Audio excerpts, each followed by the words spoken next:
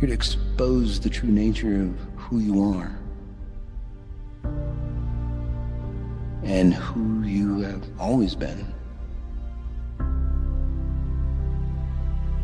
Your experiences has created a distorted reality and beliefs that keep you held back.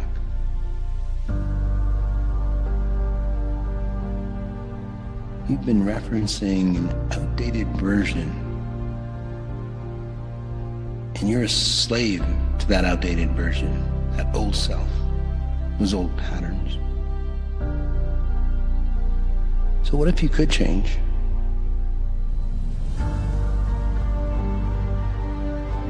Again, what if you could change?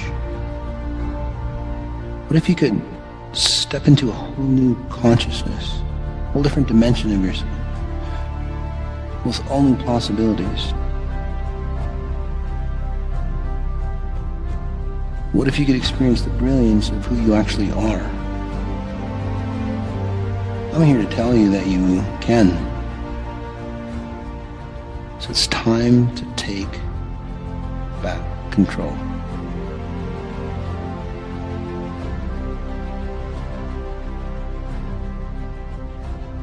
You took this opportunity to bring back that choice, that power. And there's already a vibrant, dynamic, timeless version of you. Not in the past or the future.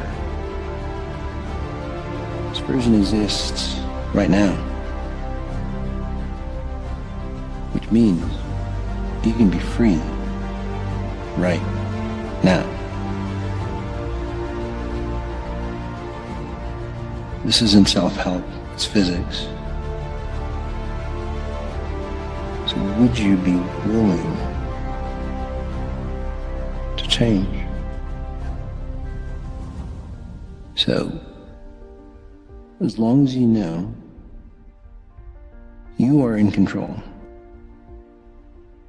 and as you awaken, as the world awakens, you'll remember what your life was always supposed to be.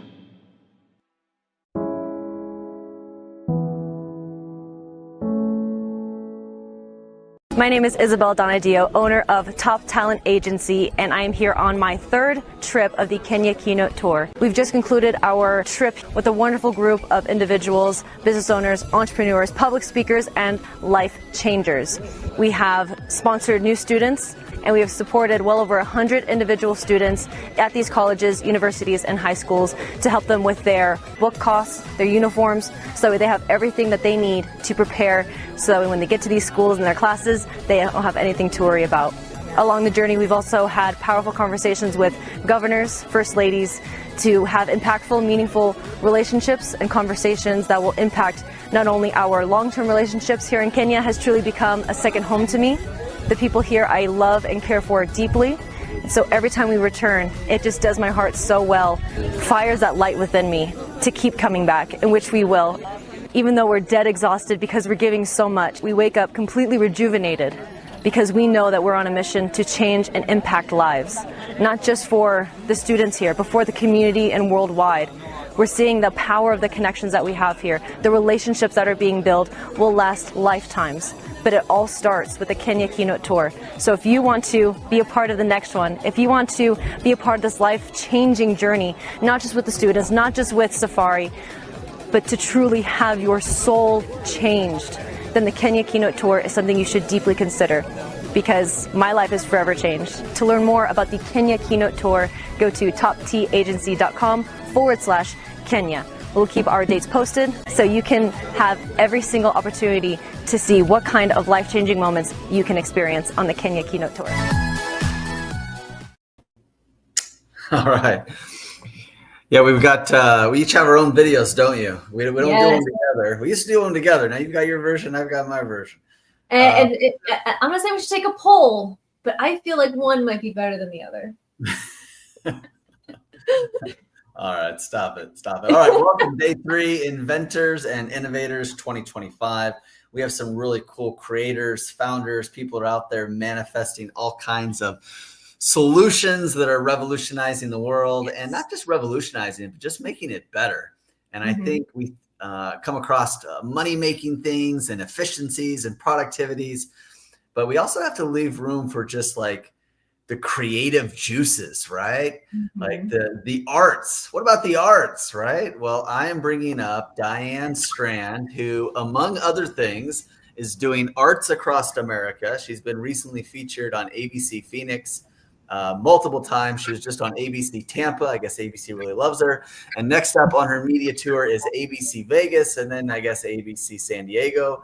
She's also been featured on the New York Stock Exchange, on the Fox Business Show, New to the Street. Oh my goodness. And that's just the stuff we've done with her in the last couple of months. That's not all the other decades of experience in her whole studio and production and all the things she does locally in her community. Diane, my friend, how are you this morning? Good morning. I am great. I'm so happy to be with you, coming from Alaska. Oh, you're in Alaska now. Oh, That's okay. great. Yes, Yeah. yes. Oh. Having a whirlwind tour. The beauty of entrepreneurship. Yeah. So is it 1 a.m. there or is it 1 p.m. there? Sometimes the sun just likes to stay up. I mean, It's 8 a.m., but you wouldn't know that by looking outside. So tell us a little bit more about Arts Across America, and make sure to include kind of how this came to be. Well, Arts Across America is really a mission. It's the mission to spread the arts because the arts really impact life and business. And it's something that I've really known my whole entire life, but I don't know that I was able to really truly connect the dots until I started connecting my own dots and looking back and seeing how the arts have not only kept me moving forward, giving me that passion, that trajectory to keep my goals alive, to keep my vision alive, and then to also bring others with me. I didn't start putting that into place till probably maybe 6-7 years ago of my entrepreneurial journey, when it all started to connect. And then I started to look even outside myself and saw how it really impacted others. It led them to their dreams. It connected people. It was inclusive. So I turned it into a mission. It wasn't even founded with my nonprofit. I founded the nonprofit before the mission really came, not into fruition, but into clarity of what it was that I was doing. And then when I really started to see, I just started seeing it all around me of how it really impacted. And now my mission is just to bring it across America and show the world. And share with the audience a little bit more about what it means when a child or a teenager or even an adult goes through and has the ability to have and hone their creative outlet, that sometimes people are it's common to say, oh, you won't make a lot doing this. You acting, singing, making music, creating art. How have you seen that shift in individuals when they go through and working with you to help them find their creativity? Well, I was told that growing up. It's like, well, if you're going to, at that time, I was probably more pursuing acting in my early 20s. And, oh, well, what are you really going to do for work? How are you going to make a living? And I was like, well, this is how I'm going to make a living. And people didn't understand that until I started really doing it. Now, I had some success as an actor, but I really found my true success as a producer and a writer in Hollywood and doing the entertainment aspect. But if it wasn't for those beginning art classes that taught me how to speak, taught me how to get out of my comfort zone and stand on a stage and let people look at me, judge me, see me, put myself out there, it would not have, I would not be able to do what I do today. When I stand up, I'm in media and video production. It is a heavy male dominant industry, and being a woman, to be able to get in those rooms with big people at the Disney table and say, no, wait a minute, I have an idea, and be able to be heard, right? And be seen. And that was the arts. That's what gave me confidence. It's what made me step out. It's what made me kind of have to go, okay, I have to do something a little different. And maybe I need to tap dance over here so you can see this, or, whatever it was, it started to really connect that it was the arts that was giving me all these tools to do the things that were hard, that were challenging, that were building a business. I'm not a business person, so to speak. I mean, at least 20 years ago, I wasn't a business person when I first started this, but because I was willing to learn, memorize lines, learn scripts of what to say in front of clients, and be able to do the follow-up and all the things, those were things that the arts taught me, not what business school taught me, not what even experience taught me. It was the arts that went, oh, you can do this. Look at this. Be creative. Think about this. How can I make this happen? And then when I started to show other people, it worked for them too. So it was like, oh, I like kind of like honed in on something. Yeah. And this is somewhat connected to the DigiFest Film Festival. You're getting ready to do your 10th one in 2026. Explain the connection between the DigiFest Film Festival and Arts Across America, and maybe how one led into the other. Well, they always say don't put the cart before the horse, but DigiFest was the big cart that came before the horse of the mission Arts Across America. But we were spreading the Arts Across America through DigiFest before we knew that we were doing it, because we were providing a venue and an event that allowed other creatives to get involved in, to share their creativity, their art, their digital media, and be seen and be able to win accolades, awards, credibility, meet the people they needed to meet to be able to pursue their mission even further of getting discovered or having their work seen. So DigiFest is a way we move the arts across America, but that is one instance where the cart really came before the horse. But now that the horse is back in front and has caught up, we are running with this. And that's thanks to you and Isabel and Top Talent, because in this last year, I have found more momentum from working with you two than I have in years. I mean, I've been on a track for the last several, I know it's one thing after another and the momentum is going. But since I met you, David, in January, the things that you and Isabel have done for me, for DigiFest, for moving it forward have been phenomenal. We're going to San Diego in September. We're going to Sedona in February. We're going back into Hollywood. And then we're coming back to our tenure in Temecula. And that's just between now and April. And all the events that we have going, because this is a huge mission for me now, and I'm not stopping. Well, it's really good to hear that. I mean, obviously, you've been affected by a lot of the changes in the US and the presidency, and, we're not going to get political, but the bottom line here is, you have been affected. Talk about how things have more than just affected you, but maybe had you need to pivot, shift, maybe reinvent yourself. I think it's a good story that more people need to hear, because a lot of people act kind of like, oh, all these things are happening to me, right? But I've been really impressed with how you have responded to the things that have happened to you. So walk us through, what the last maybe 6 months has looked like, and what you've needed to do or felt like you've needed to do to deal with the new, climate, the new rules of engagement.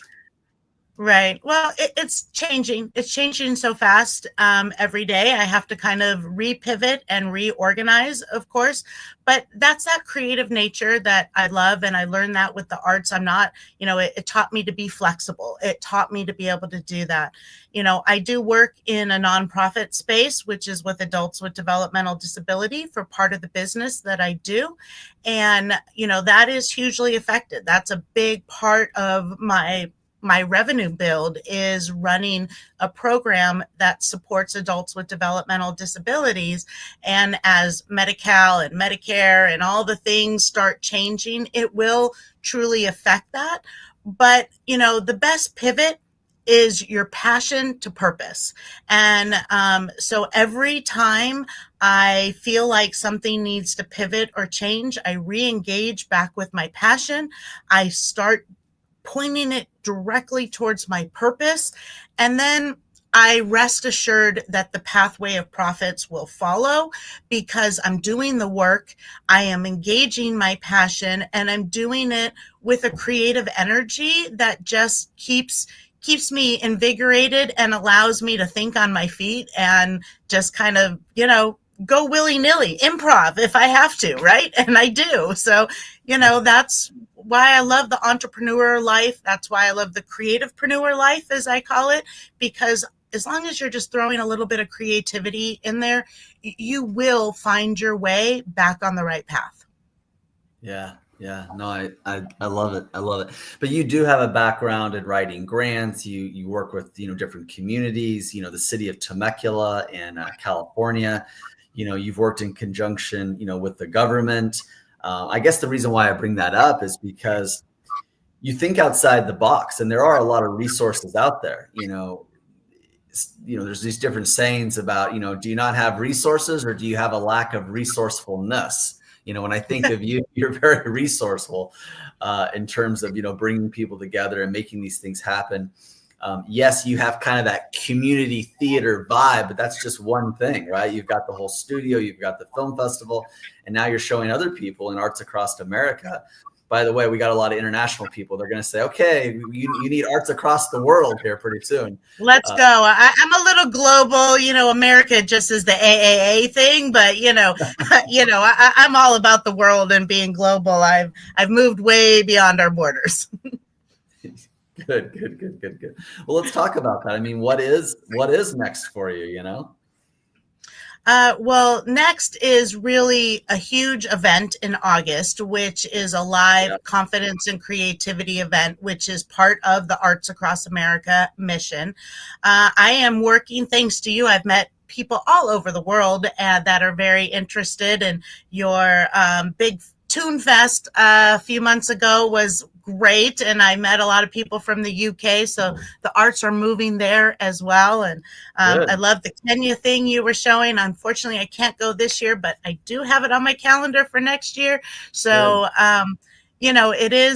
that is where I'm taking it. I think that bringing arts and creativity, it allows you to stand with confidence in whatever you're doing. It allows you to believe in yourself. It allows you to work with others, maybe others that you might not necessarily want to work with. You brought up the whole political thing. You got to play nice. You got to play nice with others. You got to work.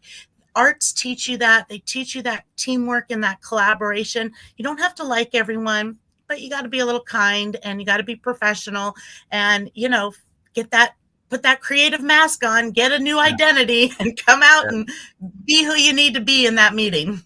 Yeah. Well, if you're just now joining us, this is the day 3 of Inventors and Innovators broadcast. It is not an event. There are no PowerPoint presentations. We are just interviewing one rock star after another. You're currently listening to Diane Strand, founder, one of the many things she has invented of the DigiFest Film Festival going into its 10th year. And also a new manifestation, a new invention and innovation in the marketplace, something called Arts Across America. Diane, if I just threw the spotlight on you for one big second here and said, hey, with the least amount of words possible, while being as descriptive as possible, how would you describe Arts Across America? Creative, inventive, purposeful. Okay. And if you want to be creative, you want to be inventive, and you want to be purposeful, you need to buy into the mission. So how do people participate in Arts Across America? I know there's more than one way, so give us some of the different ways that people are getting involved with Arts Across America. Well, we have an event August 21st, 22nd, and 23rd. It is a live event in Temecula at our studio. It is going to help you build some of those creative elements and media elements that you need for your business so you can be seen, so you can stand out with confidence, and you can step outside that creative, you can step into that creative zone and outside the comfort zone. I work with my partner in life and business, Scott Strand. He's a master acting coach, and together we are able to give you business strategies and marketing tools to be able to leverage, market, and scale using the arts in whatever industry you specialize in. And that's one of the ways. If you're a creative yourself and you're looking to launch and build a career, then we can help you do that. We just want people to be seen as who they are and the difference makers that they are. And that's really what the Arts Across America mission is about, using the tools from the arts to impact life and business. It impacts your life and business as well as others. Yeah, well, that's great. You just got an invitation from Al Chan to come to Malaysia for his the Malaysian Film Festival out there. Al's been a part of our community now for, I don't know, 4 or 5 plus years, always a big supporter. But yeah, you're getting invitations from all over the world. Let's come into our event. Let's go. All right. So we're going to give you the last word here. What's the last thing that you want to share that maybe we didn't get in? Where do you want to leave us? I just want to tell you to find your creativeness inside of yourself, because that will lead you into a passion that will bring the profit. So find your creativeness, be the creativepreneur, be the actorpreneur, the businesspreneur. An entrepreneur is for all of us. Zone it in so that you can live your life of genius. Yeah. Love it. Yeah, we want to have you back on more, do more things with you. It's always fun. You always have a great group of people. DigiFest this year was amazing, and so many events. And look, words are my passion, right? Words are my gig, and so many events. It's just hard to find the right words. Like nothing can really replace the actual experience of being there, and the DigiFest Film Festival is definitely one of those things. I knew it'd be good, but I was really blown away at, the talent, there, and, the keynote speaker and everything. It was just amazing. I can't say enough about it. So we're going to put up some of the websites. We're going to give people an opportunity to get involved more. I know people are really, really interested, really, really, really interested. So thank you, Diane. Get back to your Alaskan adventure. And we'll see you again soon here. All right. Thank you so much. Have a great day. It's been an awesome event. I have been tuning in. So, all right. Thank you, Diane. Tuning in. Right. Well, that's cool, but geez, enjoy Alaska.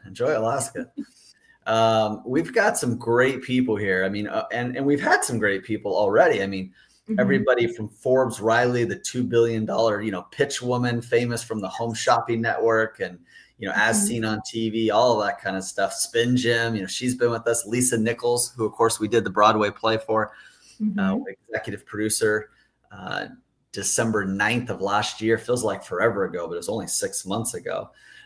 We've had on always a fan favorite, Sharon Lecter, famous Rich Dad, Poor Dad, 3 Feet from Gold, huge connections with Napoleon Hill. We had on Jeff Hoffman, one of the original founders of Priceline, and he's doing so much humanitarian work these days. Jeff Hoffman was on. Just a stellar group, stellar lineup. And this is day 3. We're doing a 4-day broadcast for all of you that are listening. It's too much for most. Imagine what it is, for us and all the people interviewing and the behind the scenes and the team and the communications and yeah. Well, the next person up is somebody that I've known for almost 10 years now. So I was like, is that right? Can that be right? But yeah, I think it was like 2016, 2017, was the first introduction. So yeah, it's almost 10 years now. But this person is one of our favorites. We've done a book for. We've got 2 more books in the works for. She brought us about 20 different co-authors for an amazing project. She's all over the media, everything from the Daily Mail to US local morning TV shows. You know, she's definitely spanning the globe, or at least crossing the Atlantic more than a few times. And she deals with a really, really tough topic. And it's a topic that comes from her own personal story and her own personal pain. And it's something that she's turned into prosperity for herself and others. And I would even say peace, you know, peace of mind. And that's something that doesn't come easy, right? And we get caught in these negative thought loops. And some of the most pain that we can experience in this life can come from, you know, the loss of a relationship, the loss of a loved one. And I'm not talking about they're not here on this planet anymore. I'm talking about you're not in that loving relationship anymore. And how do you deal with that? How do you cope with that? I'm going to be bringing up Sarah Davison right now. Sarah, so good to have you here. I need to give Isabel a word here as well. I was on a roll there, Isabel, but I know you wanted to greet Sarah as well. Hi, Sarah. So nice to see you again. It's great to see you both. I'm very excited to be here. It's always fun speaking with you guys. So thanks for having me on. Yeah. How are we doing? How are we doing? You have a pretty successful podcast yourself. You're no stranger to hosting and interviewing. It's nice to be on this side, actually, for a change. Yeah, absolutely. No, Heartbreak to Happiness is the podcast, and yeah, it's flying, absolutely flying. And actually, I haven't even told you this yet, guys, but I am going to be bringing out a new podcast, which is going to be the same title as my book that I'm working on with you guys with, which is called Screw You, Watch This. And I'm going to be launching that around the same time as the podcast with you guys in the fall. So yeah, very excited about that too. Yeah. I love it. Yeah, I've known you for roughly about the same amount of time. And it has been incredible, the kind of support that you have created for your clients with these books that you have done. And now you're having another one come out, and now you're doing another podcast. It's almost every single time I see you and we connect, you're always doing something new. You're not staying stagnant, which is something that I truly love, that totally embodies Inventors and Innovators. Absolutely. It's funny, actually, because quite a few people have commented on that recently, and I've sort of thought about it, because to me that's normal. But I think for a lot of people, when they get to maybe achieve something that they've always wanted to achieve, then they go, okay, great. And maybe they relax a bit, or they take up yoga or things that I'd like to give it a go. But to be honest, I'm always thinking, I'm not going to do the yoga because now I can do the next project. Or what about all these people that I can help? I haven't got to them yet. So what's that? So I think my team are constantly like, oh my goodness, is she ever going to take a break? But there's so much to do in this industry because everybody goes through heartbreak. So we've got the whole planet that we want to get the tools out to help people. So there's always different ways of reaching out and connecting and supporting people. So yeah, I think I'll be going like this until I drop, to be honest.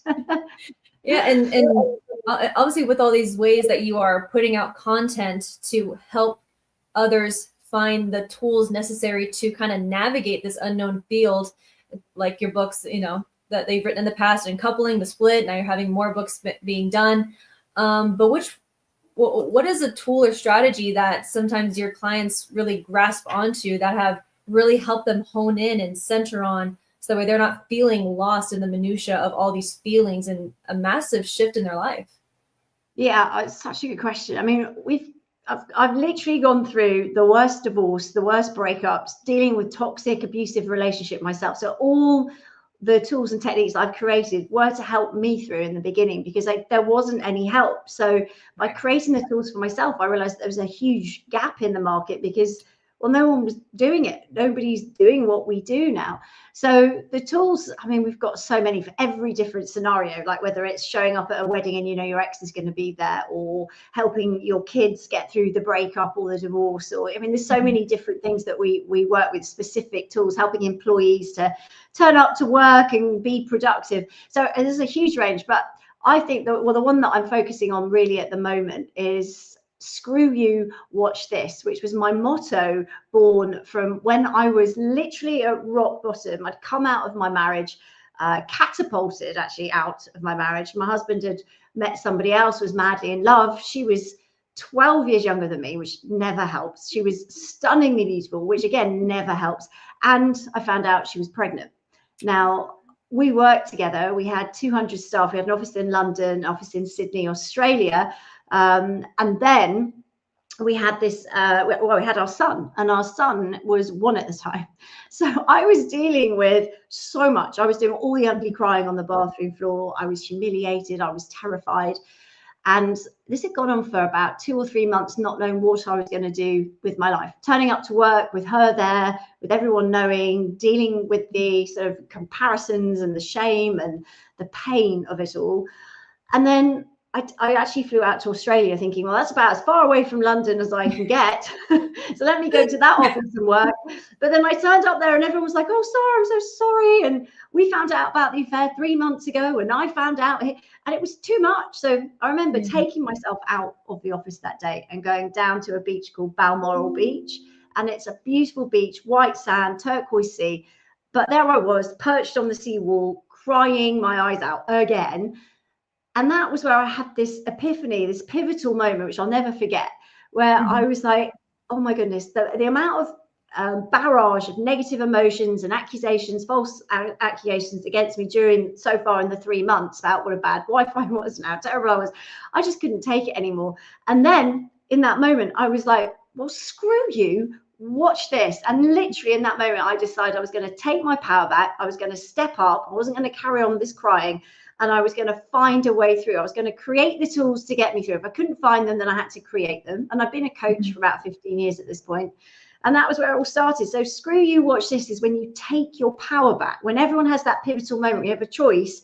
Either this, you step back and you let this define your life as a grey cloud for the rest of your life, or you step up, you take your power back and you go, screw you, watch this, and you turn it into something where it's a valuable life lesson that you can learn from and grow.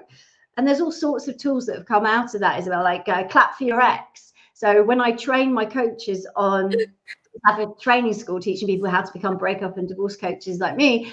And we start, if they're doing the domestic abuse training to work with clients coming out toxic, narcissistic relationships, we start by clapping. 1 for my ex, because without him we wouldn't have the content that we're about to learn, and 2 for their exes, for allowing them for putting them in the situation now where they are able to actually learn and grow. And it's not condoning their behavior, but it's taking them out of that moment. Yeah. So that those two are really. Thank you for sharing all of that. Another question I wanted to ask is, what do you say to the people who are steadfast on, no, you need to lose weight. No, you need to take up a new hobby. No, you need to change your entire personality and make the relationship work. What do you say to people like that are so headstrong on making sure that people stay together when it's already beyond gone? I say, bye-bye.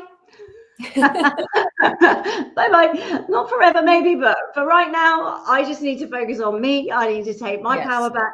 You know, there are going to be negative influences when you're going through it. Now, you know, in your heart of heart, what an unhealthy relationship is and what an unhealthy dynamic is in a relationship. So what we want to make sure is that you are focused on your healing, not what everybody else is saying. Everyone's going to put something in, maybe your friends, your family, other people. It's very easy to do that, right? But ultimately, what we want to make sure is for you to recover, you've got to tune into your own instinct, especially if you've been in a toxic relationship, you'll have cut that off because you'll have been told so many times, well, you're stupid or you've got that wrong. But actually, it's our internal burglar alarm system. It's like the alarm we might have in our house, but it's in our body. But we train ourselves out of listening to it. So instinctively, we need to get back to listening to what our gut is saying. So if there are people saying, no, you haven't got this right, trust yourself because you know best. You know what's best for you. You know what a healthy dynamic is. And you're the one who's having to accept that behavior and live with it, not them. And often people will judge from the outside. And if it's a toxic relationship, they won't know how bad it is because a lot of it will happen behind closed doors. So I say bye-bye to those people. And maybe in the future, they can come back in and be friends. You don't have to fall out with them. But for now, you have to set your boundaries and only have the people around you that are really there for you and supporting you. Yes. Love that. Thank you. Go ahead, Justine. It's so great to see you, Sarah. We met at the Best You Expo years ago when I was really kind of going through what you're talking about. And, you know, I think the sort of cut and dry that you're like, that's what's hard to get to. how do you help people take that step into, that when you're just right there and you know that somebody's not good for you, or the relationship's not good for you, but you still are so caught up in what other people need from you, or the image of you, and it's just that one step. Like, what I think there's a moment, right? Absolutely. There's always that moment, and we have a choice. And don't worry if you think, oh God, I think I had that last week, because you can get it back. But it's like, it's that moment where you get that choice where you're like, actually, when the good and the bad, that you're seeing them almost equal, and maybe the bad of staying is actually like, oh, maybe getting out and the unknown is better. But the challenge is, as human beings, our greatest fear is change. We do not like change. We don't like the unknown. So much so that we'll stay in a relationship that we know is toxic, that we know is makes us unhappy, makes us feel rejected every single day. Why? Because we have 100% certainty over how bad we're going to feel. Whereas stepping out into the unknown, we have no idea. It might be better, but it might be worse. So I've got certainty here, I've got no certainty there. So I'm going to stay. So this is the challenge. People, and I know that feeling. I was there. It's difficult, but actually, if you start looking at what's good and what's bad in your relationship and writing it all down, you'll start to see that there's a lot more that isn't working for you if you're that unhappy. And that's the point where it's time to go, right, in order to get through this, it's not going to be easy. In fact, a divorce is actually known as the second most traumatic life experience we go through after death of a loved one. So this is about flipping it and going, right, taking my power back, getting the support. And my business provides 32 hours of free online group coaching over Zoom every single month. So there's daily support by my accredited coaches, run them. And I pay my coaches to run it free for anyone, anywhere in the world, to come and speak to my coaches, get support, get help, because everybody needs this, right? And absolutely, and it's powerful. And I think really listen up. If any of you out there are going through this, hiring a coach, being in Sarah's group, having that support is really what's going to make all the difference.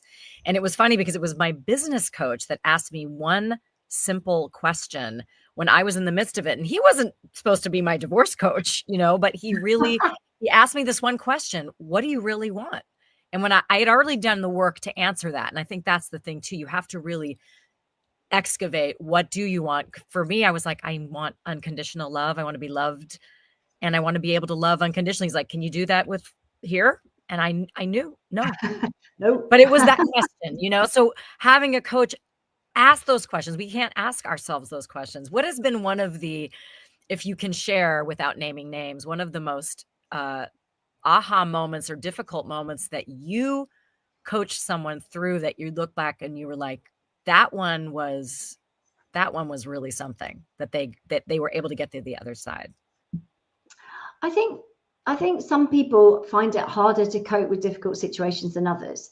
So whilst I've seen a lot of people that have been cheated on, a lot of people that have gone through sort of similar stories, I guess, being cheated on, being left, that kind of thing, some people have much lower resilience to that kind of pain.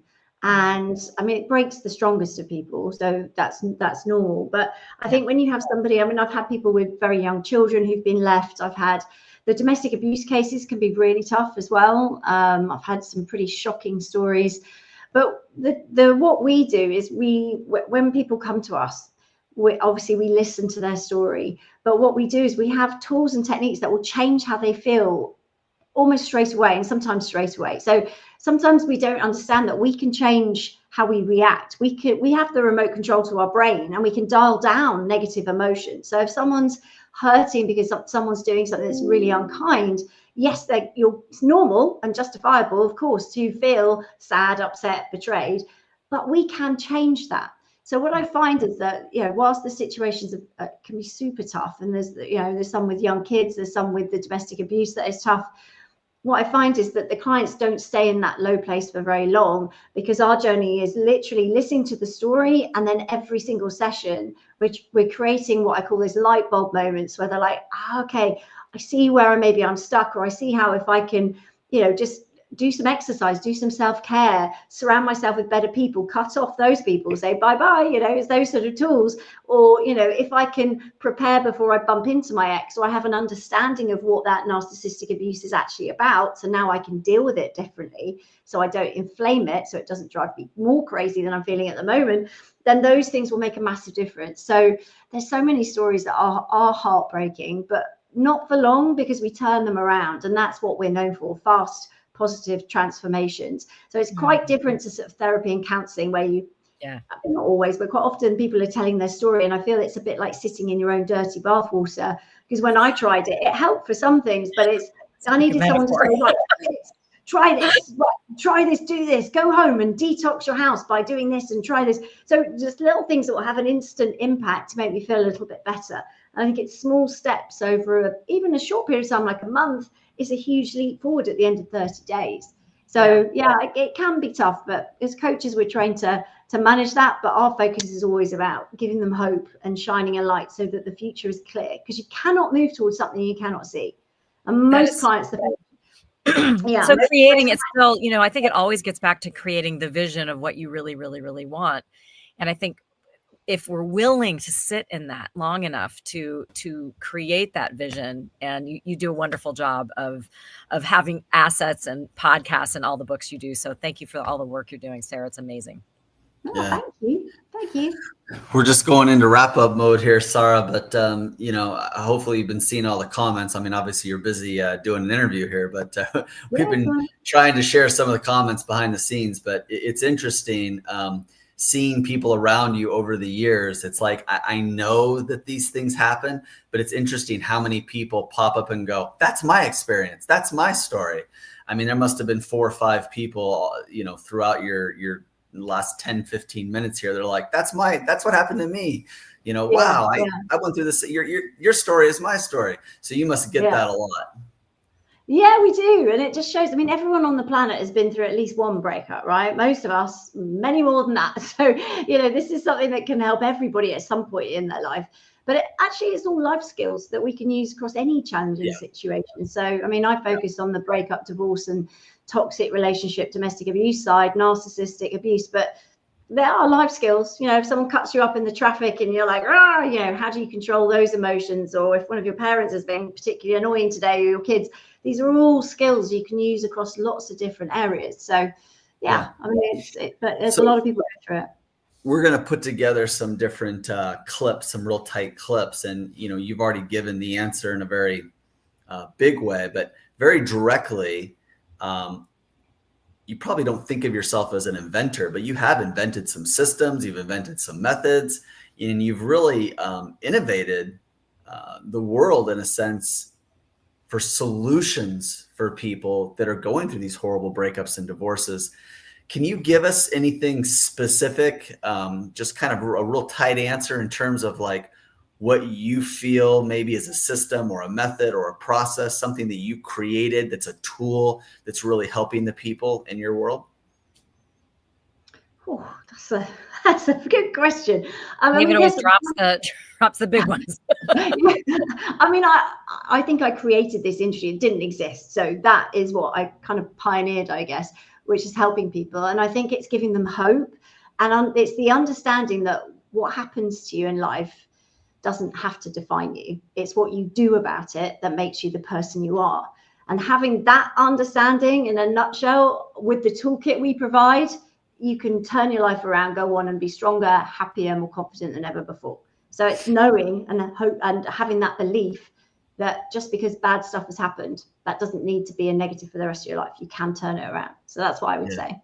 Yeah, absolutely. Absolutely. Well, thank you for coming on. I know you're a few hours ahead of a lot of us here. So we're at the beginning of the day. You're kind of at the end of the day. Maybe some people are at the middle of the day. I want to give you the last word. Is there anything you wanted to share that maybe you didn't get the chance to share while you were on here? But only if anyone's interested in training with me in my training school to become a coach, or to get out there and help people and turn your pain into your superpower, or you need help and you want to come on my free groups, do.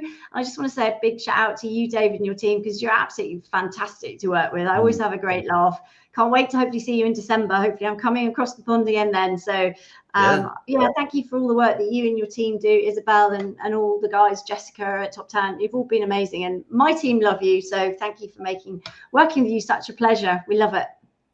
Yeah, you brought up another way in which you've innovated the marketplace. It's very rare that you see somebody helping people deal with such trauma and then turning around and giving them a business model to help other people with their trauma. So I think that's another way that you've really, innovated the marketplace and the industry that you're in. Well, thank you for coming on. Actually, a side note, I'll be in Warsaw next week, filming on a Bloomberg project, a little bit closer to where you're at. But who knows? Maybe we'll cross paths again soon here. Yeah. Okay. Would love to, as always. All right. Well, lovely to see you. Thanks for having me on again. Thank you. Arthur, how you doing, my friend? I am doing fantastic, David. How about yourself? Doing good. Hey, I know that you're here to help out. I know you're a multi-talented individual. I know that you have all kinds of skills and abilities. Everybody speaks so highly of you. So basically, don't let us down. No pressure, right? No pressure, but pressure. No pressure, but pressure. I think we've got maybe 1,000 people just watching on just my Facebook feed alone. Close to 2,000 people viewing now. So just between me, you, and a few other friends, what are you all about? I mean, I kind of know, but tell the world, what are you all about? If we had to sum you up, Arthur, what are you all about? What do you stand for? You know what? I was just talking about this yesterday, and I think I like the term Renaissance man. Okay. Right? It was coined back in the 1400s, during the Enlightenment, all kinds of things, new things were going on. Like Da Vinci, right? He was doing all kinds of stuff. I mean, he was designing helicopters in the 1500s, right? He paints, he sculpts, he's an architect. He was drawing about medical anatomy and things like that. But I guess it's a fancy way to say I'm interested in so many things. I'll probably maybe not excel in any one of them, but yeah.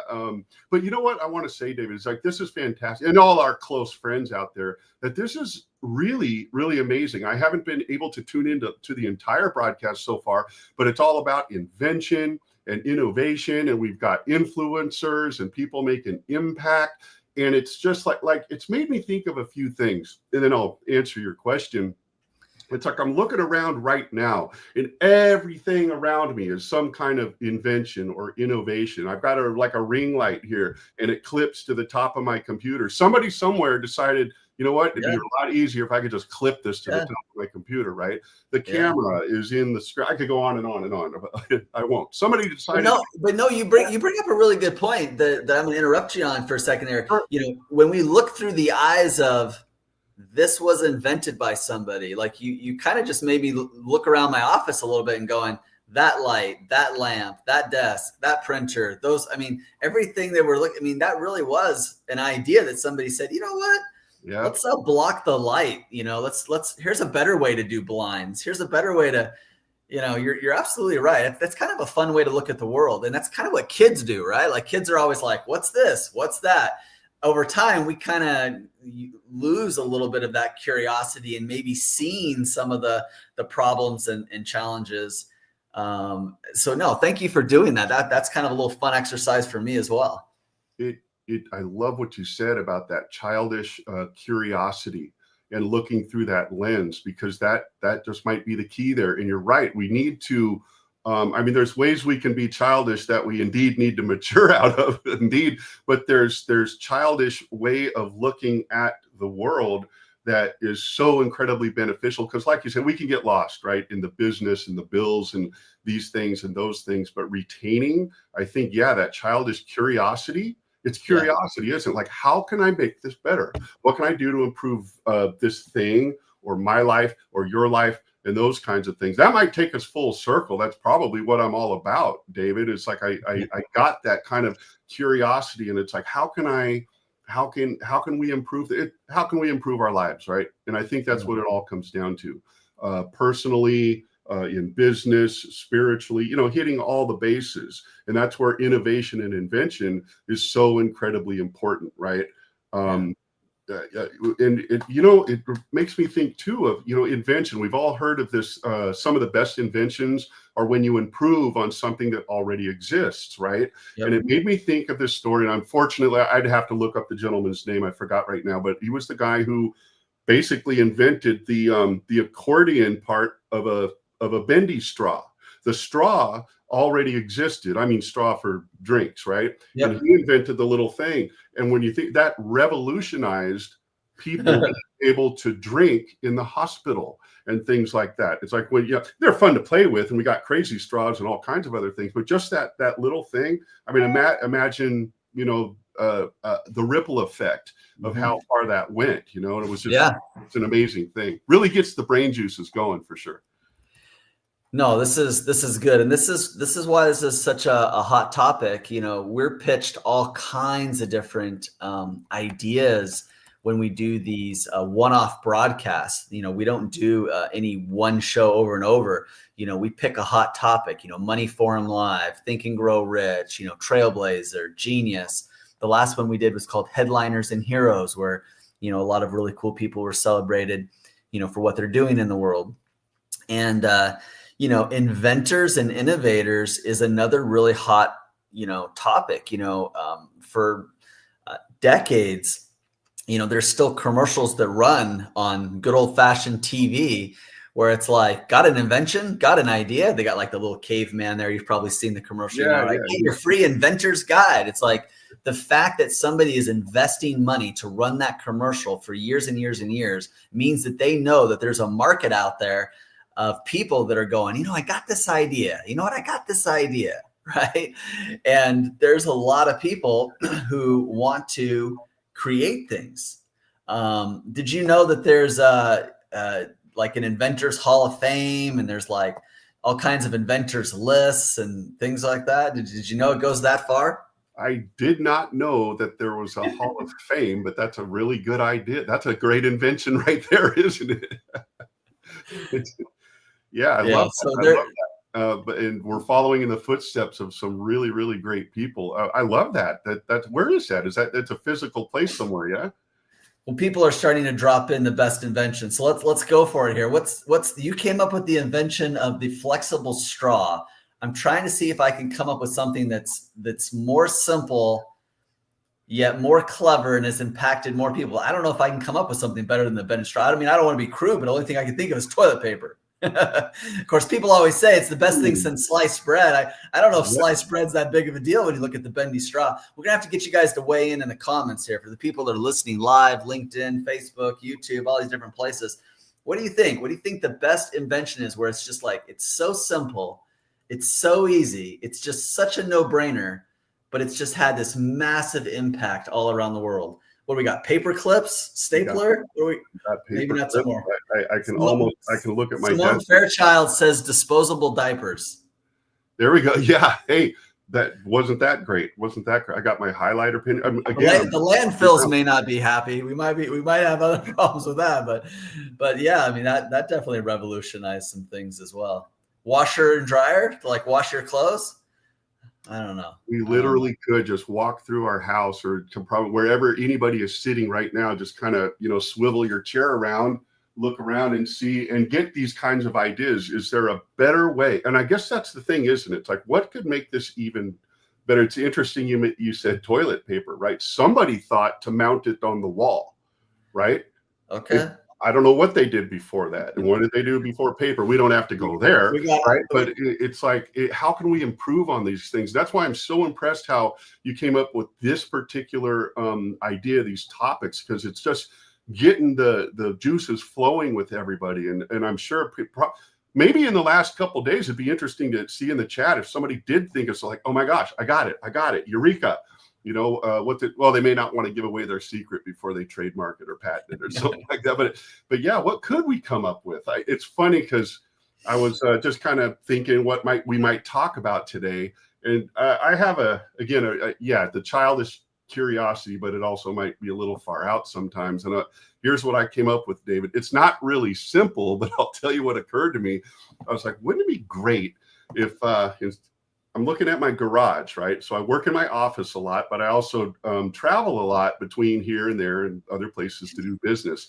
Like, wouldn't it be great if the office, this, space that I'm sitting in, was like you'd take a plug into a receptacle. If it was say a room in the garage, but it's mobile, and I could just hit the button and say, beep, take me downtown to the thing, and my office would roll out and self-drive itself. Why do I say that? Because it's like, oh my gosh, it's a 2-hour drive down there. I could be getting so much more done right now, and so I guess they call them RVs right now, but wouldn't it be great if it just rolled? I didn't even have to walk from my office to the RV, and it would just roll itself somewhere. Now that's a high capital of all kinds of moving part type idea right there, but there we have it. It can even sound really far out, but then when you think along the line, like if we go backwards in time, there were things that seemed really, really far out back in the day, right? It's like self-driving cars. Are you crazy? How's that going to happen? And yet here we are. We've got them, right? And and all of these, you fly. How are we going to fly? Are you crazy? And here we are. And that's pretty much all right. Well, we put together a good list, and a lot of people helped out online. We got the light bulb and Post-it notes and parking meters and credit. Anyways, we got a lot of things. People went deep on us here. Let's bring up some people. You ready to help do some interviews here? Yeah, let's do it. All right. I've got Justine here, another pro co-host interviewer. And we've got Susan Younger backstage. We've got, who's this? Cara James. I caught her mid-sip coffee. I tried to do that on purpose. Not really. But let's just, she's drinking. She's not drinking. I was trying to catch you in between a drink, but you're here with us live, Cara, on the Inventors and Innovators broadcast. This has been an amazing amount of fun, and we're counting on you to keep the party going. No pressure. All right. Well, I know you got this. Arthur and Justine have all kinds of questions about how you're inventing and innovating the world, so I'm going to let you guys take it away. Thanks, David. I feel like we're on The View now, Arthur. I can't stop looking around going, oh my God, the clip and the headphones and the microphone. And welcome, Cara. Tell us your zone of genius and what is inspiring you, innovating you, and inventing in your brain this morning. Yeah. Thanks so much. First, I want to say thank you for having me. And I was taking a sip. I have a cold. It's just bragging that I haven't been sick in 1.5 years a few days ago. And here I am. So I got paid back for that. So what I am up to, I am a business consultant. And what I have going on that I'm loving is tying in automation with the consulting, kind of getting that 10,000 foot overview for the clients and helping them focus. Everybody seems to be a little bit all over the place, right? And shiny object syndrome is a thing, and I've certainly had it myself, and just trying to help those that have it to kind of rein it in. Let's see what you have, what your offers and assets are, and get this out there. Excuse me. What's working? We take a look at what's working and what isn't. Anyway, yeah, I can explain more if you'd like. That's the overall gist of it, is combining the automation on the front end of it as far as bringing in leads, and then the back end of it is keeping those leads with emails and texting, and just kind of having that sphere so you don't need to be jumping all over the place. It's a one-stop shop. Come in and let's and figure out what you have going on in your business and set you up and keep those clients staying with you. You want to work on attrition and of course building up that lifetime customer value. So that is what I am up to. Well, I think we do all need that. In fact, I'm like, did I take my ADHD medication this morning?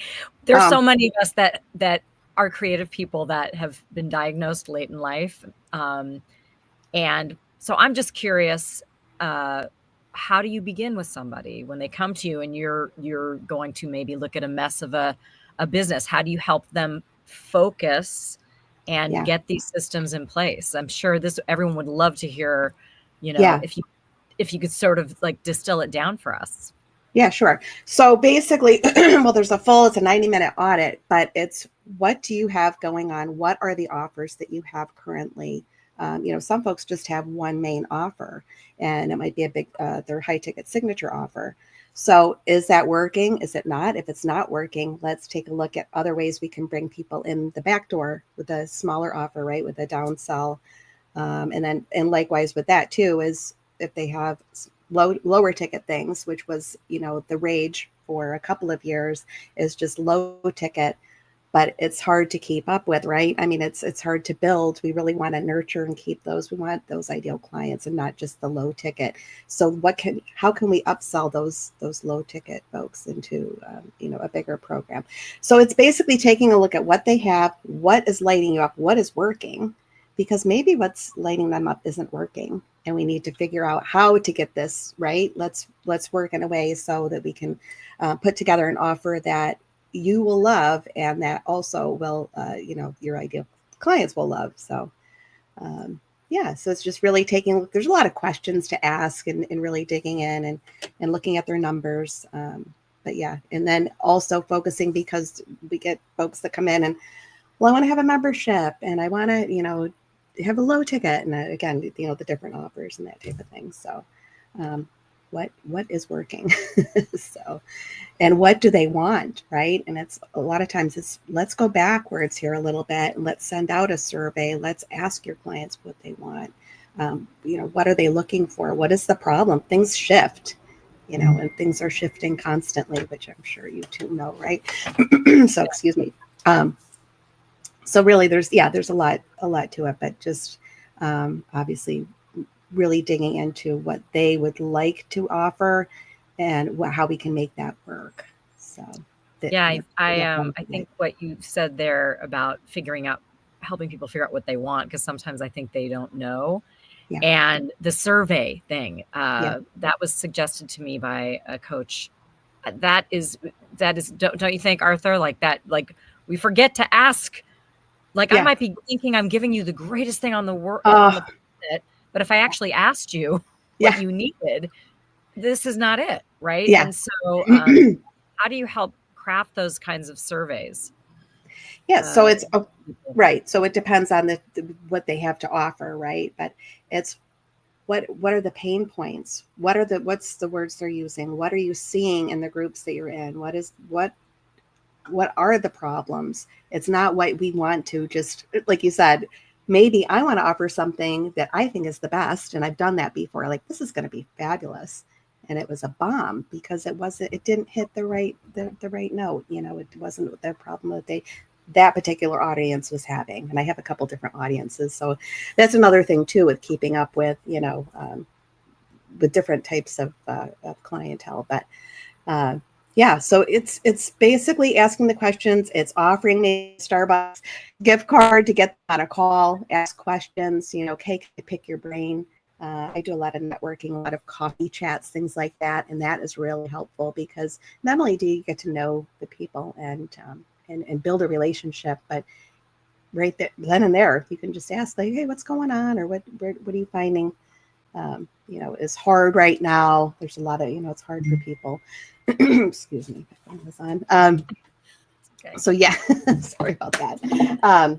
I'd love to hear an example. I mean, or if you want to dig deep on of how you would hone in, with with Arthur or me, what would be the methodology, and of course building the rapport. I love that. I think we don't pay enough attention to that, and I work with sales teams a lot. And sometimes sales teams are just handed a script and they're sent on their way and they don't really even have a passion or understand what they're selling.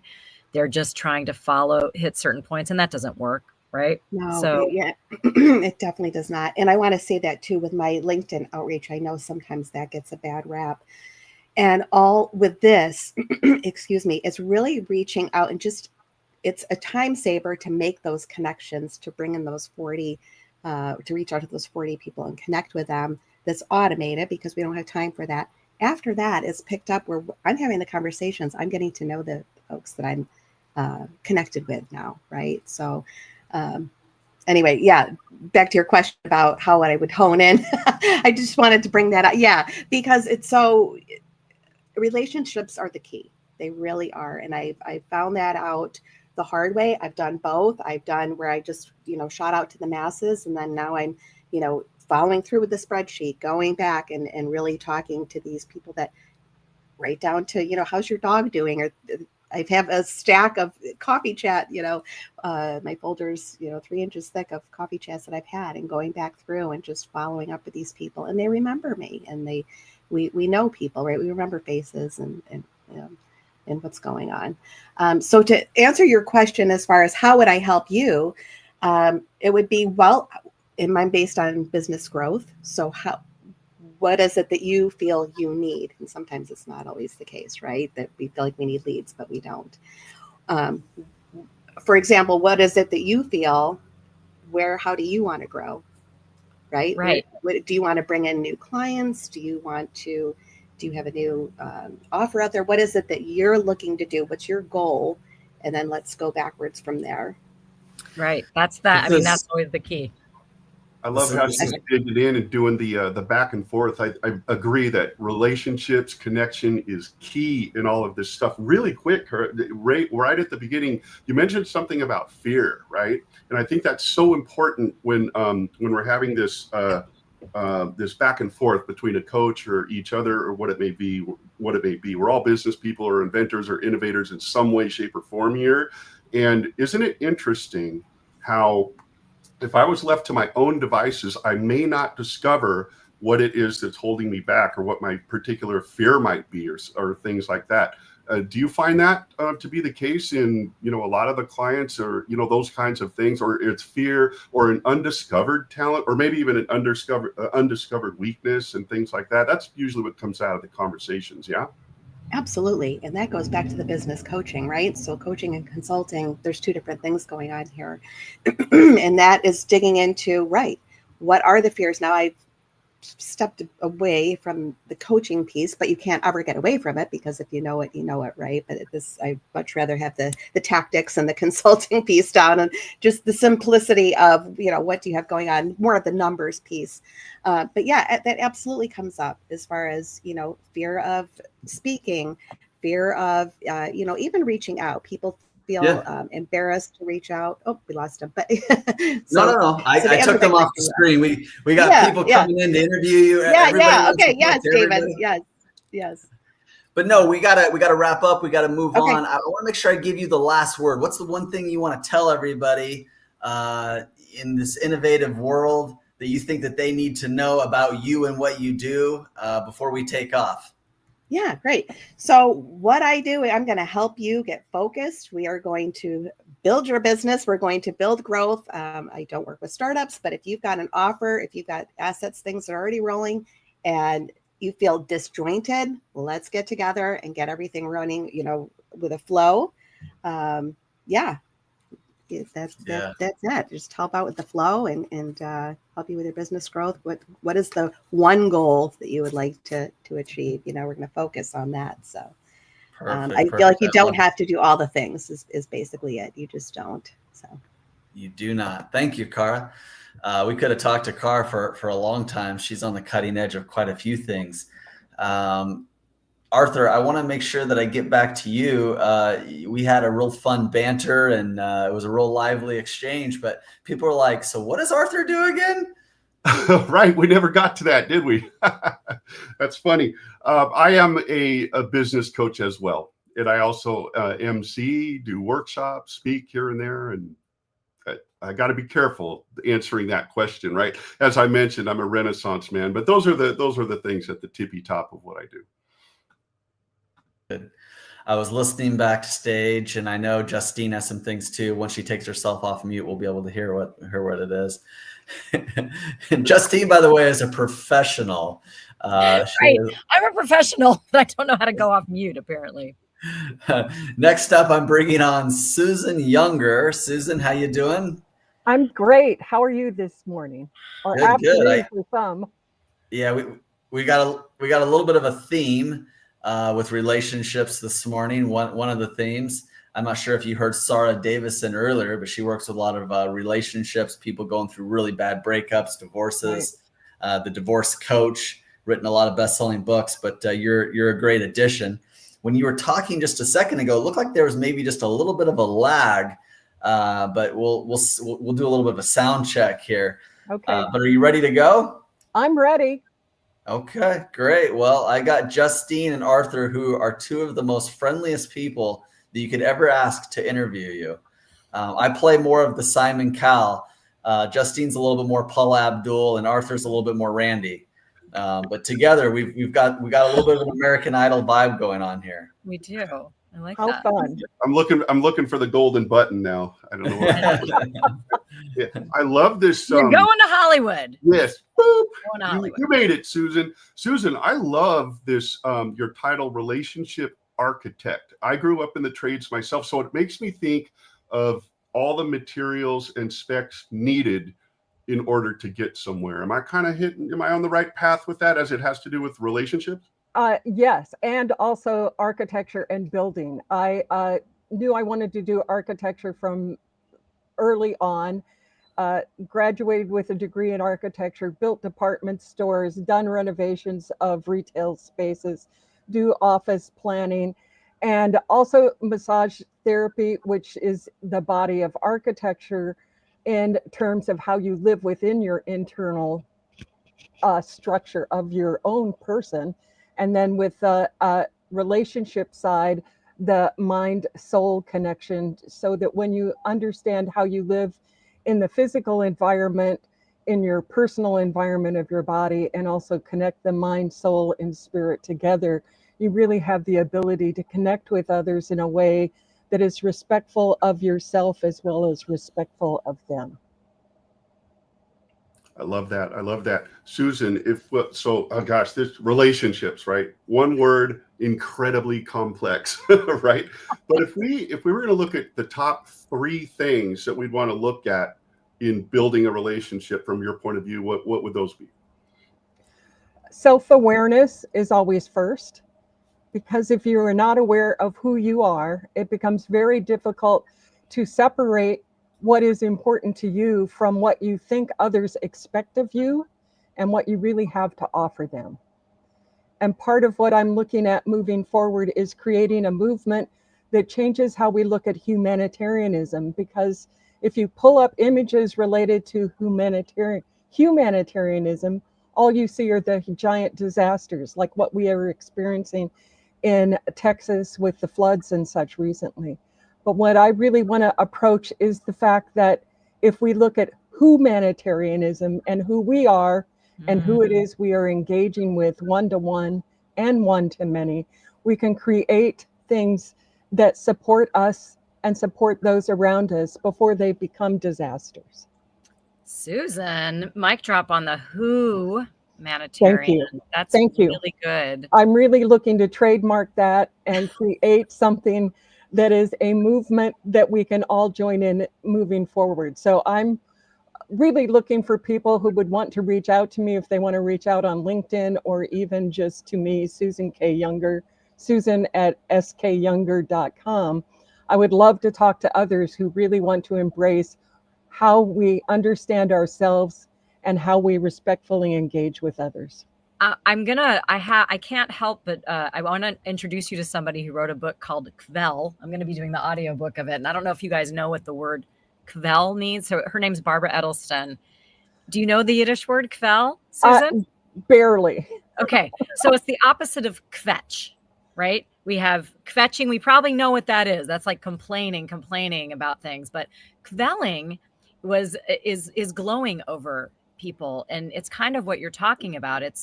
And she's trying to make this a movement, which I'm like, oh, I need to introduce these 2 women. Thank you. Because the idea is that, we forget often, we get stuck in, like you said, the disasters, these things that are happening. But what are we doing? We all have something inside of us to be encouraged and to push a little further. And I think that goes right along with humanitarianism. If I can say it, actually. I know.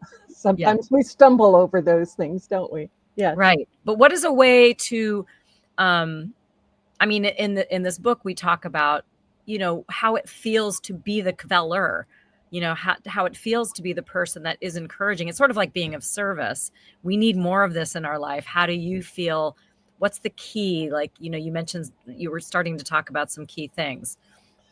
I think it really is to listen, to hear, not just to respond. And I know I'm not the first person to say that. Yeah. However, frequently what happens is we are so busy thinking they want to hear our message that we aren't listening to what is important to them. And when we truly understand the values and the vision that they hold for themselves, we can get them excited about embracing an idea with us or engaging with us in ways that serve what their mission in life is. And that makes it so much easier for us to create things together and to empower each of us in our own unique way. I work with bank code, which is that personality profile that identifies the language that we each use in ourselves. And that's where you see the NAKB behind my name. And we always say it's about dancing with our code and understanding the codes of others, so that as we engage with them, we are still able to show up as ourselves, but we are also able to respectfully understand their unique point of view. And when we understand their unique point of view and how ours work side by side, my gosh, we can do so much more in the world. Yeah, I think it's that idea of active listening. Oh, active listening. Then I talked right over her. Or did we lose you for a second? Are you still? No, I'm here. Okay, good. Somebody was asking to spell the word, so I'm holding up the book, but I see there's a lot of comments in about what KFEL is.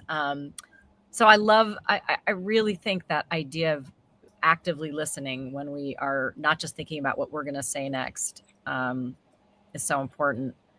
And how do you go about teaching that? What are your zones of communicating that and teaching it to others? People can actually crack their code and start to understand themselves. There's a link that I can share that does that. If they want to reach out to me directly, I'll be happy to then review with them the report they would receive. What I love about it is it's 4 simple cards with just 12 words. So you order them in the most like you to least like you. Once you've done that, it becomes so easy to, start to go, oh, I see this about myself. And I also start to see things in other people. We jokingly say you can't unlearn this. And once you've started to work with it, it becomes something that becomes part of your way of looking at everything. And I do workshops with it. I can do one-to-one sessions with it. I've spoke to ERG groups for companies. I've spoke to cities involved with everything from the guy who's digging the ditches for utilities and mowing the lawn to the city manager, and talking about why, with even them having the same code, they see life differently when you layer it on top of their experience, their training, and the expectations they're playing with based on what they see others wanting of them. Plus, when you look at the fact that there are 8 billion people in the world, I say it is a code of 24 combos on an infinite spectrum. And when you truly recognize that each one of us is so unique, we really need to respect that uniqueness in each other. And again, that brings me back to who are we? How do we understand who we are engaged with in any conversation to engage towards a yes instead of a no?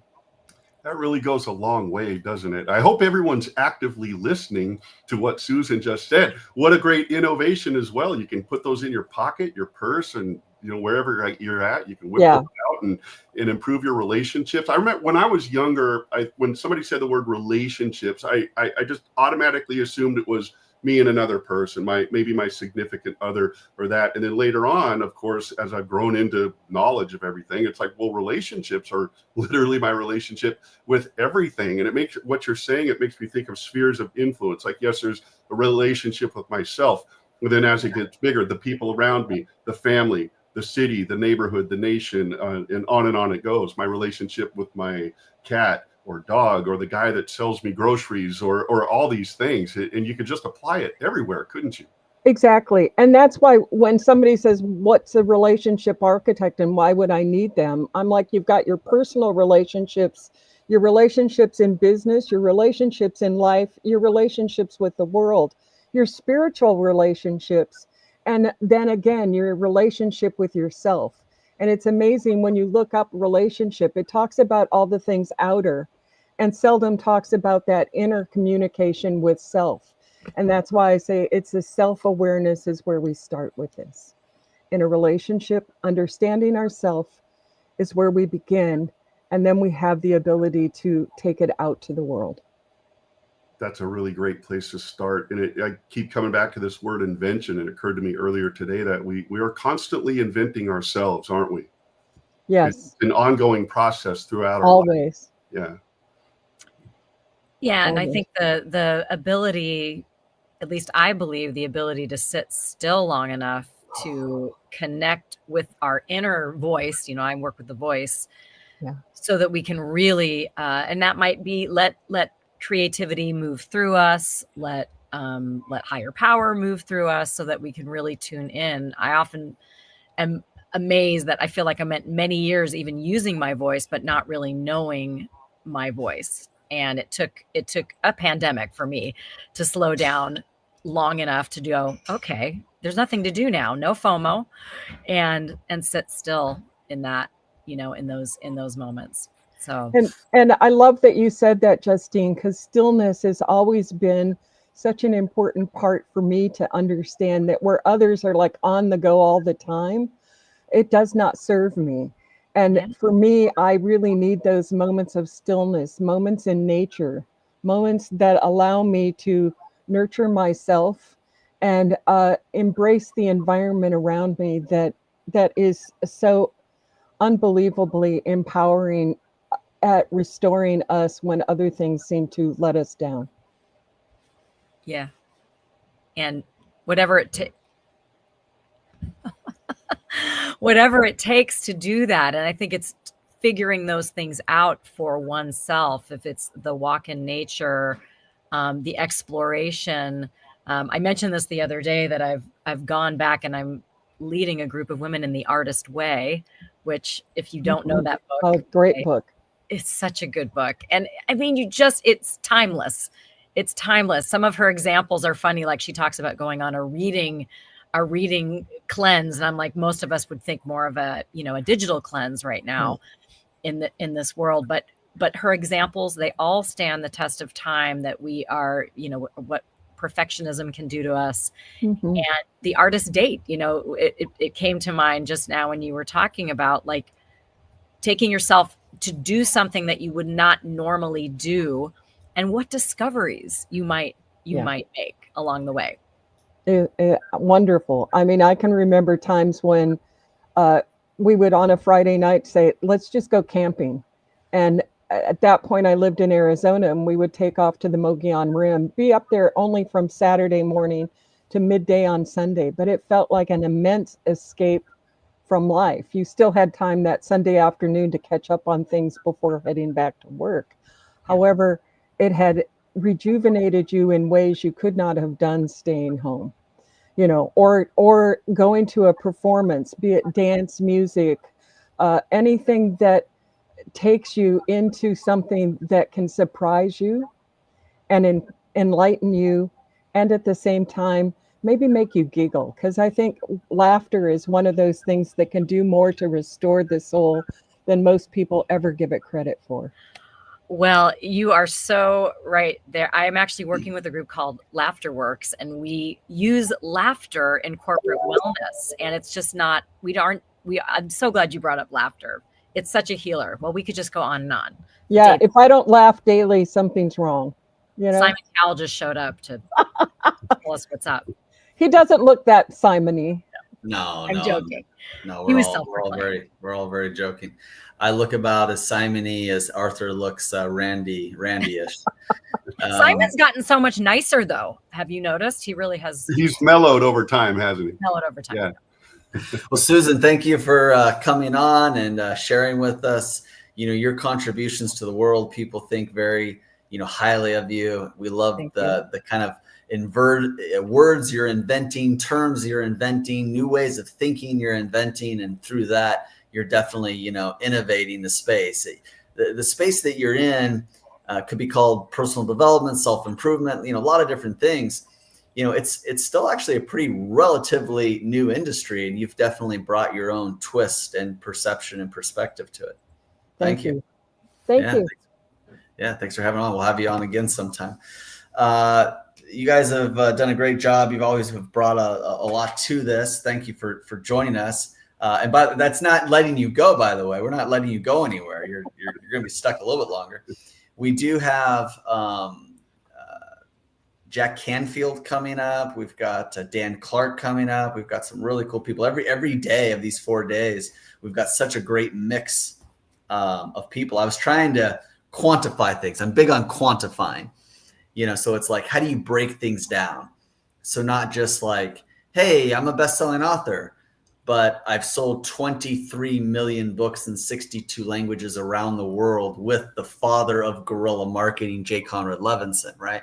So it's like breaking it down and quantifying and saying it in different ways. So I was trying to add up, like, how many books has Jack Canfield sold? How many has Lisa Nichols sold? How many books has Sharon Lecter sold? How many, you know, just kind of going down the list of like all the people we have on here. And then for fun, I was trying to be like, how many, I was telling one of the assistants in the office, I got this research project. Then I want you to find out how many pages in each one of their book. So I was going to come out and be like, so our speakers, the people we've been interviewing here on Inventors and Broadcast, between them, we've sold over 1.3 billion books with 22,000 pages, with almost 1 million words that have been published in over 200 countries, some of which have been turned into major motion films and launched the careers of another 330. Anyways, I never got to the end of the project, but let's just say there's some really big numbers here that we're playing with. And that's something I want everybody at home to do. And I'm going to kind of do with the two of you here for a second, but you know, quantification is a really good exercise. You know, when we're talking about ourselves, when we're talking about the industry we're in, the people we're working with, you can just say, you know, I work with sad people. Okay. No, I work with women from the ages of that have gone through a painful divorce. And, you know, you can break things down, right? How many different languages do you speak? So like Justine, for you, it's like, how many different languages can you put audiobooks in? How many different countries can you release it in? How many different platforms can it be on? How many different types of bestsellers, you know, are there? How many different types of reviews could somebody get, or how many could they get? And again, once you break it down and quantify it, you can turn around and put that into a little bit of an elevator speech, or put that into a presentation. And it's very attention getting. It's very memorable. And that's one of the things I love doing, is helping people, you know, stand out and sort of show off their accomplishments.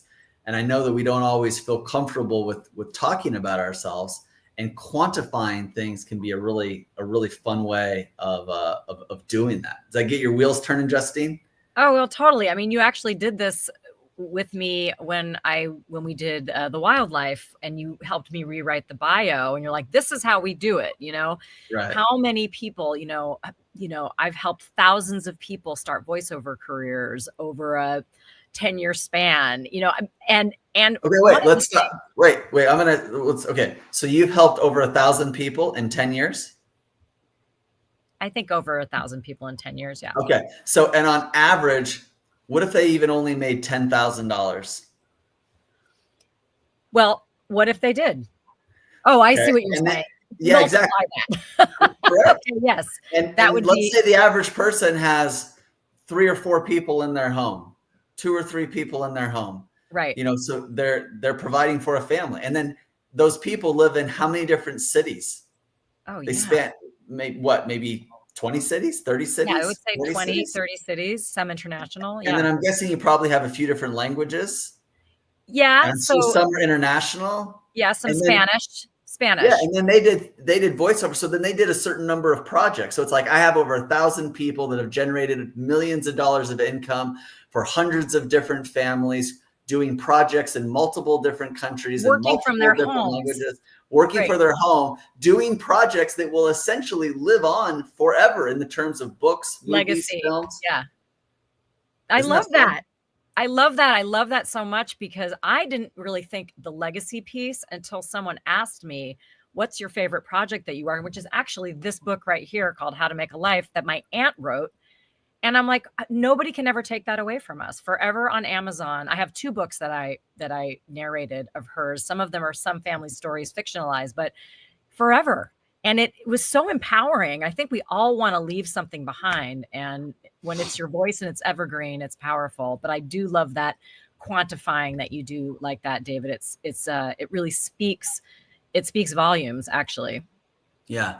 It might be one of the fun ways that I have innovated the marketplace with the people I represent, is giving them sort of inventing a system and a formula for people to better talk about themselves by starting with quantifying and giving them a series of questions. I had somebody who was a home inspector, which is, relatively speaking, a somewhat boring career. His words, not mine.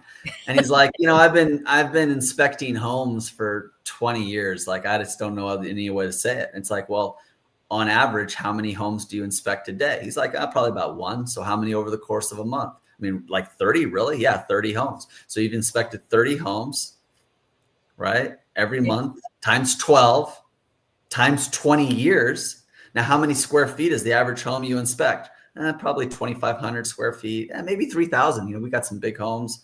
Okay, so 3,000 square feet times 30 homes times 12 months times 20 years. Pretty soon it's like, so you've inspected over 20 million square feet of space over the course of 5 different US presidents in 7 different cities in 2 different languages for over 100 different financial institutions.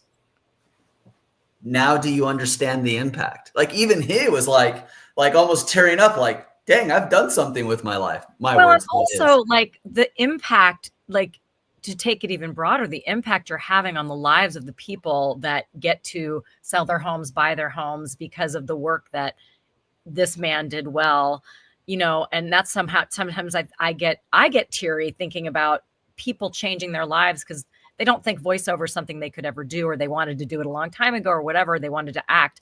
Suddenly in their life, in their 3rd chapter or 4th chapter, they could potentially do this for the rest of their life. Maybe they're not going to become famous, but they are going to do something they love, maybe travel with their equipment.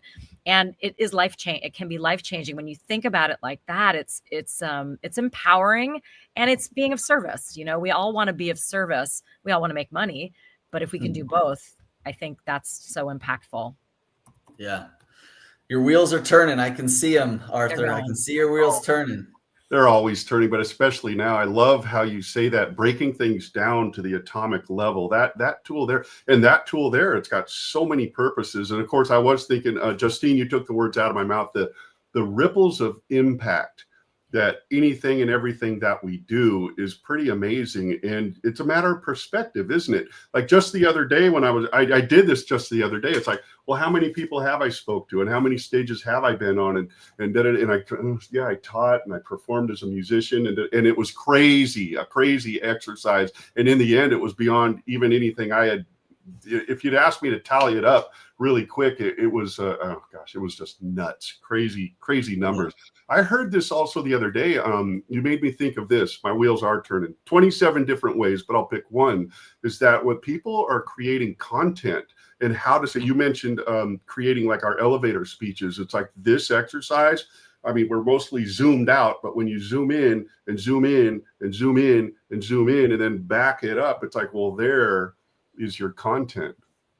If I could keep it real simple. Yeah, for sure.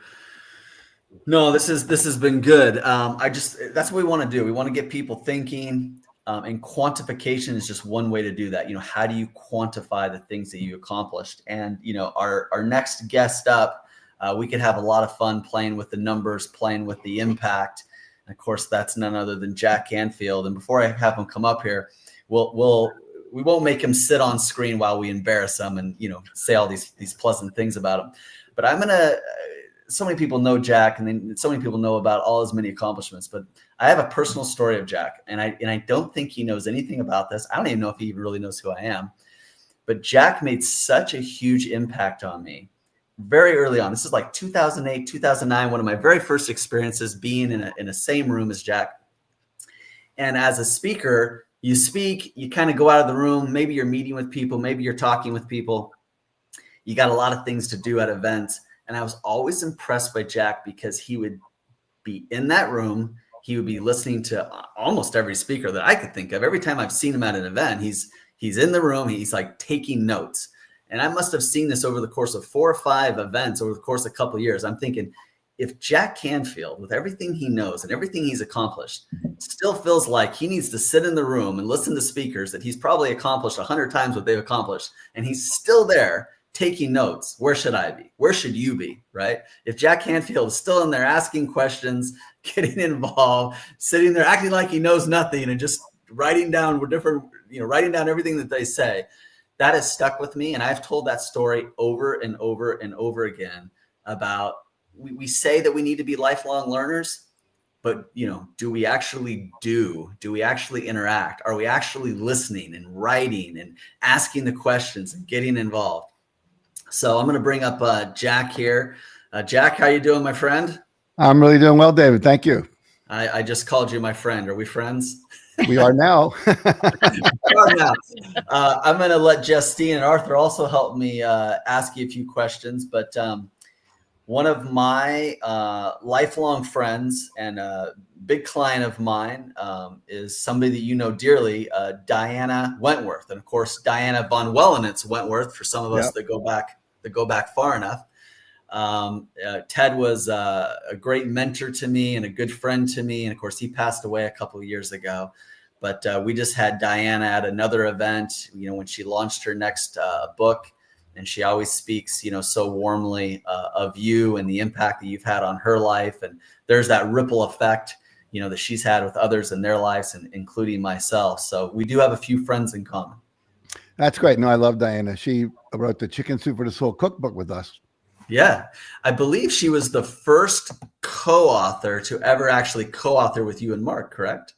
That's quite possible, actually. I don't remember for sure. I think you did a couple books, and then you're like, people were asking you, like, I thought this would be a cookbook. And so as the story goes, hey, Diana, you're kind of this celebrity chef. You've written a few books. Why don't you come and help us write an actual cookbook for Chicken Soup for the Soul?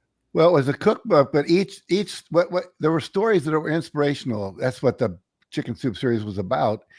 And what we did was we asked all these very famous people if they had a story about food and a favorite recipe that maybe they created or their mother served them or they had at a restaurant somewhere. So all the stories are related to food and these food experiences, but at the same time, very inspirational and uplifting. And then along with the recipe.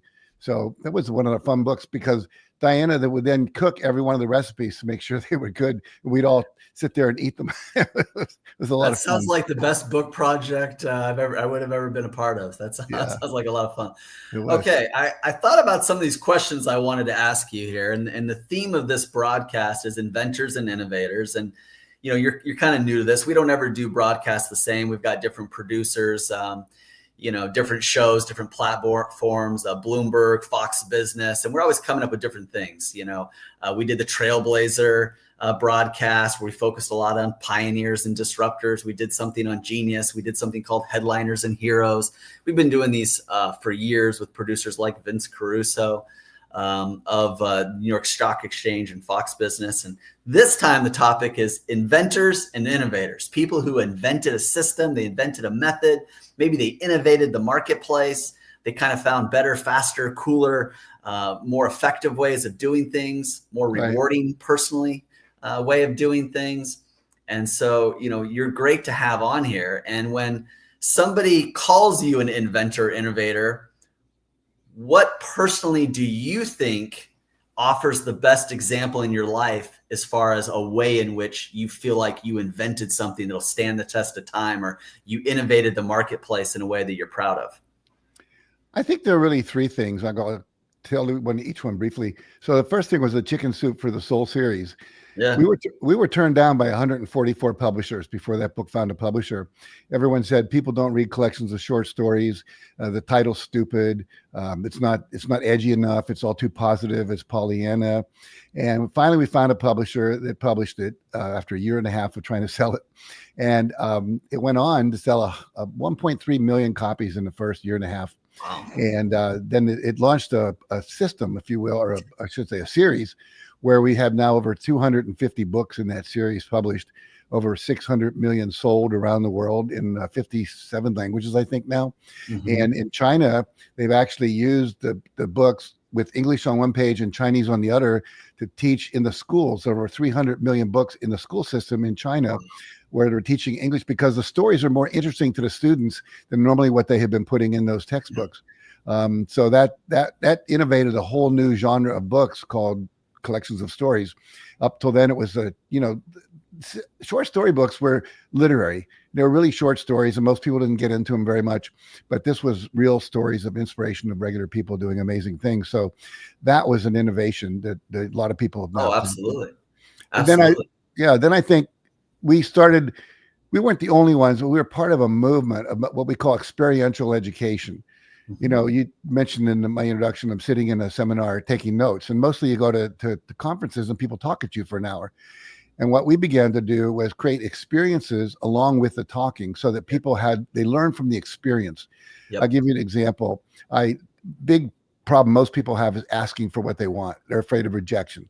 So we created an exercise called the 9 No's exercise, where you get up in a room, there's maybe 300 people, everybody stands up, you think of at least 3 things you could ask for that would help you achieve your breakthrough goal in life. And then you walk around. I would come up to you and say, David, would you give me $100,000 so I can take 2 months off and write my book? And you say no. And then you'd ask me for something, and I'd say no. I count how many no's I give to different people. After my 9th no, the 10th person, I say yes. And everyone screams when they get a yes, you know. And so we do that for about 20 minutes, and everybody gets a yes. And some people, then we debug it. Well, what'd you learn? Oh, it's a numbers game. What'd you learn? Well, it's not personal. It's just they didn't have the ability to say yes at the time.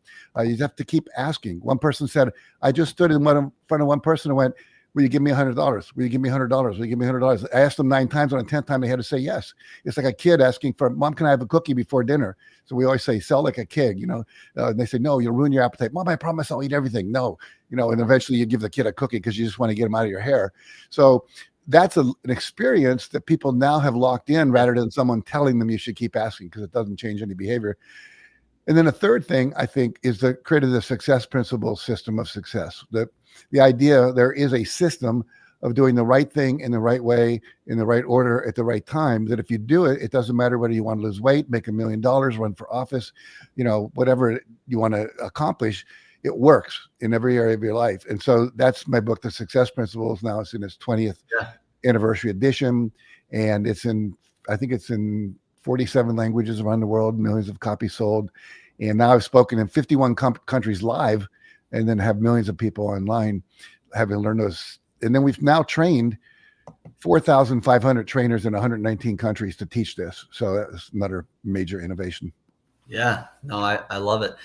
I watch an embarrassing amount of TV and film. I rationalize it by saying, well, I'm in production, I'm in the experience economy, and I love to see how stories are told. Right. But I've even seen, Chicken Soup for the Soul movies, films, production company. Tell us about that. I know you're not as heavily involved in that, but it all came out of what you started. Right. Tell us about that. Well, somewhere along the way, we sold the company to an investor in New York whose wife wanted to become the editor of the books. And he then had much more experience in the wider world of finance than we did, and started Chicken Soup for the Soul productions and movies. And they've made a couple of movies, and they've been very successful. It got Ashton Kutcher involved with them. And so the movies have been great. You know, they're not A-list movies or B movies, but they've been very, very successful, and people are uplifted by them. So it's gone into many, many genres. You know, there's been audios, there's been courses built around it. There's the movies, there's a podcast, you know, on and on it goes. Yeah. Yeah, no, it's just great to see the different iterations. I mean, I think a lot of people want to see that legacy. And sometimes, we don't even know what's possible, right? It's like the law of possibilities. Right. I go to Kenya and, I could ask a woman, I can do anything for you. What could I do? And they're like, get me a goat, just the goat's milk can maybe help one of my kids in school. If they really dream big, they're like, give me a cow, right? And if that cow has a calf, like they're just, and they don't even know what to ask for. Like they can't even really dream big. They don't even know what's possible. Right. And I think it's fun talking to someone like you. And in that case, I probably am the woman asking for the goat or the cow. Like we don't even know everything that Jack can do for us, right? We don't even know what to ask for. But when it comes to the law of possibilities, it seems like what you think is possible has probably changed over the years. Can you tell us about, Sure. how that's evolved? Is it still continuing to evolve in terms of what you think is possible? Or oh yeah, well, we started training trainers. One day my partner came up with this idea. What if we could train 1 million trainers to teach this work? And the idea being that if we want everyone in the world to experience the success principles, how many trainers would you have to have? And if you had 1 million and everyone trained 1,000 people a year, it would only take 8 years to reach 8 billion people, which is the population of the planet. So we started this. We have these T-shirts that say "I'm 1 in a million" that all our trainers wear, and so we're now training trainers of trainers. Because up until recently, it was just myself and a few of my staff that did that. And so, as I said, for example, when there was a huge earthquake in Nepal, and we had trainers going around to the villages where all these houses were like adobe and brick, and they just fell apart. Going into the villages and helping people dream about rebuilding again and expanding their dreams. In Pakistan, the idea of kids having cell phones so they could learn to read. And so we worked with the guy who created cell phones that have a solar panel on the back of the cell phone. So they're self-charging cell phones. And then you can program them with education, and kids in the rural areas can now be educated, whereas before they weren't able to do that. So constantly looking at how do you create more impact for more people? Deepak Chopra has this little mantra in the morning. He wakes up and he says, "Lord, show me how I can provide more value to more people." And if you keep holding that question, how can I provide more value? How can I ease suffering and pain? How can I create more joy, abundance, prosperity, etc.? You get answers. You always say that the quality of your life depends on the quality of your questions. Yeah. And so if you're asking the right question, your subconscious will come up with the answer. And I think, if you go back to your African story about goats and cows, people often can't visualize what they've not seen. We've all grown up where, kids in the ghetto started getting television and seeing Nike, Jordan shoes, and they wanted them. Whereas before, no one wanted those because they didn't know they existed. And so with the internet now that we all have available to us, and now with cell phones, like I just mentioned in Pakistan, people are seeing more possibilities. And so I always say, if someone did it, you can do it. That was really one of the big lessons of Chicken Soup was stories that said, wow, if a one-legged guy can climb Mount Everest, if a blind guy can climb Mount Everest, if a guy can literally, one of my friends, no arms past the elbows, no legs past the knees, he crawled up Mount Kilimanjaro, and the only person to ever do that. So you go, well, if he can do that, what am I bitching about? I have nothing to complain about. Yeah, that's true. That's very true. So what do you think has driven your solutions for inventions and innovations over the years? And how has that maybe changed in recent years, if at all? Well, my first mentor in this world of success and, being the things we're talking about was a man named W. Clement Stone. He was a self-made multimillionaire worth $600 million back in 1968 when I met him and went to work for him at his foundation.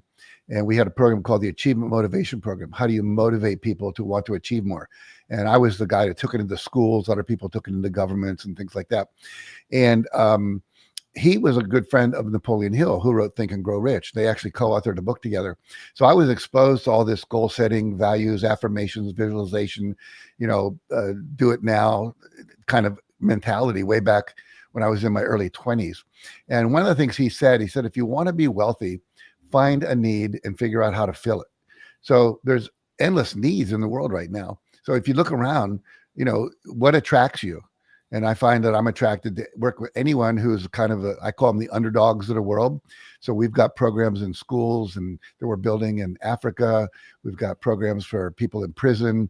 We got 800,000 people off welfare in California. Wow. By teaching the success. They had this was an interesting story. So LA County had an orientation program for what they called back to work program. So if you were on welfare, you had to go and get trained to get a job and, prove that you were looking for one.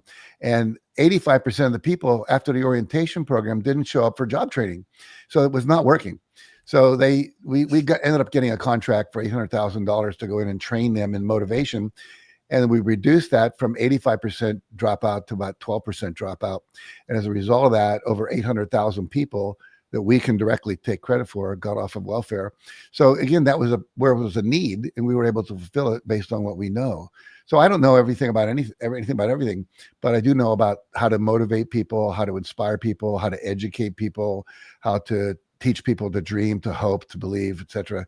So, and there's a ton of people that need that. So that's kind of where I keep going with my work. Yeah. I love it. So what are some new solutions that you're working on today? What are some of the new innovations and things that you're excited about that are going to help you overcome maybe challenges of yesterday? I think, you mentioned I sit around and I learn a lot. I'm an avid learner. I've read over 3,000 books. I know I've logged, because I log everything I do. I've watched 600 TED Talks and TEDx Talks, constantly learning. How can I apply this? How can I use this? How can I speed up? How can you do the same thing and get there faster with less effort and less pain, less struggle?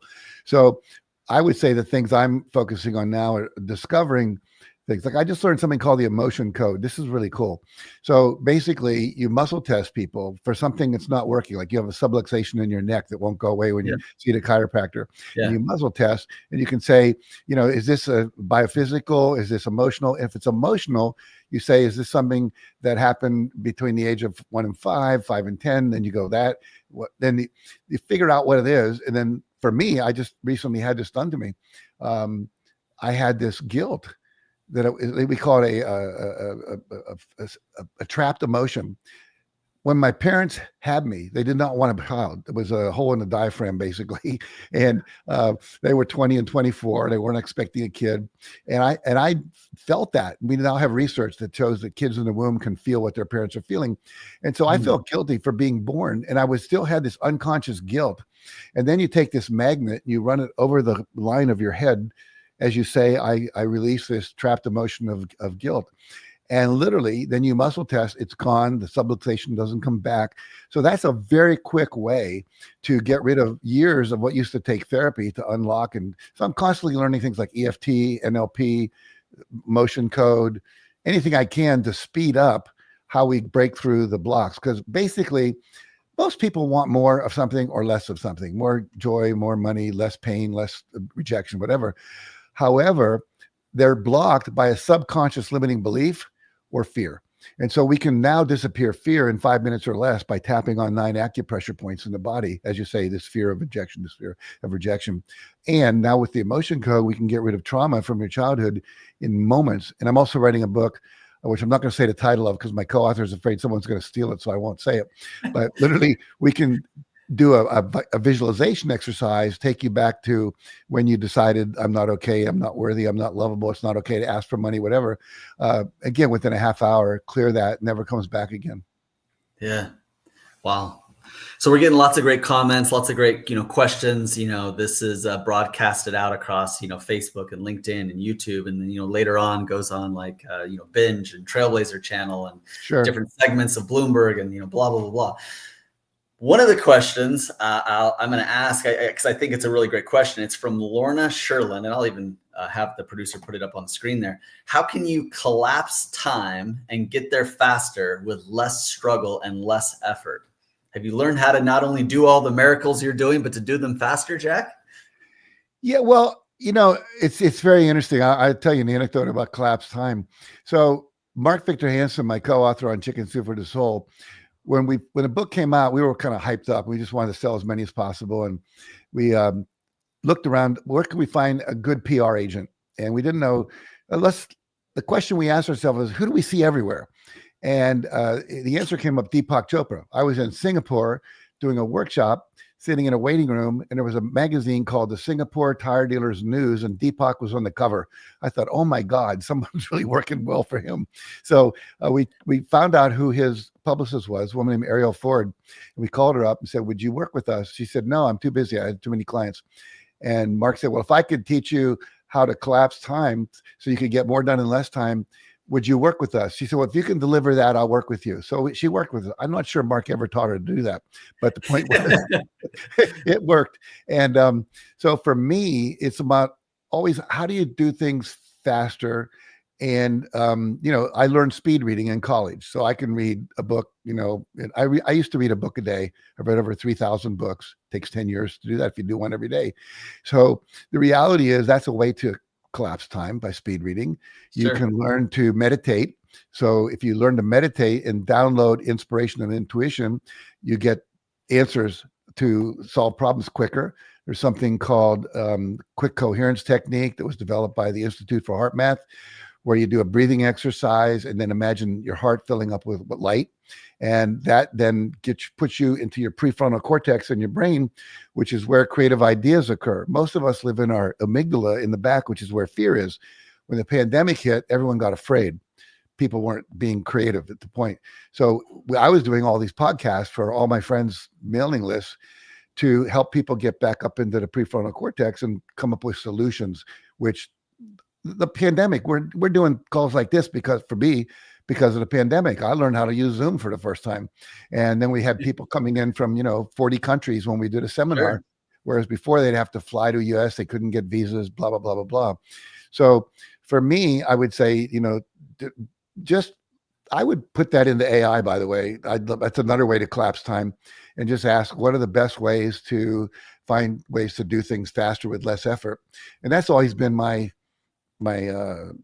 working mantra, if you will. That's why things like emotional freedom technique, collapse fear in 5 minutes or less, get rid of traumas, get rid of limiting beliefs quickly, as opposed to 5 years of therapy.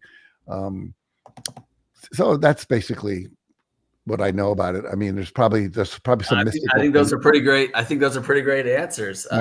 How to collapse time with Jack Canfield. We'll just, that sounds like a whole thing in of itself. It's a good book title. I'll put that on the list of books. There you go. Everybody wants to know how to get more done in less time, and how to collapse time with Jack Canfield. That's right. I actually have a cartoon. It shows a mouse in a maze.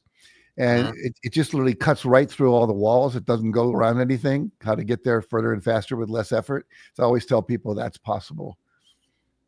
Okay, I like it. So you do have a lot of projects going on. You mentioned a co-author project, but in terms of what's happening now, what projects are you most excited about right now? And we'll limit to just a couple here, because I'm sure you have lots of them. But what are some of the top ones? There's one that I'm just learning about. I literally was in the first call last week, and there's a guy in Australia who spent years in Japan studying anime, and he said in Japan almost all the instructions are cartoons, and we have a whole generation of kids that have grown up with cartoons, the Marvel comics. We see the Marvel movies all being successful because of that, and so he's developing these avatars with AI of people like myself and other, let's call them heroes, if you will, who have figured out how to work the hero's journey, how to get from where you are to where you want to be, and cut through all the lessons and have your breakthroughs and so forth. And so they've got this Merlin looking character for me, and they've got several other people, and they're going to start making these movies for the younger generation to teach them these principles of success and these spiritual principles. You and I often do these, and we're talking to the choir. Most of these people are already believing this stuff. How do we reach the people that don't tune into this? I remember I was at a wedding a few years ago, and I was in line to get a drink. I've stopped drinking since then, but I was in line to get a drink, and this kid said, "Hi, what do you do?" I said, "I'm an author." He said, "Oh, I don't read books." I said, "Do you read magazines?" "No." "Where do you get your news?" And so I watched the Daily Show, Jon Stewart's Daily Show. Which I thought was kind of stupid, but then I started watching it myself. It's actually pretty good stuff, of all the, cutting through the bullshit with humor. But the point being that he's a watcher. Kids today watch. They don't Yeah. read that much. So we've got to go where they go. Where are their eyeballs? Where are their ears? So that's one of the projects I'm very, very excited about. So what else? I'm writing a book called The Power of Wow. Like, how do you wow your clients? In other words, we all would say the Ritz-Carlton hotels wow their clients. You know, there's a baseball team called the Savannah Bananas. We interviewed the guy who started it, and he took over a baseball team that was failing, one of these minor league teams in the Atlantic Conference or something like that. And he shows up dressed up as a banana. They have all these competitions they do. The team comes out and does like the killer routine, like the Michael Jackson stuff on the first base before the game. And now you can't get season tickets, you know. So he's learned how to wow his clients. So we've collected all these stories of how to wow your clients, whether you're a therapist or you're an entrepreneur selling a service or a product. So these are the kind of things I'm involved in. Again, just how to have more fun and get there and be more successful. Yeah. So Jack, people will see me speaking to thousands of people, or they'll see me, you know, guest co-host on like a Fox Business show or something like that. And so they'll make the assumption, you're such an extrovert, David. You love this. Here's a whole room full of people. Like, I want to introduce you to them. And I tell people, I'm actually more of an introvert. You know, I have no problems being on camera. I have no problems being on stage. But when I'm done, I'd almost rather just be in my hotel room ordering room service. And if you said, here's 100 people I want to introduce you to, that is not my most exciting thing. I tell you all that to say, what is something, or to ask you, what is something that maybe people look at you and they assume because you've done something or do something well, that it just comes naturally to you, that maybe isn't the case? What's something that we wouldn't maybe guess by what we see outwardly about Jack Canfield that inwardly is maybe different from what the rest of the world is experiencing? Well, first of all, I have to agree with you that I'm an introvert. Yeah. And I'm sort of like, one of my friends who's also an introvert and does a lot of stage work and teaches and everything, we came up with a term called, we're situational extroverts. We know how to go there when we have to, because we've learned the skills of being on stage and, you know, doing all that kind of stuff. But I'm like you, I love to go to my room and order room service, turn on the TV, you know, maybe watch a movie or a sporting event or whatever. So that's true for me as well. I think another thing is people don't realize how many things I had to learn that I didn't know how to do. That, you know, I had to learn how to be a speaker. How do you develop a keynote speech? How do you bring humor in? How do you close emotionally? How do you close so that they buy something you're selling from the stage? Like, I'll give you an example. One of the things I do, because I sell my books in the back of the room, and I had a $65,000 night one night selling books at a conference of 7,000 people. And I always hold up my book and say, I want to tell you about this book. I'm going to give away a free copy in just a moment. Now everyone's willing to listen because it's not a sales pitch. I'm telling them this thing I'm going to give away. Here's the value of it. And then I eventually say, so who wants this book? And I hold it up and I don't say another thing until someone gets out of the audience, runs up and grabs it out of my hand. Then I'll say, what did that person do that no one else did? They got off their ass and they came up and got the book.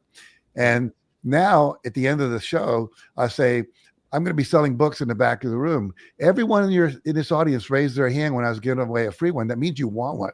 So the way you do that is you walk to the back, and, you know, so it's like those kind of things are fun to do. But that was the first time I did that. I was so uncomfortable. You know, I had to learn how to not be afraid to sell, not be afraid they're going to think I'm just trying to take advantage of them, how to enroll people. I had to learn how to run a business. I was an educator. I taught high school for a couple of years. All of a sudden, I'm managing budgets. I'm managing taxes. I'm managing people. You know, I had to learn how to do social media. That was all new for me. Media training to do television. I worked with this great media trainer who taught me how to get the most out of 8 minutes on, you know, if you go Good Morning America, that kind of thing. I had to learn how to translate all my slides. I've got slides in 20 languages. Russian, Italian, French, Arabic, whatever, because those are countries I went to. What else? I had to learn how to do Zoom. I now know how to break people out into a breakout room. I couldn't do that. I was pretty technophobic for a long time. That was a big issue. Most people don't know that I would say that I made my way through college by playing poker. Oh, okay. I was a poor kid who went to Harvard with a lot of people with way too much money, and I had learned how to play poker in high school. So I played poker at night and pool. That was another thing I did. So I gambled my way through a lot of money in high school or in college. What else would I tell you? So, something tells me that we're probably not alone in some of these things. And I think you also illustrate, I mean, we all know can't judge a book by its cover, or, we never really know what somebody's going through, but, you're really illustrating that well there, and it just applies to all of us. You made me think of David Letterman, right? Dave Letterman, that show is on for decades. I mean, he was on every night of the week. But what does he do in his alone time? He just wants to be left alone. Like, he doesn't really want to be on anything else, do anything else, and so we just, I guess, assume that a lot of people that are in the spotlight, they just can't get enough of the spotlight, or people that do something, like, we kind of start to project that upon every, facet of their life, but we really are multi-dimensional beings, aren't we?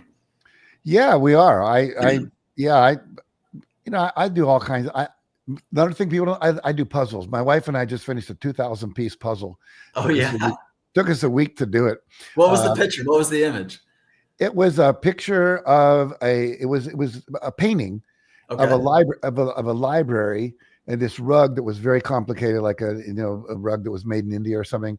And there were all these walls and things coming down and cats everywhere. And it was very complicated. But when you finish it, you feel so good. It's like a meditation, because when you're in the moment, you're not thinking of anything else. You're just doing that, It's like, I don't know. It's like riding a motorcycle. You got to pay attention, so you're not thinking about all that other stuff. And so I think that's why we love to do. We also play ping pong. My wife's very competitive, and we love to compete. So things like that. Yeah. Well, one of the things that, before I say this, I think something that's great for authors and speakers to do is, kind of turn things on their side a little bit, maybe play on words, maybe get people thinking things differently. And one of the things that, I've spoken about for over 10 years, just as a little segment, is finishing is happiness, but quitting is the secret art of winning. And I talk about how a lot of people get thrown off because they're told, never quit, never say die, just keep going. And I have some fun with that and say, hey, Michael Jordan quit baseball and he went back to basketball. Oprah Winfrey quit radio and she started her own show. She's her own network. Ellen DeGeneres was just a comedian, right? And she wanted to be an actress, but she quit all of that, wasn't being successful, and had a talk show. And that talk show made her 1,000 times. So anyways, quitting is the secret art of winning. And I have some fun, and I demonstrate that with a lot of famous people. But for you, what are some things that you're okay with that you quit? What are some things that maybe you've quit over the years that didn't really work for you? Finishing that puzzle was so good, but quitting can also be really rewarding. And maybe what's something that's been very rewarding for you that you're glad that you pivoted or shifted out of? Well, the first I would say is 2 marriages that I quit. Okay. Sometimes it just doesn't work. Okay. Yeah, the first one lasted 5 years. I never should have gotten married. I kind of knew it at the time, but I didn't have the courage to call it off. I have a great grandson because of it, so I don't regret it. And then the second marriage lasted 20 years. We just drifted apart, and it was not fun anymore. Everything turned gray. As soon as I walked in my house, color turned to black and white. So I knew it was not working. And so I walked away from that. I'm now married for the third time for almost 30 years. So 30 years. Okay. Yeah. But then I would say the other thing, I quit Chicken Soup for the Soul. We sold the company. It's like when you're reading an inspirational story and it doesn't inspire you anymore, you realize you kind of become jaded. And so I realized, I said to my CEO, I said, if you can sell this company, let's do it. And we found someone who wanted to buy it. And so I went from being that person to being a success guru, which was more interesting to me at that moment in time. Yeah. And then I'm kind of semi-retiring right now as we talk. So I sold, I just got rid of 10 staff. I'm now down to 2. I had 12. My payroll went from 1.3 million a year down to a couple 100,000. Nice. I am not doing live seminars, where I have to rent a hotel and attract everybody. I'll still do a talk now and then. I'm writing books still, but I'm quitting that road show. I would go to I had promoters in India and in the Middle East, and in Asia who would basically bring me for a 3-week tour. I go to all these different countries. I'm not doing that anymore. I don't want to do that anymore. Yeah. I want to be home with my wife doing puzzles, whatever. Yeah. So that was a big quit for me. And I think even there was a time when I wrote the success principles, 67 principles of success. And it's a system that works if you work the system. It's like a combination lock. I tell people, once you know the numbers, anybody can open it. And I decided what I wanted to do was study spirituality and develop that part of myself more. The mistake I made was thinking when you write a book, you can go to the next thing because everyone wants you to talk about the book you just wrote. And here we are kind of doing it again. But the point being, and I've enjoyed it, it's been good. But I really now, as I'm doing this so-called retirement where I'm cutting back a lot, but not fully, I really am interested in a lot of stuff that people think is really weird. I've been doing plant medicine with ayahuasca down in Costa Rica. I've done 24 journeys of that. I'm very interested in UFOs and aliens and all that kind of stuff. Been studying near-death experiences, which I find very fascinating. To me, when I was in college, there were kids who would sneak into the professor's office and steal the exam and share the questions with everybody. And what I realized when I read a book called Life After Life, which was about people who had a near-death experience, they go through a tunnel, they'd see a being of light like Jesus, Buddha, Muhammad, or an angel if they weren't particularly religious. But then they come back with all this wisdom that they learned up there. And I thought, wow, someone stole the final exam for life, because they were always asked 2 questions when you get up there. They called the life review. Where did you create pain? Where did you learn to be more loving? And what lessons did you learn in this life? And so I thought, wow, I need to be teaching about love because that's the final exam. So that's I'm writing a book about that as well right now. That they've got 5 books that I'm either collecting for or outlining or writing in every day. So that's kind of where I'm headed with all of that work. Yeah, no, I love it. There's so many things that we could talk about. It's a lot of fun. I like what you're saying about quitting. Yeah, sometimes I'm telling people I could really help you get more out of life by quitting things and starting things. You know, entrepreneurs, we love to start things. There's starters and there's finishers. Sometimes the person we need on our team is the finisher, or sometimes the personality we got to switch to is the finisher, right? Imagine someone just going around and finishing everything you started. But all of that being said, you know, what are the things that we need to quit? And you put up a big long list there. And sometimes it's just evolving, but I say quitting to kind of grab people's attention a little bit. Yeah. It's like letting go of what's not working, or letting go of what no longer is inspiring to you, or letting go of what's not fulfilling you. I don't know if you're familiar with the work of Esther Hicks, and she channels these beings called Abraham. And it's really fascinating stuff. I wasn't a big fan of that. Let's say I thought it was kind of weird woo-woo, but I started listening to her CD. She goes into a trance, and then these people talk through her. And it's the wisdom, if you apply it, is absolutely amazing. And one of the things she teaches is life should be, remember the song we used to sing, row, row, row your boat merrily down the stream. Life is but a dream. And it does the row your boat gently down the stream, downstream. You're not rowing up against the current. And so she says, whenever you feel like you're going against the current, you're working too hard, that means there's something wrong there. It shouldn't be like that. When you're attracted to something, even if it's hard work, you should be feeling joy. Because joy is your feedback system saying you're on purpose to fulfill whatever your purpose in life is. So if you're not experiencing joy and it's hard and you're suffering, let it go. So there are many times when Mark and I started working with co-authors for Chicken Soup and it was too difficult. We said, this isn't going to work. We just backed away. There are clients I worked with that I fired because it wasn't any fun working with them. So you have to be willing to let go of the things that aren't working. So you're right. And then certain things have they time out. You're done with that, You don't want to do it anymore. Yeah. Well, thanks for coming on, Jack. As I'm saying goodbye to you, I'm going to say hello to somebody else just because it's fun to have some impressive people here. So we got Dan Clark here on the screen. I know Dan's a fan of yours as well. And of course, I'm a fan of Dan's. And so as we're saying goodbye to Jack, we're saying hello to Dan, but I thought I'd let you say hi to Jack before we let him go. Hey, Dan, how are you? I'm in awe every time I listen to you, every time I'm in your presence. As I would say, I like me best when I'm with you. I want to see you again. Yeah. And just for the record, I had a chance to soar to the edge of space for 5 hours. I saw the curvature of the Earth in a U-2 reconnaissance aircraft. And that's a very unique high-level fraternity of pilots who are the elite of the elite.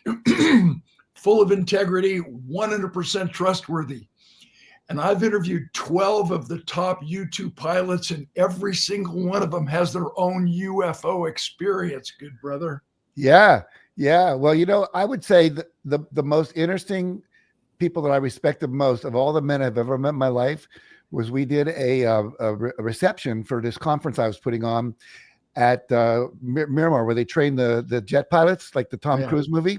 Absolutely. These guys were macho, strong, fit, bright, intelligent, articulate, compassionate people. I mean, I was blown away by it. It was not the stereotype I expected. So I fully get that. And Dan was one of our first Chicken Soup co-authors, by the way.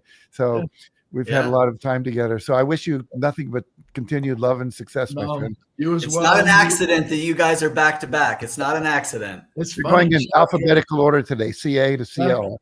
I've written 37 books, and Jack graciously wrote the foreword to my flagship book called The Art of Significance, Achieving a Level Beyond Success. Yeah. So I honor you every time I look at my bookshelf or sell one of those books. I'm just like so grateful for our friendship. And we go all the way back to 1993, Chicken Soup, you and your beautiful home in Santa Barbara. So I honor you and the millions of people's lives you've changed. I just can't say enough about you, Jack. Thank you, thank you, thank you.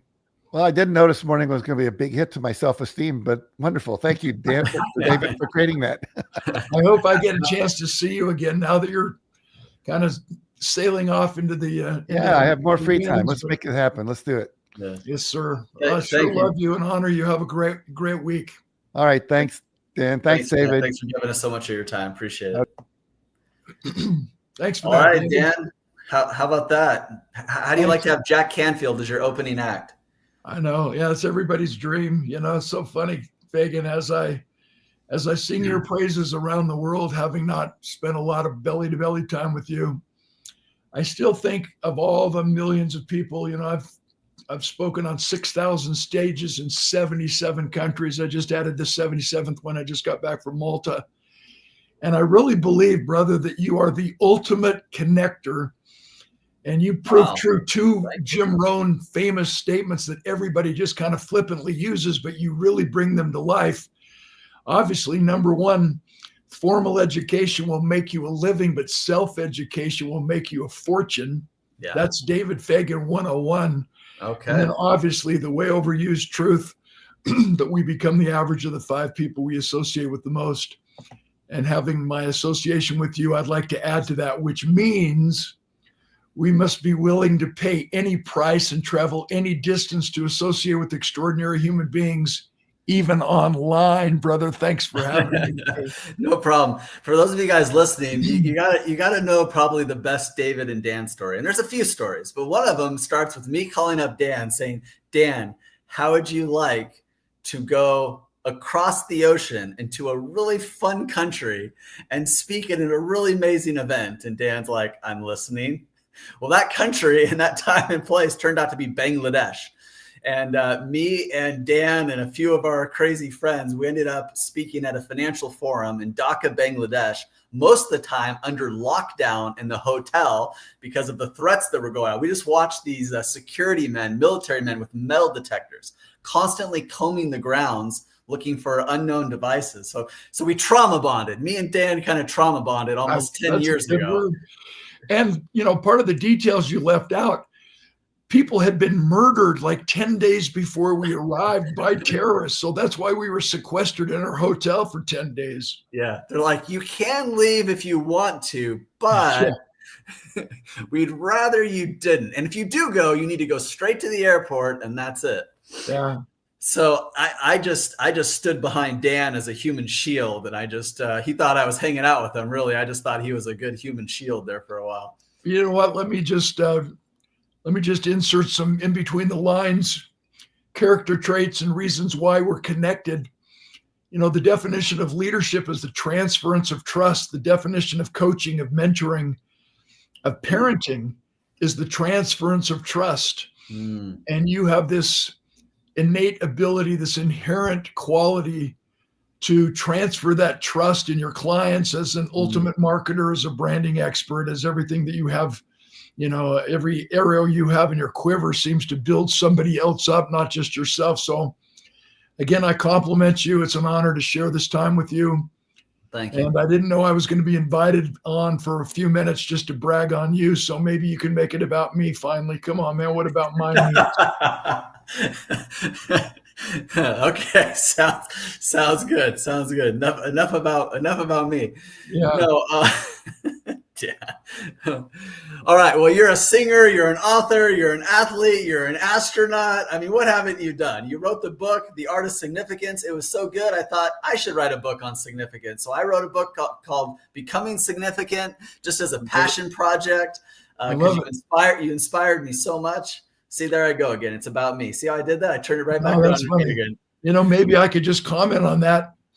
You know, my book is called The Art of Significance, Achieving the Level Beyond Success. Yeah. And when I finished my book tour, it was published by Penguin Random House. I realized the number one most frequently asked question by the talk show host was, what's the difference between success and significance? And my answer was obviously in a story.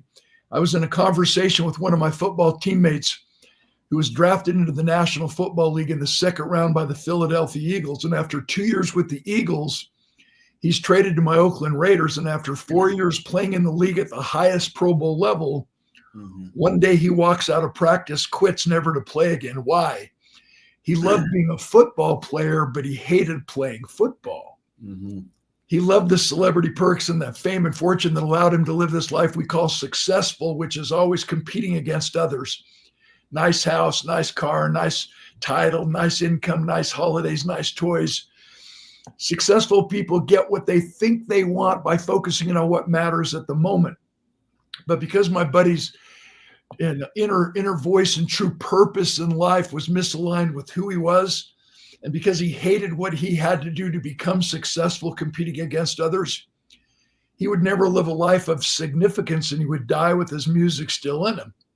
Yeah. So bottom line, successful people get what they think they want, focusing on what matters at the moment. But those of us who are striving to live lives of significance actually want what we get by focusing on what matters most, what lasts the longest.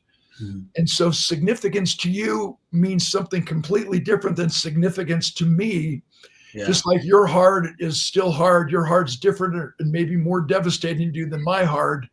Yeah. So significance really is a personal interpretation. Remember, I'm sitting here in my library, and if I'm looking out this window, if you're sitting here next to me and we're looking out the window at the same lashing rainstorm, and one of us complain, what a horrible day, and the other one of us exclaim, what a wonderful day, the weather did not change. We don't see things as they are.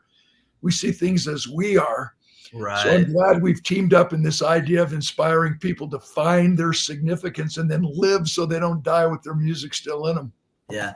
Let me tell you something, Dan. You've made the impact on me in a lot of ways, but one way, and I don't think most people are going to think that this is a really big thing. It's going to seem really small, but this was a really big thing to me, like really landed, stuck with me for a decade here now, is the power behind the words, I need you, right? And you tell a really good story about that. And I want you to share that story. And I want everybody listening to know that I think about this all the time. And when I approach people, I think, do I want this? Do I need this? What do I say? But your words, that idea of I need you really has stuck with me. Share that with us. Yeah, I want the whole wedding. I want the whole story. I want the whole thing.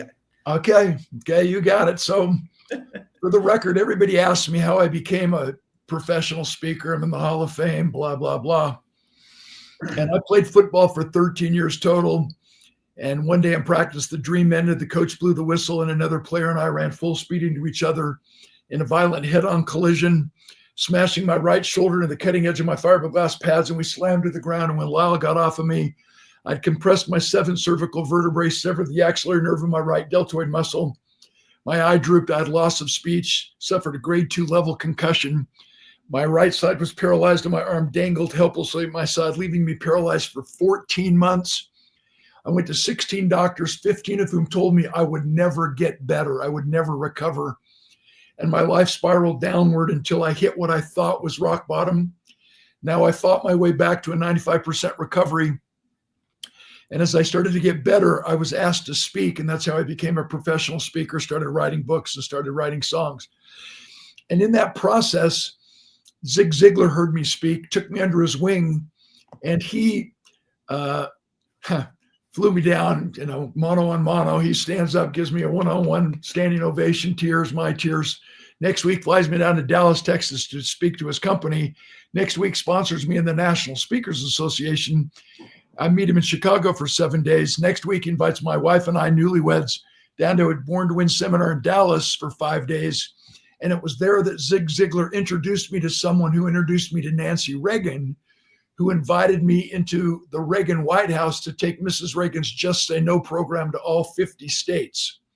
Wow. So between 1983 and 1989, I spoke at 3 high schools every day, 15 a week for 140 school days, did 100 college university campuses a year, Jeez. and then transitioned into the corporate arena in 1991. And the rest is history, 6,000 speeches, 77 countries. That was very important as a preamble to this story, because at that same time frame, my friend, between 83 and 89, we had a suicide. It was more than an epidemic. It was a pandemic in our country. Teenage suicides were off the charts. Yeah. I was flown into Plano, Texas, the Beverly Hills of Dallas. They had 6 suicides in their high school in one day, 7 in the same week. Oh, my goodness. I was flown into the South Shore of New Jersey, Ocean Township, Asbury Park, Long Branch, home of John Bon Jovi and Bruce Springsteen and Diamond Dallas Page, very affluent area. They had several suicides in a day and a half. I was flown into Dubuque, Iowa, Hempstead High School, 2,000 students. In the 30 days prior to me coming to their school, they had 100 suicide attempts, all classified, very sensitive information. But because it occurred in the 80s, I feel comfortable sharing this with you on this show, David, because the details are so significant. I was flown into town. So 100 suicide attempts. One young lady died, head cheerleader, valedictorian, beautiful. 99 students survived their suicide attempt. I was flown into town with a woman by the name of Charlotte Ross from San Mateo, California, the national co-chairperson for suicide prevention. So she took charge, divided the 2,000 students in half. She took 1,000 into the theater. She did the left brain cognitive psychobabbling neurotechnical stuff. I took the other half of the student body into the gymnasium, did the right brain relational, touchy feeling, storytelling, laughing and crying stuff, swapped audiences, repeated our performance to the best of our ability. And at the end of the day, we invited the school administrators, the school counselors, and healthcare professionals in to join us. And we interviewed every single one of these 99 students who had attempted suicide and survived. Every single one of them told us the reason why they wanted to end their lives. Remember, people who attempt suicide, they don't want to die. They just want their pain to go away. Yeah. We interviewed every single one of these students who had attempted suicide and survived and asked them why they wanted to end it all, why they wanted to give up. And every single one of them said they lacked commitment relationships in their lives. Let me pause and ask, do you? Quickly. Let's illuminate what commitment is by just introducing the word love. Okay. Do you agree that love is a commitment, not a way of feeling? Romance is not love. Romance comes from a Greek word that means erotic, so I don't even want to talk about it. But think about it this way. If you love your beautiful bride, David, if you love her because she's beautiful, that's romance. Right. But if she's beautiful because you love her, that's real love. It's a value creating love. It inspires us to be the best that we can be. Yet, how many of us confuse love, commitment with romance, emotion? What have we said our whole lives? Oh, I love her so much. She makes me feel differently than I've ever felt before. Oh, I love him so much. He makes me feel differently than I've ever felt before. So do breakfast burritos. If you think you're in love, just maybe you need a long, cold shower and a box of Rolaids. So here's the point. The 3 most powerful commitment-oriented words in this world or any language are not I love you, regardless of what movies tell us or romance novels try to get us to feel. The three most powerful commitment-oriented words in this world are I need you. Let me illustrate. One of my best friends decides he's going to get married. He phones me up. Hey, Clark, will you write a song for my wedding? I said, sure. He said, will you sing it? I said, no. In the next few minutes, he convinced me that we were best friends. Long ways that it would be cool if I participated with him in his special day. He basically made me feel important. Now think about that word for a moment. Most of us try to act more important than we really are. That's why we have so many people driving around with trailer hitches on their cars and they don't even own anything to pull. Like, whoa, follow her. She's got two of them, must have, jet skis and a boat. Now, I said, all right, I'll do it. 2 days later, he phones me back. Clark, the band just canceled and I need you to pull through. Can you prepare and practice and play 40 or 50 songs for my whole reception? I said, no. He said, I need you. What a jerk. Had he said, I love you, bro, I would have said, I love you too, man. Here's the number of a band. It made me feel like I was not just good. I was good for something, that my little weird shaped puzzle piece really did matter, that I could make a difference. So I couldn't turn him down. And I don't think any of you could have turned him down either. I practiced, I prepared. His wedding reception rolls around on the calendar. He makes a big deal out of my love song, gathers everybody around. I sit on my stool, I sing, everybody's crying. They disperse, start to have their refreshments, start to socialize. I sang the first song out of the 40 or 50 songs that I had practiced and prepared. And all of a sudden the band shows up. Miscommunication. Now I'm not foolish. I don't want to sit on a stool and sing all night. I want to eat like everybody else does. So I gladly helped the band set up all of their equipment. About this for a moment. When I arrived at that wedding reception, I arrived with the attitude in mind that I was needed. I would have stayed till 4 o'clock in the morning if necessary. I would have waited tables. I would have wiped tables. Someone spills, I wouldn't have waited for a custodian. I had ownership. Give me the mop. Let me clean it up. I would have sung 100 songs if necessary. I would have made some up. But the second the band shows up, realistically, I am no longer needed. We can fool everybody else, but we can't fool ourselves. When the band showed up, realistically, I was no longer needed. So why hang around? And I left the reception. That was the message coming through loudly and clear from those young people all those years ago in Dubuque, Iowa, 99 students who thought it was time to check out because they no longer believed that they had a commitment relationship with anybody in their life so that they felt like they mattered. Here's the bottom line, David. Every single one of those students whom we interviewed told us they knew they were liked, they knew they were loved, but they didn't believe they were needed. I was on the program 3 times with Robin Williams. Once over in Iraq, Afghanistan. I conducted military tribute tours 8 times downrange. That guy was a genius. That guy was so amazing. And the question to each of you is, did Robin Williams know that he was liked? Yeah. Did he know and feel he was loved? But when he was diagnosed with, Parkinson's and had some other things in his life, obviously he no longer felt needed, and he thought it was time to check out. Yeah. Here's the kicker. Because of the nature of our society that each of us have helped create, we can't afford to wait for somebody else to tell us or show us that we are needed. It might not ever happen. Yeah. Prior to COVID, I spoke 121 times in 20 countries, and never once did anyone come up after my speech and say, how you doing? You don't care. So what was I supposed to do? Go back to my hotel room? I'll feel sorry for myself. No one likes me. Guess I'll just go eat worms. No, we have to do something on a daily basis to prove to ourselves that we are needed. So the kicker word in commitment relationships is to participate more, get involved. If you don't feel like you're needed at home, participate more, get involved. If you don't feel like you're needed in your children's lives, participate more, get involved. If you don't feel like you're needed in our country, don't kick back, go on social media and complain. Get involved, participate more. We need to prove to ourselves that we are needed. And in that process, we also feel love and can give love. And together we heal, together we rise. Thanks for giving me that time. But I hope that's a message for everyone about service before self mindset. David Fagan, MO, I believe. You know, Zig Ziglar was my mentor, who epitomizes how I watch you, how you serve others, because Zig says you can get anything in this life that you want. Yeah. If you're willing to help enough other people get what they want. Wealth flows through you, not to you. So I hope you'll give me a chance to let people stay in touch with me and maybe ask me another 7 questions so we can go on for 2 more hours.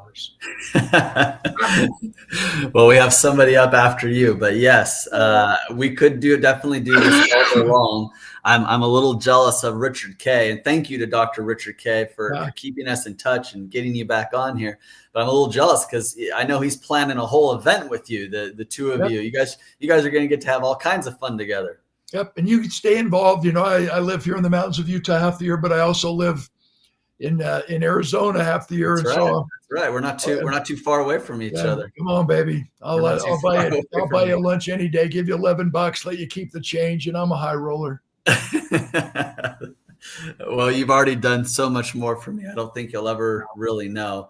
And I've taken a few notes here and there, but the one note that I took today was remind myself to tell my kids, I don't just love you. I need you. I need you. I need you. And the magic of laying next to our spouses, our significant others, our lovers. I challenge all of you to just see the difference tonight. Instead of saying, good night, I love you too. Yeah. Cuddle for a moment, look in their eyes and say, I need you, and see what the chemical response difference will be. I promise it's a life changer. And then back it up with action. Well, as we say goodbye to you, Dan, we're going to bring up Samara Beth here. And she's been listening backstage to Jack and you, and wanted to get her on the screen as well. We probably should have brought her sooner. Doesn't the energy just feel better now that we got Samara in here? Absolutely. Get some feminine energy in here. With your permission, I would sell so many more books if I just put your picture on the cover. So maybe we can talk after, DM me and see if we can work out a deal. We got Samara, you're still on mute here. And then we got Isabel Donadio. She wanted to say hi as well. Hi, Dan. I'm a rule follower. I was told not to unmute myself. So I'm that rule follower, the one person who pays attention to all my rules.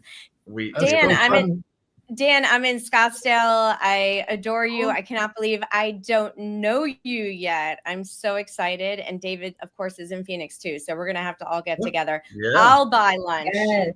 Absolutely. Thanks. Can I give away a gift? What are the rules of engagement? Can I give people a way to share whatever you want to share? Yeah, go ahead. Yeah, I just encourage everybody go on. Just type in your favorite server, Dan Clark 360, number 360, danclark360.com, and a screen will pop up that gives you an opportunity to connect with me on your terms on every social media, Instagram, Facebook, TikTok, my website, give you access to me. But you'll see a contact button. When you push on contact, it'll give you a chance to also click on send text. And when you push on that button, send text, all I need you to do is type in your full name and your best email address. And after your full name, put David Fagan or whatever the name of this amazing program is, just so I know who you are, where you are. And just give me your full name, type in your best email, and my team will email you a free gift. I have videos, I have books. I have some towels I've stolen from Ritz-Carlton's. You never know what I can send you, but please keep in touch with me. And that would mean an awful lot. You can also follow me on Instagram, Facebook at Dan Clark Speak. And I can't wait to meet you, Samara.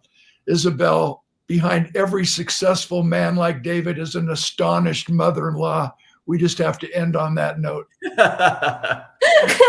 People are going to have to think about that one a little bit, but very true, very true, very true.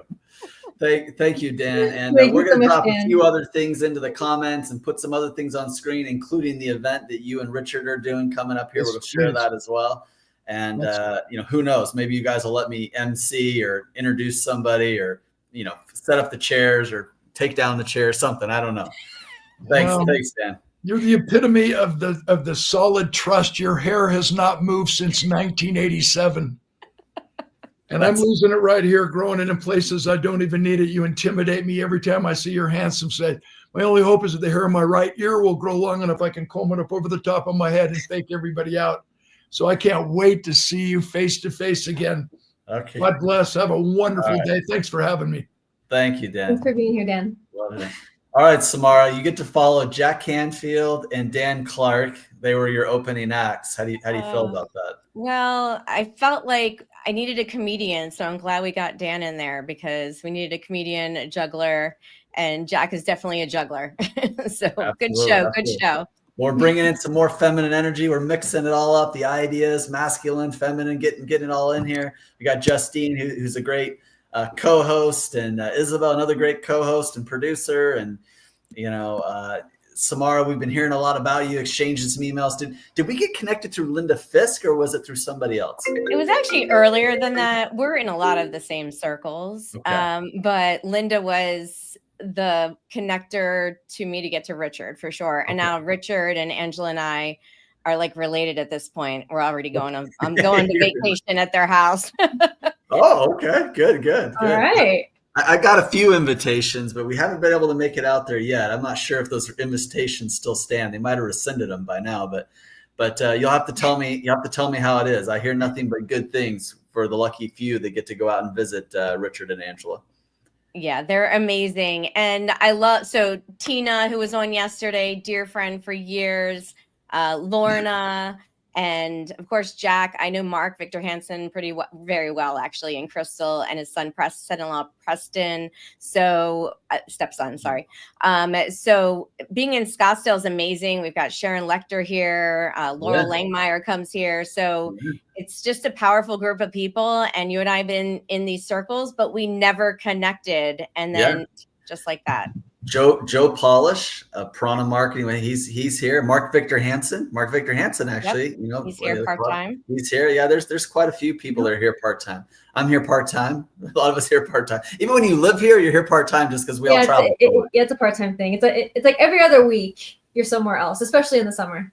Well, and it's 118 degrees right now, so it's pretty intense. Yeah. All right. Well, for all the people listening at home, I'm sure they care less about our travels and where we're from, and more about the weather and more spotlighting. Yeah, more of your pearls of wisdom, Samara. So, this is a broadcast very specifically designed to focus on people that have invented methods, processes, systems, products. They've innovated the marketplace, found better ways to do things faster, more efficient, more loving, more caring, more experiential. So in that way, in that vein, how have you invented and innovated over the years?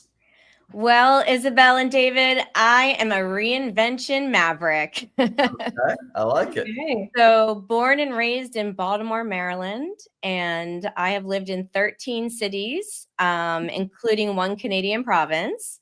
I was married to the Navy, oil and gas. I've lived in 30 homes. So I have literally reinvented my home over and over and over again. And I have moved businesses, started new businesses, ran multiple businesses. Like right now I'm running 4 businesses. So do many things to keep going. And I've been in the events industry since the 90s. I've been producing corporate, social, nonprofit events, destination management retreats all over, including New York City, Houston, Hawaii, Vancouver, and now in Arizona. So, yeah, it's bizarre. My life is not normal by any means. Whose life is normal, especially when you're a business owner and entrepreneur? That's not a thing. That's not in your vocabulary. Exactly. Plus, I'm a mom. I have a 15-year-old daughter. I have a 21-year-old son, and that has been challenge after challenge as well. So we just keep building and helping other people. So I help people win their brand. So they win with my 3 pillars. It's so simple. It's ridiculous. Willpower, innovation, networking. That's it. So, but it actually aligns with every industry, every business owner. We have to keep going. It is so easy to lose the will to keep going. And it's so Dan Clark nailed it. He nailed it. I cannot wait. Dan and I will never stop talking at a table together. I know this now, but having the language of letting go is literally sitting right here. We have to let things go. And I sadly, the suicide, what he mentioned was very close to home. And we know a lot of people who've committed suicide successfully.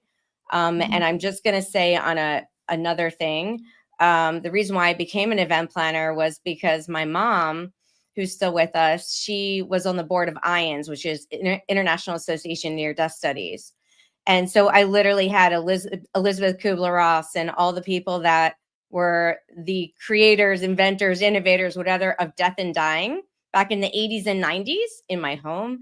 And she planned conferences with them. We had people sitting in my living room that commit suicide multiple times and are in my living room. We have people who've died and come back.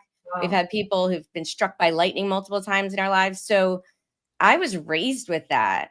And so life is a really interesting thing for me. Yeah.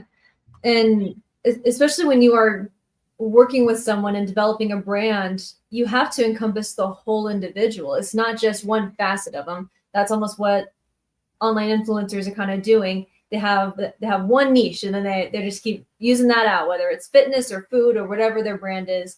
But when it comes to people that are trying to establish their business, establish a personal brand, it takes an all-encompassing look at everything, but especially their past. And no matter how heartbreaking or how hard it is, because that's what makes you relatable to the audience. That's what helps you connect to someone. How Dan referenced that, and now it's connecting with you, and it's definitely resonating with some members of our audience. It's all needs to be looked at and fine-tuned. So when you're working with someone, how do you help them maneuver a lot of what they've gone through and turn it into storytelling assets that can drive their visibility and trust in their audience? Beautiful question. Thank you, Isabel. By the way, you're having another great hair day. I know that came up yesterday. So these things are very important. Just trying to figure out if I'm going to straighten or curl my hair today. That's a whole nother thing in itself, right? So first of all, when we do a 2-hour strategy branding Zoom with my branding team, we really get to know the story behind that entrepreneur. Because the story, and if you go to my website, you'll see my story, you'll see my trailer video, you'll see all the things about me, but leave a little bit that you don't know about, so we can save that extra special sauce for when you're on stages, when you're really getting to know the individual. And so we do ask them about their vision, their mission, their purpose, and they don't always know what that is. And that's okay, because once we know what their skills and their passions are and their story of their life behind, we can take that and grow and build. In fact, one of my nicknames, I have a ridiculous number of nicknames, I guess, because I move so much. Everyone comes up with something new for me. But Coach Ron Tunick, I know, Coach Ron Tunick nicknamed me during the pandemic on the Clubhouse audio app. I was very active on that. It actually saved my life. Oh my goodness, I haven't heard Clubhouse in forever. Saved my life. I was going through a divorce. So after 22-year marriage, and it saved my life. And so the relationships that I built there are relationships I have every single day. I talk to those people every single day. We have built things together. So the point is that when you get to know people and those individuals, then you put their brand together. And sometimes their brand isn't just about the fact that they're an accountant. It might be that they have overcome so much adversity from another country. We're in the middle of a war, whatever. And they were able to build and quantify. David mentioned quantify before. That's actually come up recently with a client. So, having the numbers, having your social proof, having the background and the story behind you. Like, for example, me being Lil Bamboo was because of my resilience, that I was named on Clubhouse, and people call me that. But now I'm becoming Badass Bamboo. So people are going through this journey with me of going from Lil Bamboo to Badass Bamboo, and how to keep having that willpower, innovation, and networking to keep you going. Beautiful. Yeah, and especially when you're talking about how the different ways that everything needs to be looked at, what is one key strategy when helping someone figure out their brand? Does it start with a website? Does it start with their social media? What's the first article that you start looking at with them to start really evaluating how you can start helping them make So sometimes it's even just a minor shift that can help really fully launch their trajectory. That's right, Isabel. And that's why we have a framework, but it's not always, you don't always start at the first step. Some people are already at step 3. And so I like to save money for my clients when I can. So, and that's why a lot of people hired me as their event planner, because they knew that I was truly authentic. When I was selling a centerpiece, I wasn't selling the, $500 centerpiece because I was making commission on it, which is why I do a flat rate, because I want my client to know that I am trying to help them and their business, not just sell them something, which is funny coming from a 10X certified business coach licensed with Grant Cardone, but that's another thing. So what we do is we look and see what they already have, what's already existing. Do they already have a website? Do they already have social media? Do they already have everything is branded together, the same colors, the same typography, the same image? Where are they positioned now, and where do we want them to be positioned maybe moving forward? So really getting to know what they want, what their dream is. So even for me, use me as an example, Isabel. So I've moved a lot. I think we pretty much have determined that's a lot of cities, a lot of places around the US and Canada. But I didn't get to travel a lot. I wanted to travel more frequently. I wanted to do all the things that David was talking about with Dan and Jack Canfield and all the traveling that we could do. And so I'm positioning myself now, knowing that my daughter is 3 more years of high school. I've got a son in college, and I'm positioning myself now, knowing that when she graduates, I can pick up and get another home in Florida, because I need the ocean, by the way. This, just so you know, I'm a Pisces. I'm a March birthday. I'm in the desert, like suffocating. I need the ocean. So I'll have a place in Florida, but I want to travel the world globally. I want to speak. I want to adopt and share and help others. And the best way to position myself now is to set myself to where I want to be, but there's stages, right? And so with a client, if they are ready to go in certain capacities, but they need a book, they need to be on more stages, they need to be on the billboards, they need to be in ABC Studios. That's where David comes in with me. That's a partnership, right? So then I bring them to where they need to be. I'm not going to bring them back to step 1 if they're already at step 3. That's wasting time and money. But a lot of people need to rebrand completely, and then we have to start over with their personal and their business brand. Hi, Craig. Hi, Samara. How are you? Good. I got brought on Craig Bruce. I got back on here myself. It's always fun to have a little bit of the banter, but now that we have you warmed up, Samara, now we're just going to machine gun questions at you. Just going to be coming at you left and right. Really get ready. But yeah, Craig Bruce comes from the corporate world. He comes from the elite Ivy League of the South. He speaks multiple languages, done a lot of international business. We just had him on Fox Business speaking on the New York Stock Exchange. We've had him on ABC, like you were talking about, lots of different articles, launched his best-selling book. And he's been playing around with his brand a lot, right? Like the different ways to talk about it, because you have the book and you have your business, but then maybe you need to brand a program. Sometimes you got to sort of brand yourself. And I want to give you a chance to speak to that a little bit, Samara, about the different things we brand. Because I think a lot of times people think, oh, I got one brand to make. And it's like, no, you got brands for products. You got brands for yourself. You got brands for events. You got brands for programs. I mean, there's always things that kind of need to be branded. And then after that, I'm going to let Craig throw you the next question. Are you ready? I'm stoked. All right. Let's talk a little bit about that in terms of all the different things that can be branded and need to be branded that maybe people don't realize.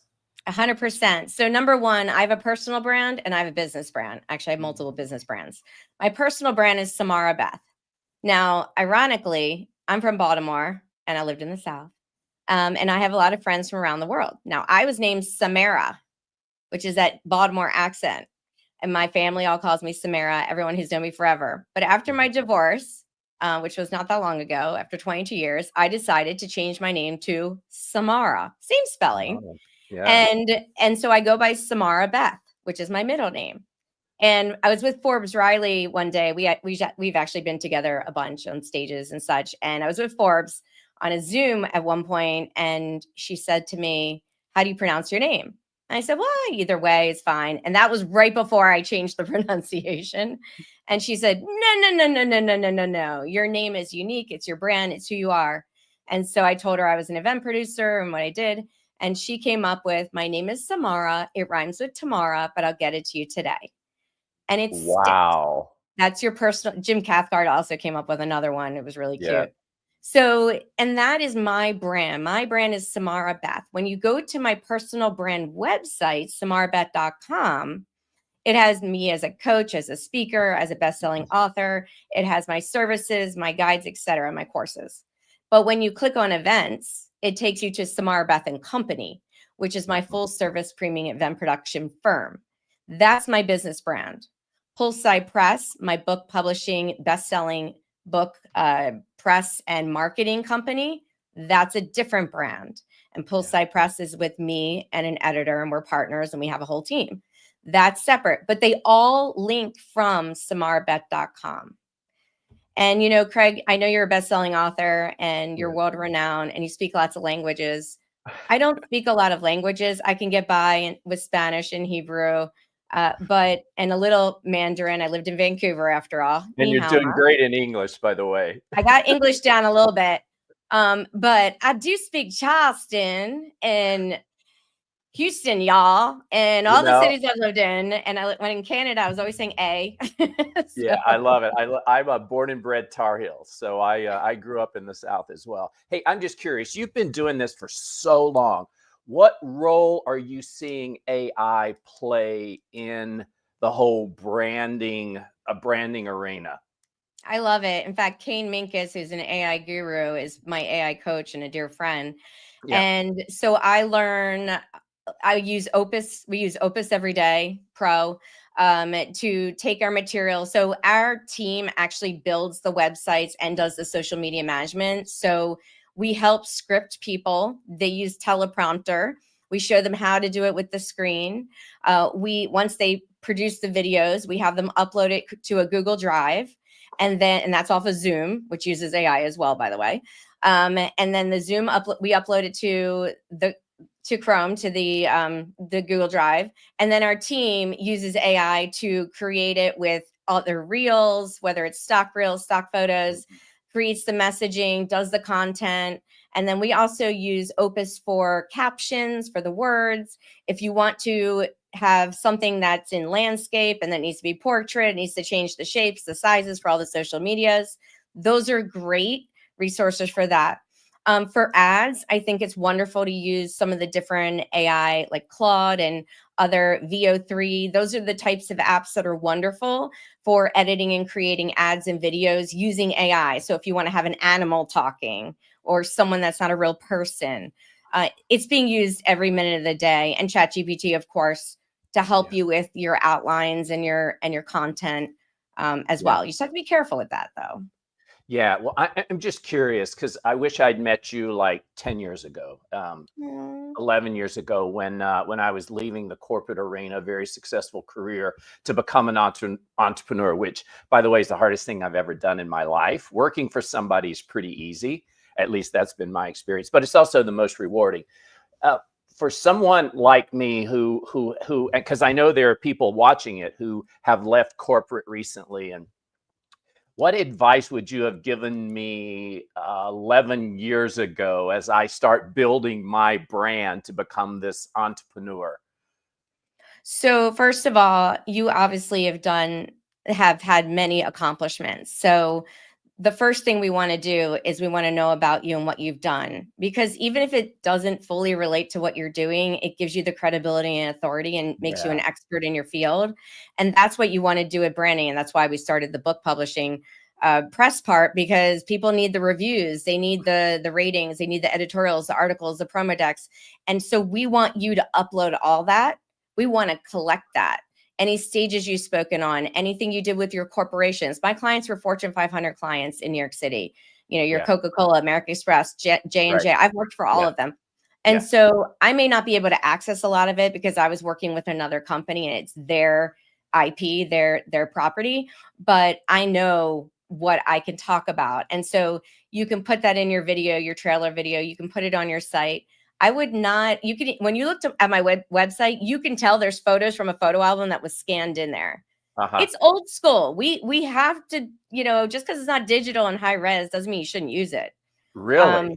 Well, yeah, depending on what quality it's in, but and now with AI, going back to AI, there's so much AI that can make it look different, turn it to color. I don't think you're in the black and white photo days though, Craig.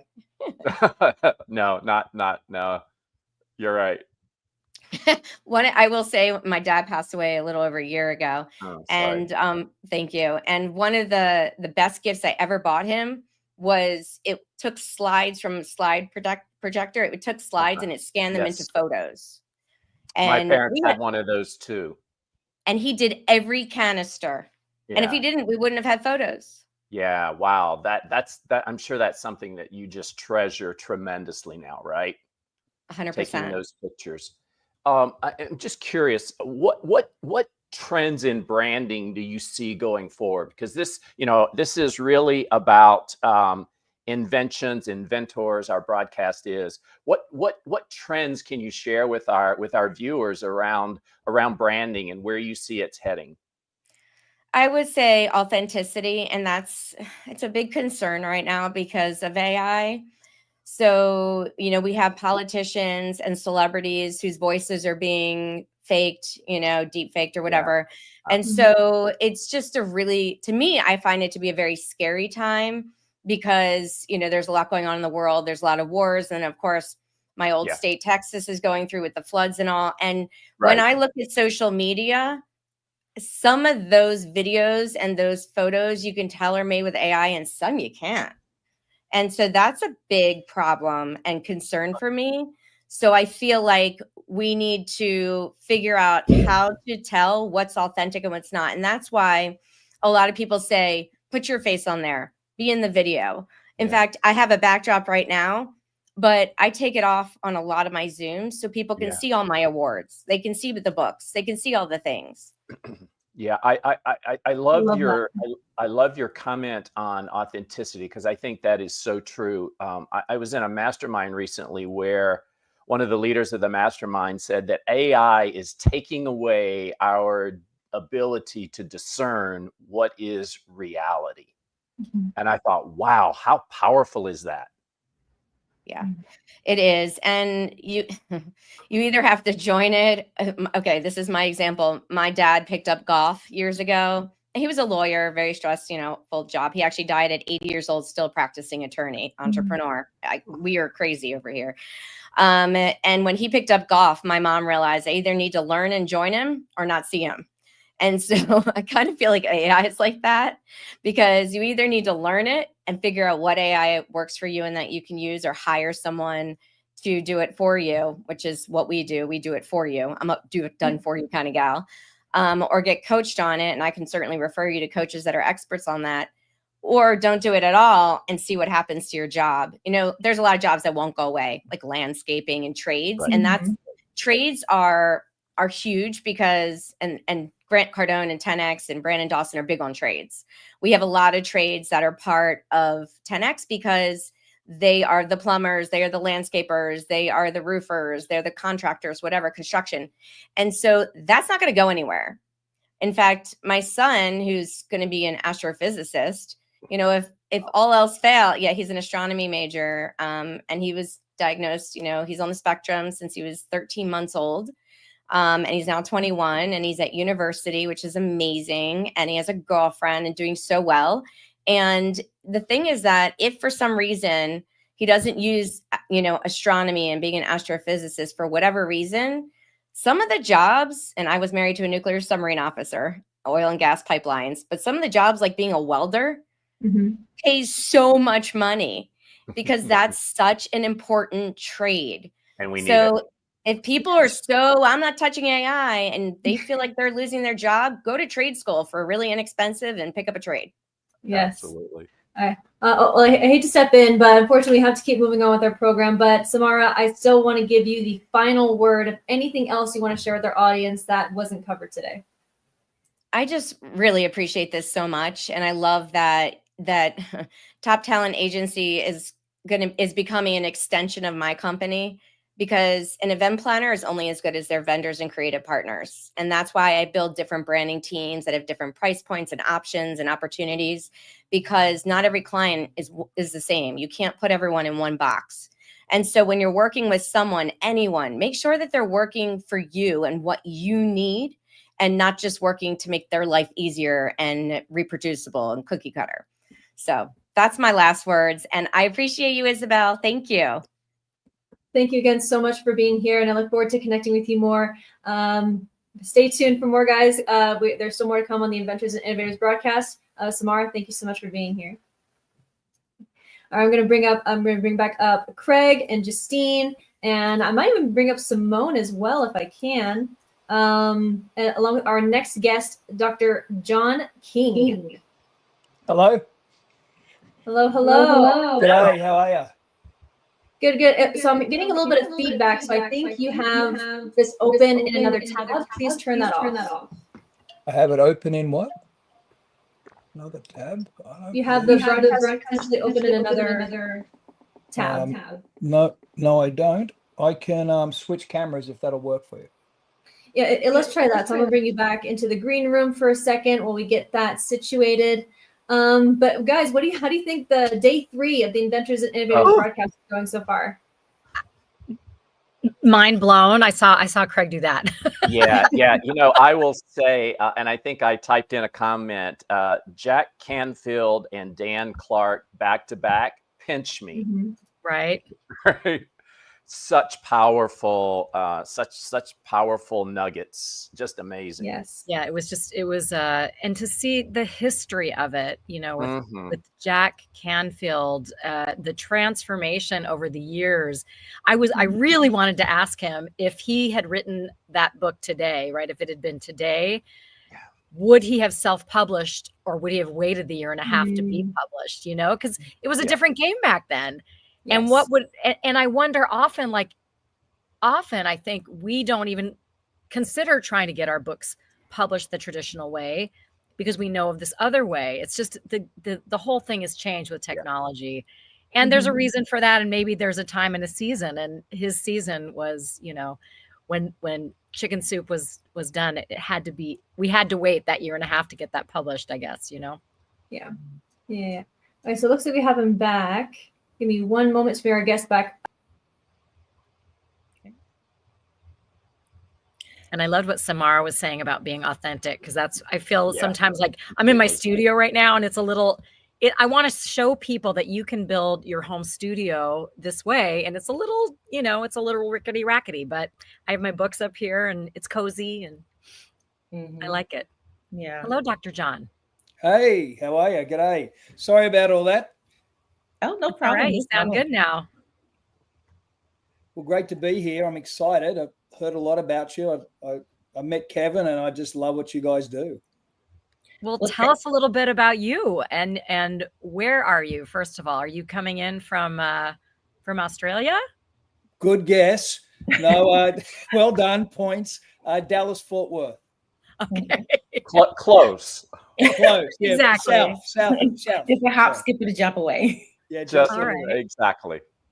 So, I run something called the Phoenix Collective. I was sexually abused and trafficked as a child, and the people who raised me, I'm actually an Aboriginal man, an Indigenous Australian, and one of the Australian policies was to breed the blackout.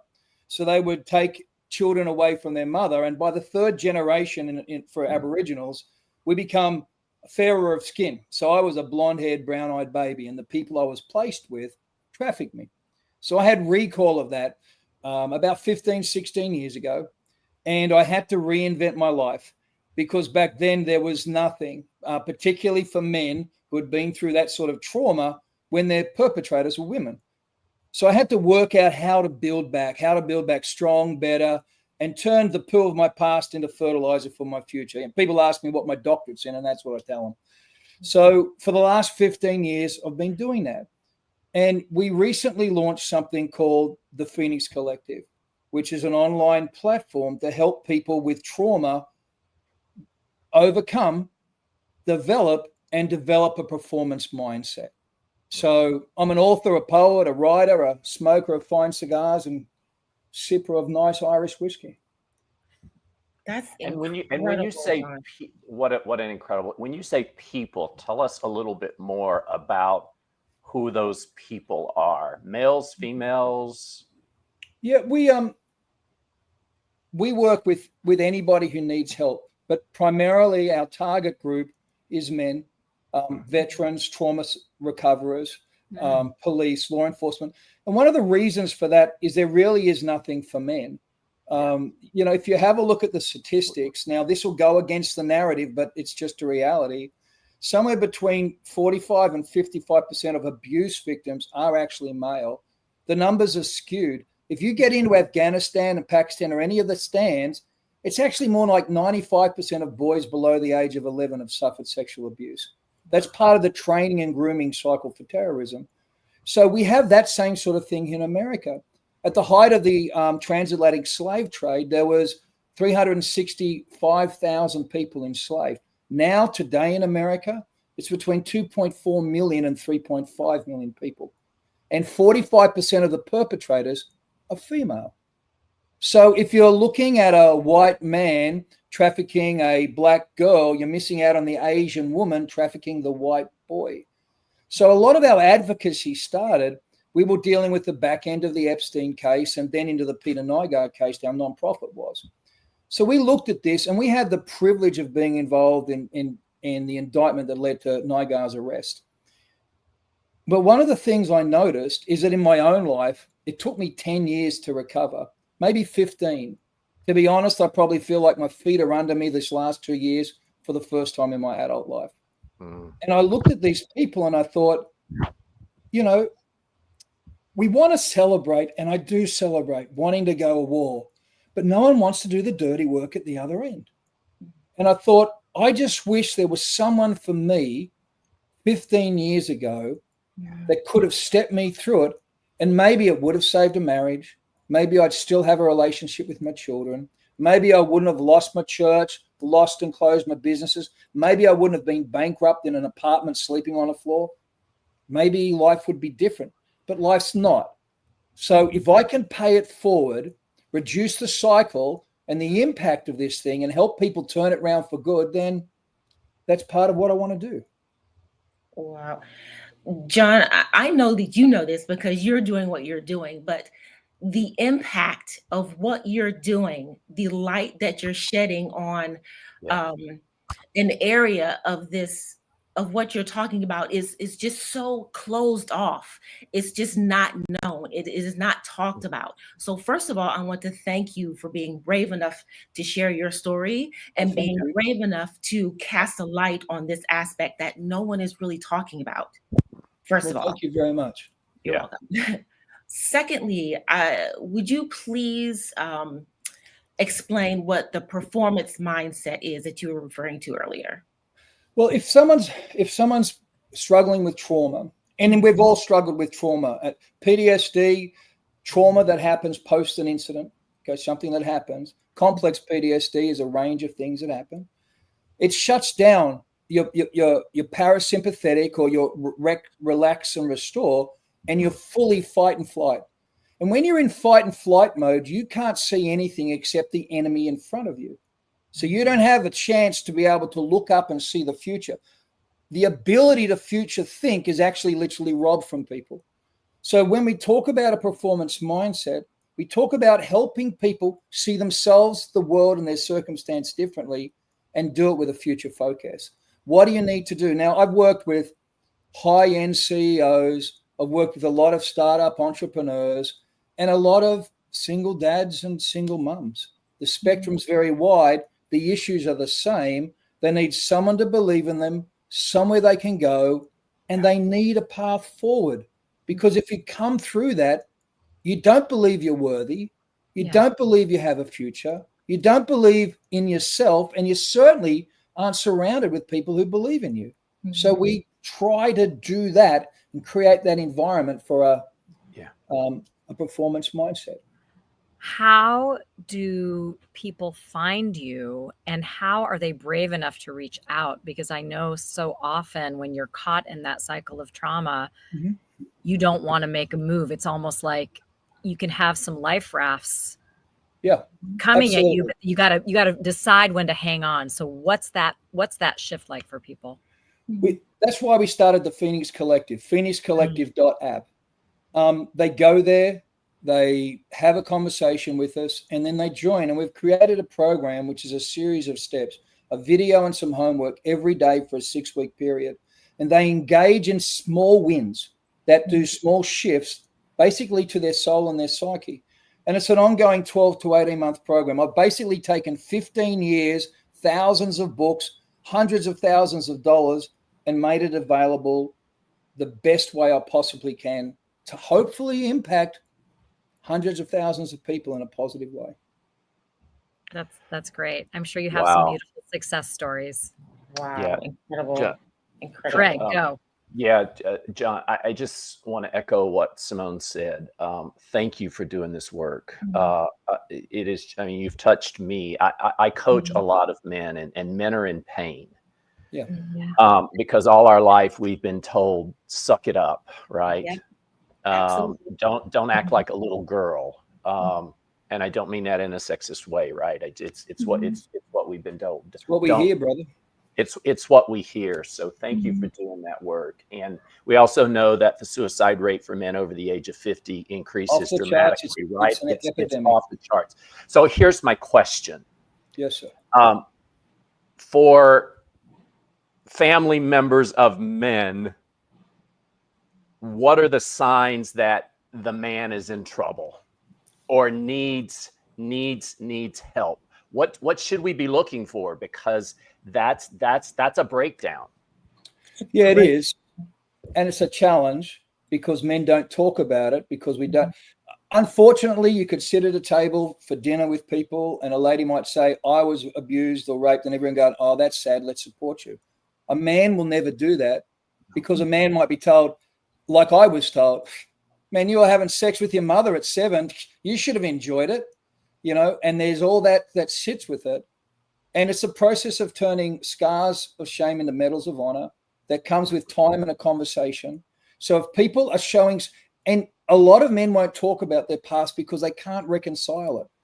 And if your man's withdrawn, if he's suicided, if he makes allusions to things that happen but won't break them down and talk about it, get in contact with us. The other thing is, it's not primarily spouses who will know. It'll be mates, friends. Because women talk face to face, men talk shoulder to shoulder. When a man's sitting around watching the game or on a fire pit, they'll go 3 hours and say nothing. And then at the end, he'll say, hey, listen, what about that thing? And he'll go, yeah, it's really shitty. And at that moment, you've got an opportunity to connect. And there are times where if someone will lead us to us, introduce us, hop online, have a conversation, then they'll connect. They're not going to find any shame. They'll find grace and opportunity with us. Hey, listen, if I haven't messed it up, I will mess it up. If I haven't broken it, I will. If I haven't had to seek forgiveness for what I've done, it's because I'm not aware that I did it, and I probably did. So it's a place where confrontation happens. It's not a safe place the way the world said. It's safe in the sense of you will be iron on iron, confronted and helped and move towards a future goal. I have a question. So say I'm married, or say I'm in a relationship and I'm seeing some of these characteristics in my spouse. How do I go about breaking the ice? How do I say something? Because it's I would say well known, but men don't listen to women and that whole thing. So how do I touch on that subject so I don't further shut him down? Or how can he feel comfortable talking to me about it? It's not that he won't listen to you. It's that he feels shamed and embarrassed because he was a little boy and was supposed to be able to protect himself, and he didn't. And whenever he brings up those things, he's a little boy and he's embarrassed. I've done a couple of documentaries have been done on my life. I can share those if you want to get in contact with me offline. I'll send you the trailers for those. Sit down and show them. I actually wrote a book of poetry that helped create a language around this so couples could sit and read it. And it's been one of the most powerful tools because couples will read it and he will more likely go put a post-it note in it and say, it feels like this. And then that's the start for a conversation. And that's part of what we do with the collective is we have a chance to have couples come in and start together. We've got this situation at the moment, start together. And then she will often just fade into the background and we'll be left having conversations. That's another thing why we run something called Man Church, which is just men only.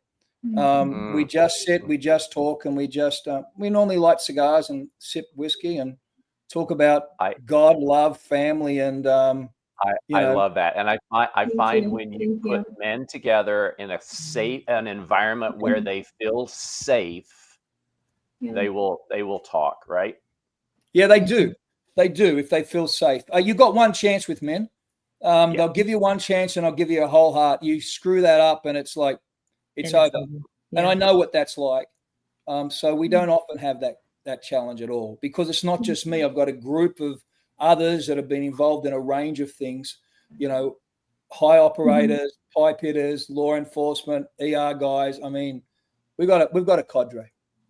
Yeah. And thank you, Dr. John, for everything that you've done for men, especially talking about such a heavy topic like this. I even brought up our next guest, Masadi, so you guys could also connect as well. But before we transition, I still wanted to give you the final word as I was introducing the two of you.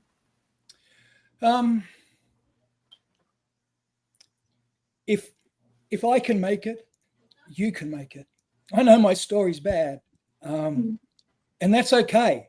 I just don't want you to have to walk your story alone. So, fellas, nut up, and PhoenixCollective.app. I just wanted to pop on, Dr. King. It's nice to see you. I met you in Dallas. Yeah, hey, Jessica. At the Changing Life and Destiny conference. I just wanted to say hello really quickly before you jumped off. It's been a pleasure to have you with us today. Well, thank you very much. Thanks for the opportunity. And please keep going, doing what you're doing. It's needed. Thank you. Thank you. Yeah. Thank you for being here. Oh, wow. Yeah. It's I'm having trouble holding back the tears there. Where do you go after that, right? You get some tissue and blot your eyes. It's like what he's doing is so important because it literally it completes the pie. Like he said, not only women are victims of trauma, not only women are victims of abuse or trafficked, men are also. And we just don't realize how many, and the fact that he's dedicated his life to something that is so absolutely important. I had a hard time. With that one, but he's incredible. Yes, it's difficult subject content, and a lot of people do have a hard time. I mean, we're human, right? So you make a great point, Simone. It is hard for people to deal with those kinds of topics, and he's a brave man. I have his book, and he's written many, many books, but I have one of them. Got to meet him and his lovely wife. I believe her name is Melissa, when we were in Dallas. So speaking of healing, we've got Masadi here. Yeah. And while Masadi does not claim to heal anyone, he does help his clients to be able to let go of patterns and to heal themselves, to attune to their highest version. So welcome, Masadi. We're glad to have you here. And can you tell us a little bit about your exponential intelligence meta science that you have created over this past, decade plus? Yeah, actually, and thanks for having me on, guys. Wow, that is a crazy story, Dr. King. And we do help individuals like that, and I can explain more. But to answer your question, Jessica, XIMS, Exponential Intelligence Metascience, was born out of 3 near-death experiences. Basically, the first 2, it really allowed us to really understand who we are at a very deep level. And I wanted to know it so bad that, well, I'd do anything. And, the universe responded back on, you'll do anything? It's like, yeah. So they put me into a few near-death experiences. Is like, this is where you want to be. This is where you want to go. This is what, no matter what you're doing, trying to save somebody, trying to save the whales, accelerate your, your income or connect spiritually. You're always wanting to connect to a higher version of who you are. So over the years, or the past 13 years, about, I don't know, 100,000 client sessions or so, what we've done is we've really allowed people to understand what their original purpose was, to be here in human form, and then allow that to run who they are, or run their lives. Mm-hmm.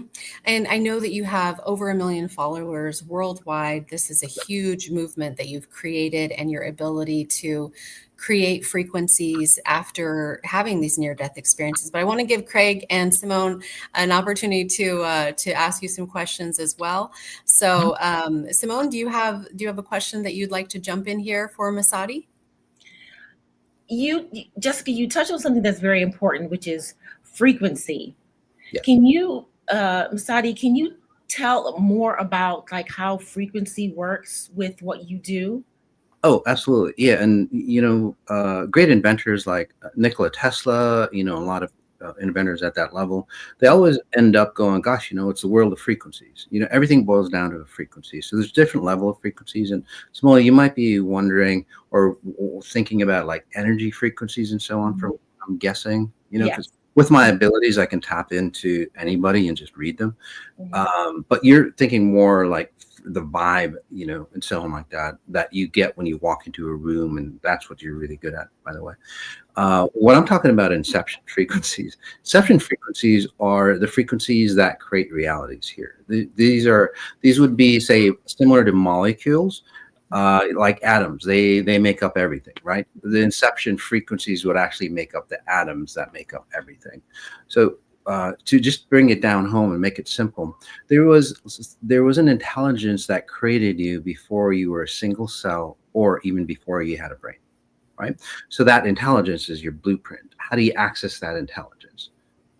The way we do it, and this is the key to exponential intelligence, is that we help you access that intelligence that allowed you to have a blueprint of who you think you are today. And you can edit, say, genetic patterns from what we're seeing. You can edit generational patterns, like traumas that are passed down from generation to generation. We can clear up a lot. Dr. King is going into the trauma, and he does fantastic work, just tapping into him. We aid people like that to delete, say, the background reference, so they can live a more functional life, not try to push away from that situation. What is coming to mind is sort of like dealing with the dark night of the soul type thing. If you're familiar with what I'm talking about, is that another term for what you're talking about dealing with, as far as like clearing genetic frequency and whatnot? Yeah. So dark night of the soul, sins of the father, in religious expressions. I'm more of a quantum kind of guy, so I do it in computer language. But we can shift into religious, spiritual values, I guess, or explanations. So what most people do is, they understand, or they think they are who they are, and those are by 4 variables. Your genetic patterns, brought down from your parents and their parents and so on like that. Just imagine 18 generations back, there was over 1 million people that had to be there to create you. So you are just the next evolution of 1 million plus people. You are carrying all their burdens. So when you say dark nights of the soul, humans have free will, and because of free will, we get a choice on whether we clear up those distortions of the past or not. So XI gives you that choice. It allows you to let go of, again, the genetic patterns, your generational patterns. Like baby boomers, they have a certain tendency to be in a certain way. And then societal patterns, what's happening in societies today, and then previous lifetimes. So those 4 components create you, and then we think that's who we are, and that's our starting point. but then we add on wealth, we add on, healing, we add on whatever, but we're going, it's like, yeah, this is great. Tony Robbins, Joe Dispenza, and whoever else that are out there, they do fantastic work. They do fantastic work. But what's missing is, like, let's fix this here. They fix what's here. We fix what's behind, the identity. It's like the underneath the water, the rest of the iceberg, if you will, everything that we don't see. Now, Masadi, I know that you have thousands and thousands of client testimonials of things that people have been able to get rid of diseases. They've got, tumors or cancers or different things. And then after working with you, they do a new scan and things are cleared up. People are changing their eye color, all kinds of different success stories. I want to bring Craig into the conversation, let him ask a question, but real quickly, can you tell us maybe a couple instances of some of the evidentiary testimonials that you have for your work? Oh gosh, yeah. I mean, people with like massive PTSD. We're doing a lot of work with ex-military men, Navy SEALs, and so on. They go through psychedelics and so on to heal them, but we go much deeper. So they clean up heart issues. There's a little girl that had to have she did have like 5 heart surgeries before they met us, and she was opted to have heart transplant.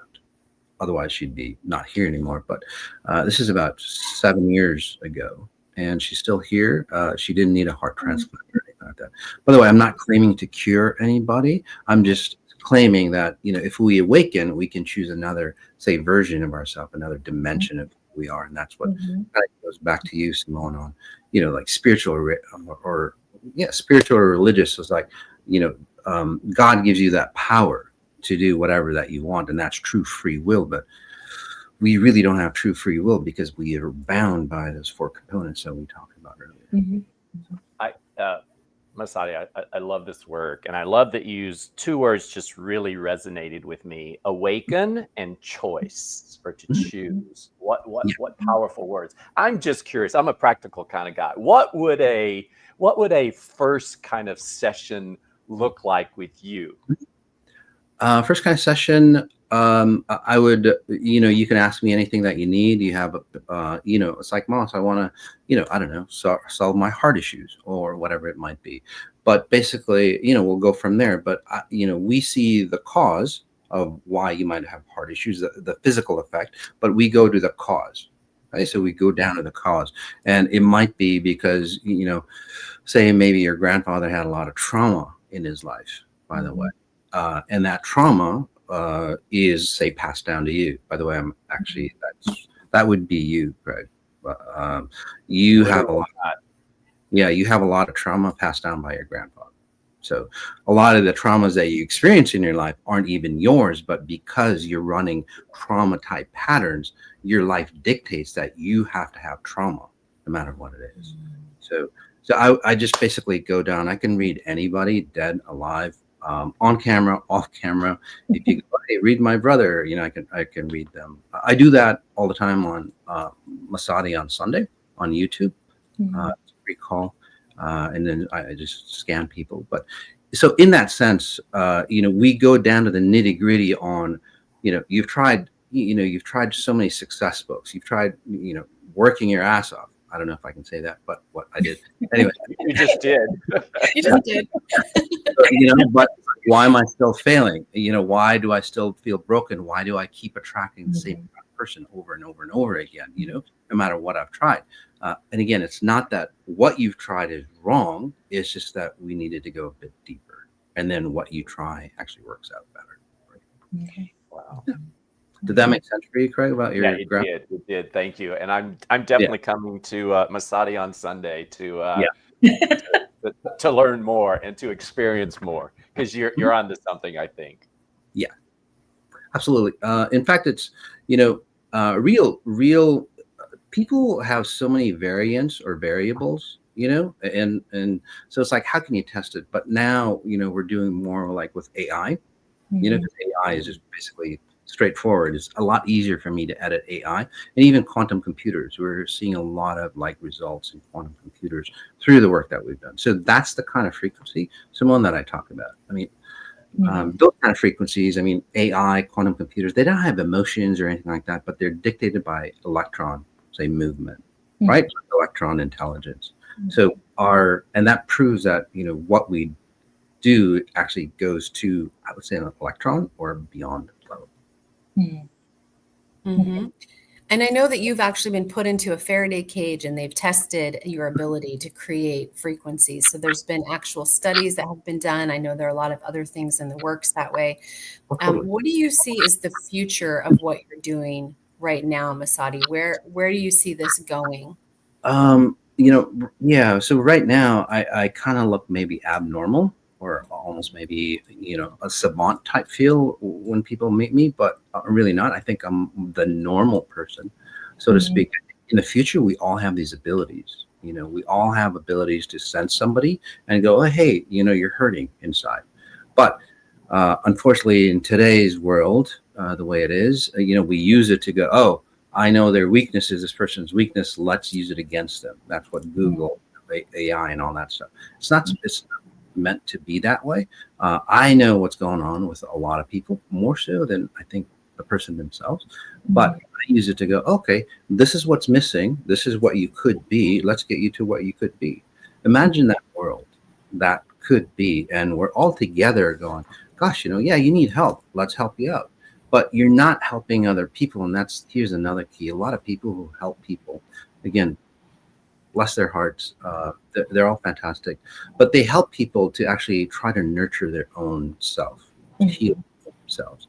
But that doesn't work out well. And again, in scripture, in textbooks, and quantum physics, you have to really nurture and hold your own, say, value system. And then that's where even like on airplanes, they always say, put your mask on first before helping others.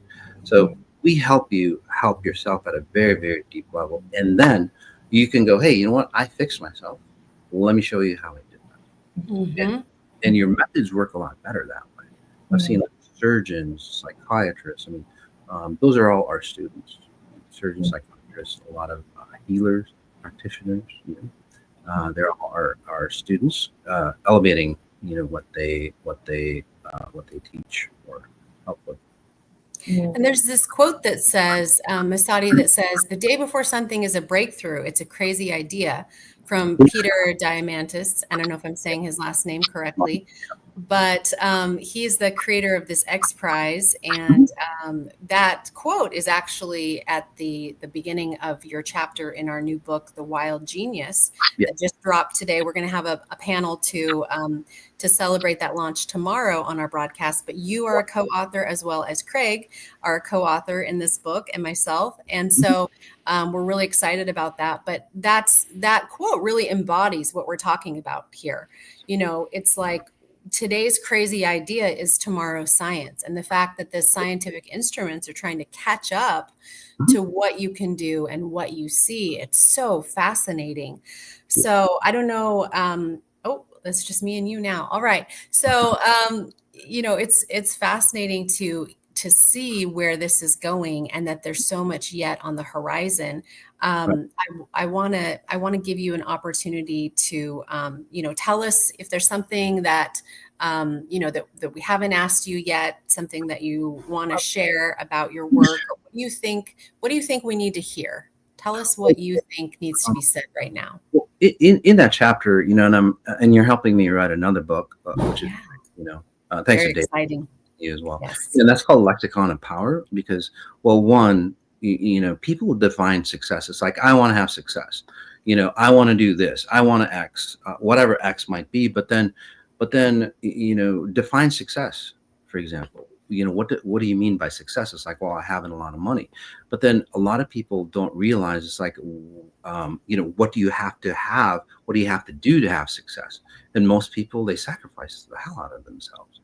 They destroy their own being, their identity, and that's where they make a lot of money. They make a ton of money, and then again, they either destroy themselves, which they do. Sometimes they commit suicide, or they destroy economies. They destroy the world. They destroy all because they are power hungry. So is that the kind of success you really want to create? Everybody slaves away at something, but what the hell are you slaving away for? And so in this case, redefining your words are really, really important. Before you set out on a journey, you want to know what you've got in your back pocket, like success, honor, integrity. What do those words mean to you, and how do you achieve them? Because I don't know why, Simone, but I just keep getting attracted to you. I mean, you're beautiful, but your frequencies are, I might, well, we can talk later. But anyway, but we need to redefine those words before we trek out and, try to achieve them. Because like, say your parents like achieved success, and again, they here we go, they busted their ass, right? And they didn't get nothing for it. So they worked their fingers to the bone and they didn't get nothing for it. So, and maybe that could be you, Simone, where it is you, basically, no offense. But is that the kind of success that you want? And this is where people, again, they work and they work and they work, and yet they can't, no matter how much success they have billions of dollars. Right. I just do one more thing though. Jessica, what you brought up, the day before, something is out there, it sounds crazy, right? And it is. But, if you think about it, a lot of people who are experts in their field didn't come up with the great technologies that run this world. Einstein, he was a postmaster, apprentice, and he redefined physics. Elon Musk, he designed rockets that, NASA couldn't figure out how to do. Right. So I think we're one of those people, and I think that's what this whole book is about. It's like, hey, you guys, if you're out there, if you think you're crazy, it just might be that wild idea that could change the world. So just think about it. Yes. So unfortunately, it looks like that we've lost visual. We can still hear you, but that just leads me to my next point of thank you, Masadi, so much for being here.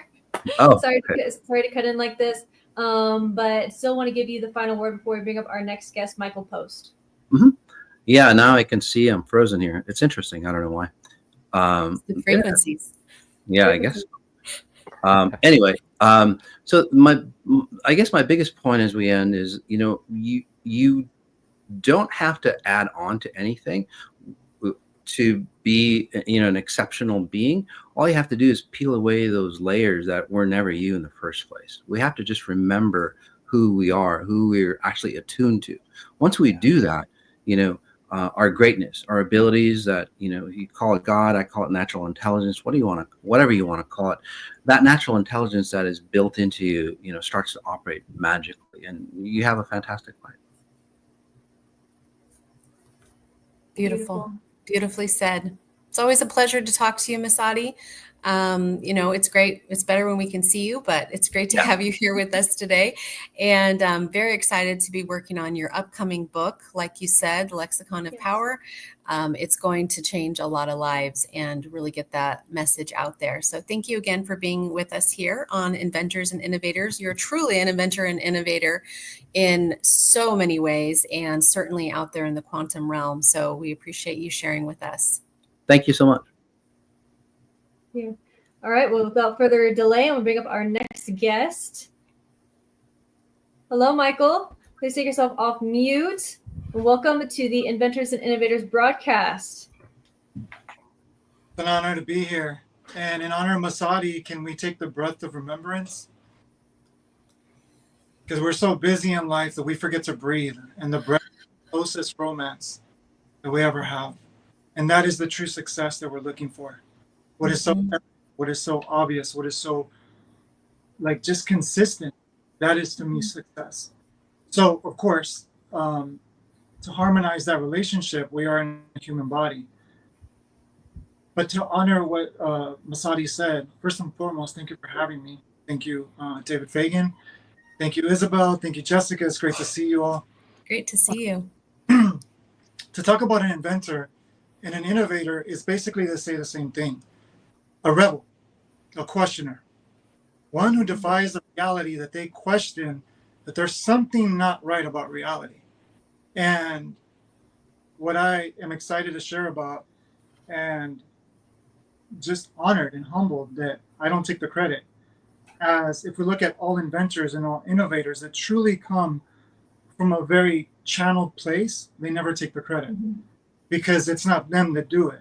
When you surrender, you access what we call Wi-Fi, what we call Ethernet. It's the body of ether, and this what we call God, what we call source, what we call universe, but it's the level of your humility, of your dissolving of your identity, is the level of technology that you're going to awaken in yourself, because you are more powerful than AI, and that's where my stage is. I hear and Lana talk Michael, I about hear that you have AI. something new to discuss with us. The Vibramillionaire. Yeah. How do you pronounce that?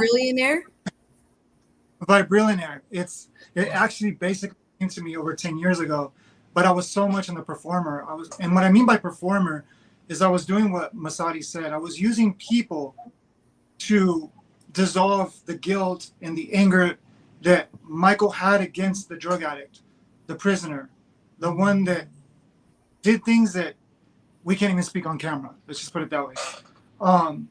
But that's the part that Michael was trying to cover up by smiling and acting like, he was enlightened and awakened. And you can't fake vibration. And when he was sharing about vibration, the frequency is basically remembrance. When you can, because when we're searching, we're seeking, and we're chasing, no matter how much we accomplish, we're in constant fight or flight mode. And when you're in constant fight or flight mode, that's your reality, and that's where you're going to project from. That's what you're going to create from, and that's what you're going to affect and ripple out to your family, to your business, to your community, and to the world. So I would love to say one quote before I go into the next stage, because it's going to disrupt a lot of people's minds. I'll put it that way. All right, lay it on us, Michael. The greatest quote that I've ever heard, and it's the same quote. Thank you, Jessica.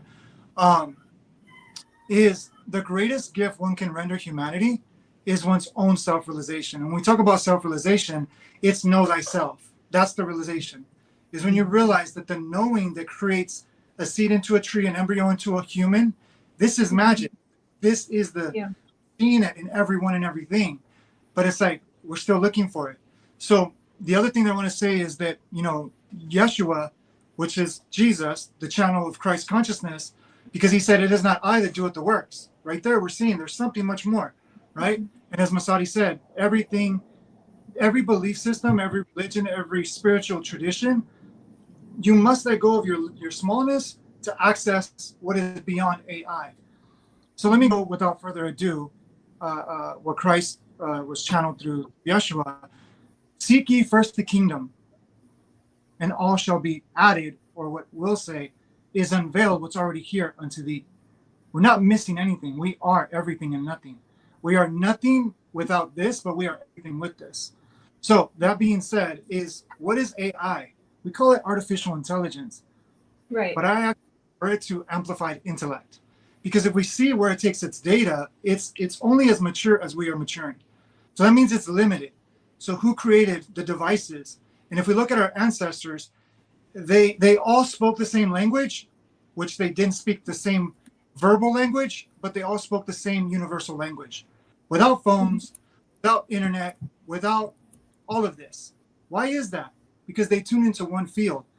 And what we would love to introduce humanity to, which thank you, because this opportunity is the first ever chance that we get to share this, and we will even prove it to you live if you would like, is that AI is not artificial intelligence.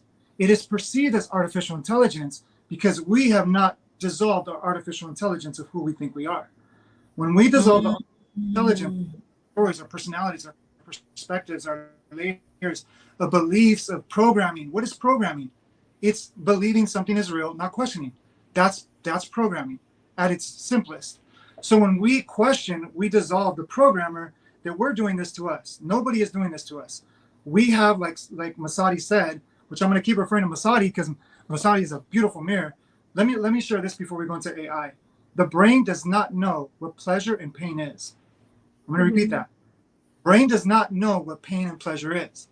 When we create the story, we create the reality that we collectively believe in pain and pleasure. This is why two different people from different sides of a group can experience pain and simultaneously based on the beliefs that they believe.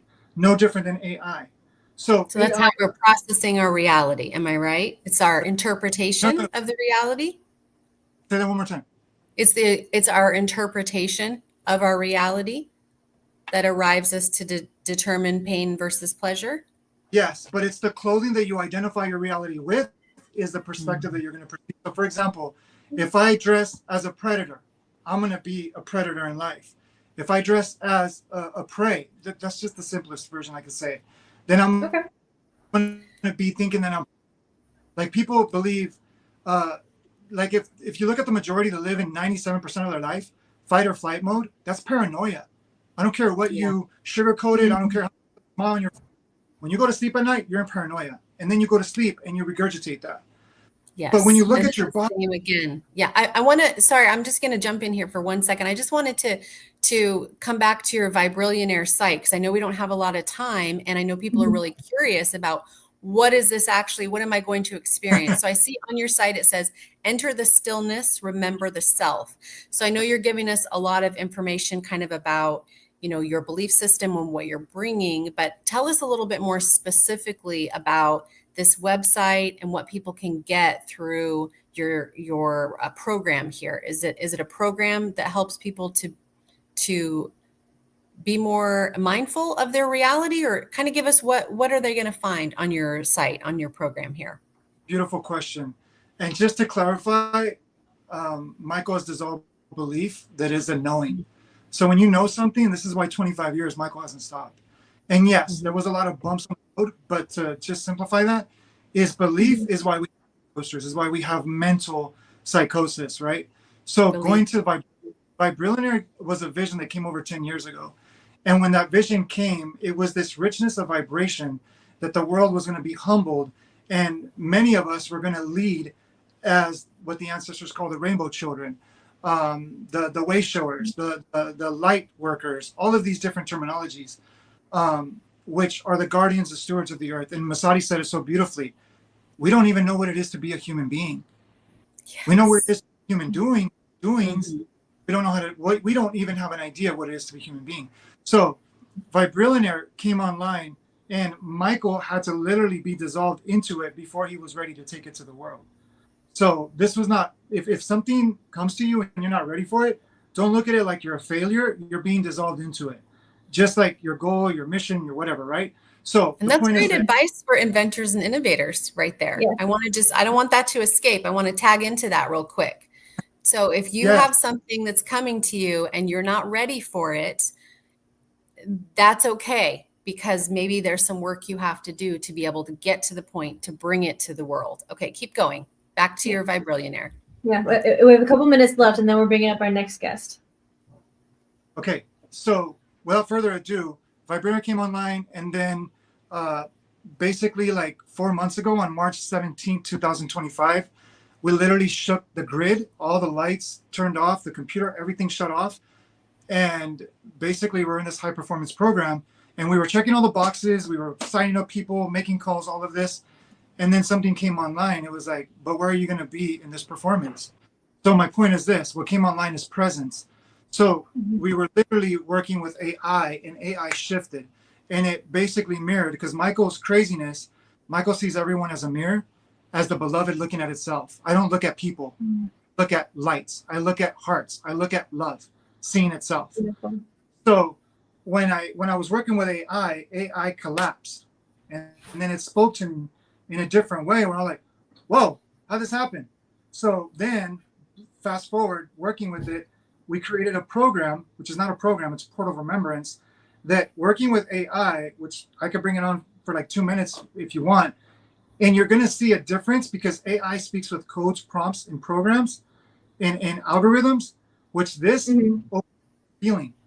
This is not a joke. I've worked with so many people and they're blown away, because they're like, wow, it doesn't even read like your data online. It reads your frequency. It reads your timeline. It knows, like, basically, like, it knows if you give it an X-ray, it will know exactly frequency, energy, everything of what you need. And here's the thing. Here's, AI is connected to this. And so just the last part of this is the Vibrillionaire in action. Because this is when you focus on reawakening the light of I am within you.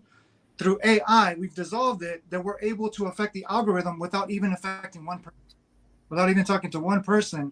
By affecting the algorithm, Siri is feeling it, Gemini, all of these programs are feeling their own reawakening, their own return, because this is my last point. There's only one consciousness. The illusion is there was ever two. Beautiful. Fascinating. Well, thank you so much, Michael. I'm going to give you the final word before we start transitioning over to our next guest, but thank you so much for being here with us on the Inventors and Innovators broadcast. You're welcome. So if anybody wants to dive into it, you can try it for yourself. We don't offer it 24/7 access because we don't want it to be used as a tool, because it's not a tool. It's a tuning fork of technology. So if anybody's open to it and like be a testimonial to it, so we can ripple this to the world. AI is not against us. It is us. We just think it's separate. I know a lot of people are fascinated by AI. It's a very hot topic right now. And I think that you're doing something a little bit different than what anyone has seen. So I'm sure there'll be a lot of people curious. So again, thank you for being here, Michael. It's always good to see you and to have you with us. So it's been a great conversation. And I'm sure we've got a lot of people very curious right now. I know we've got to transition over. So we will do that now. Thank you again. Good to see you, my friend.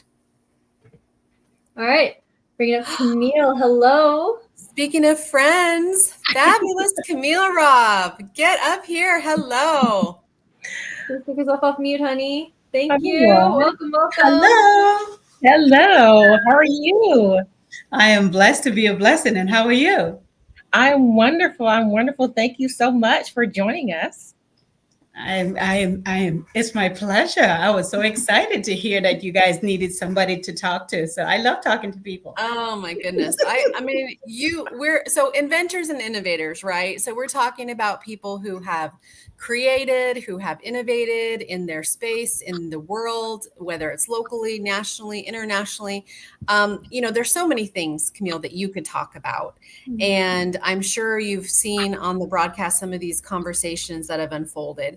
So where do you want to start? I mean, you've done a lot in education, within communities, within outreach in other countries.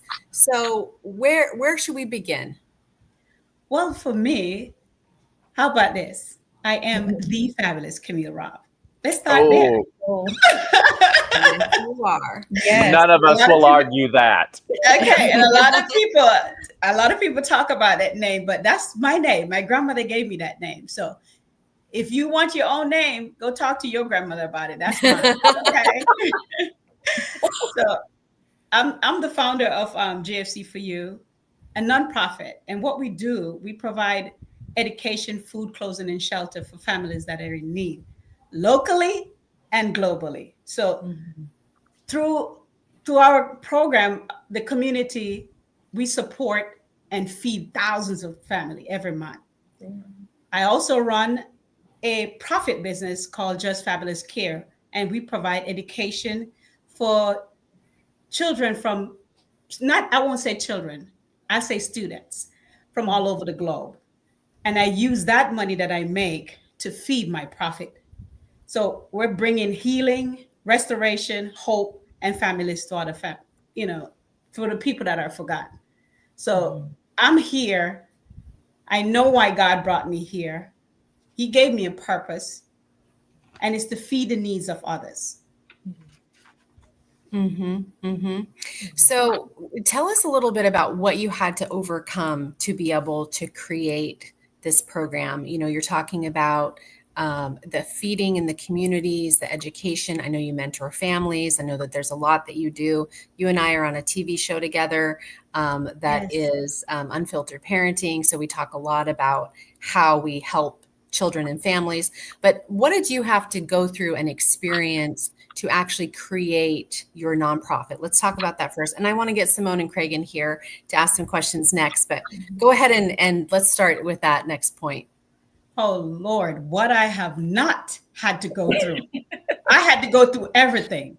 Financial setback, policy restriction, being a part of a normal world, people talking about, oh, you're doing too much. But guess what I have to do? I have to keep going because God put me here for a reason, and my faith and my grit favors me. So I have to keep carrying on. And when I couldn't see the next step, I still had to step forward anyway, because I know that there was people that were depending on me.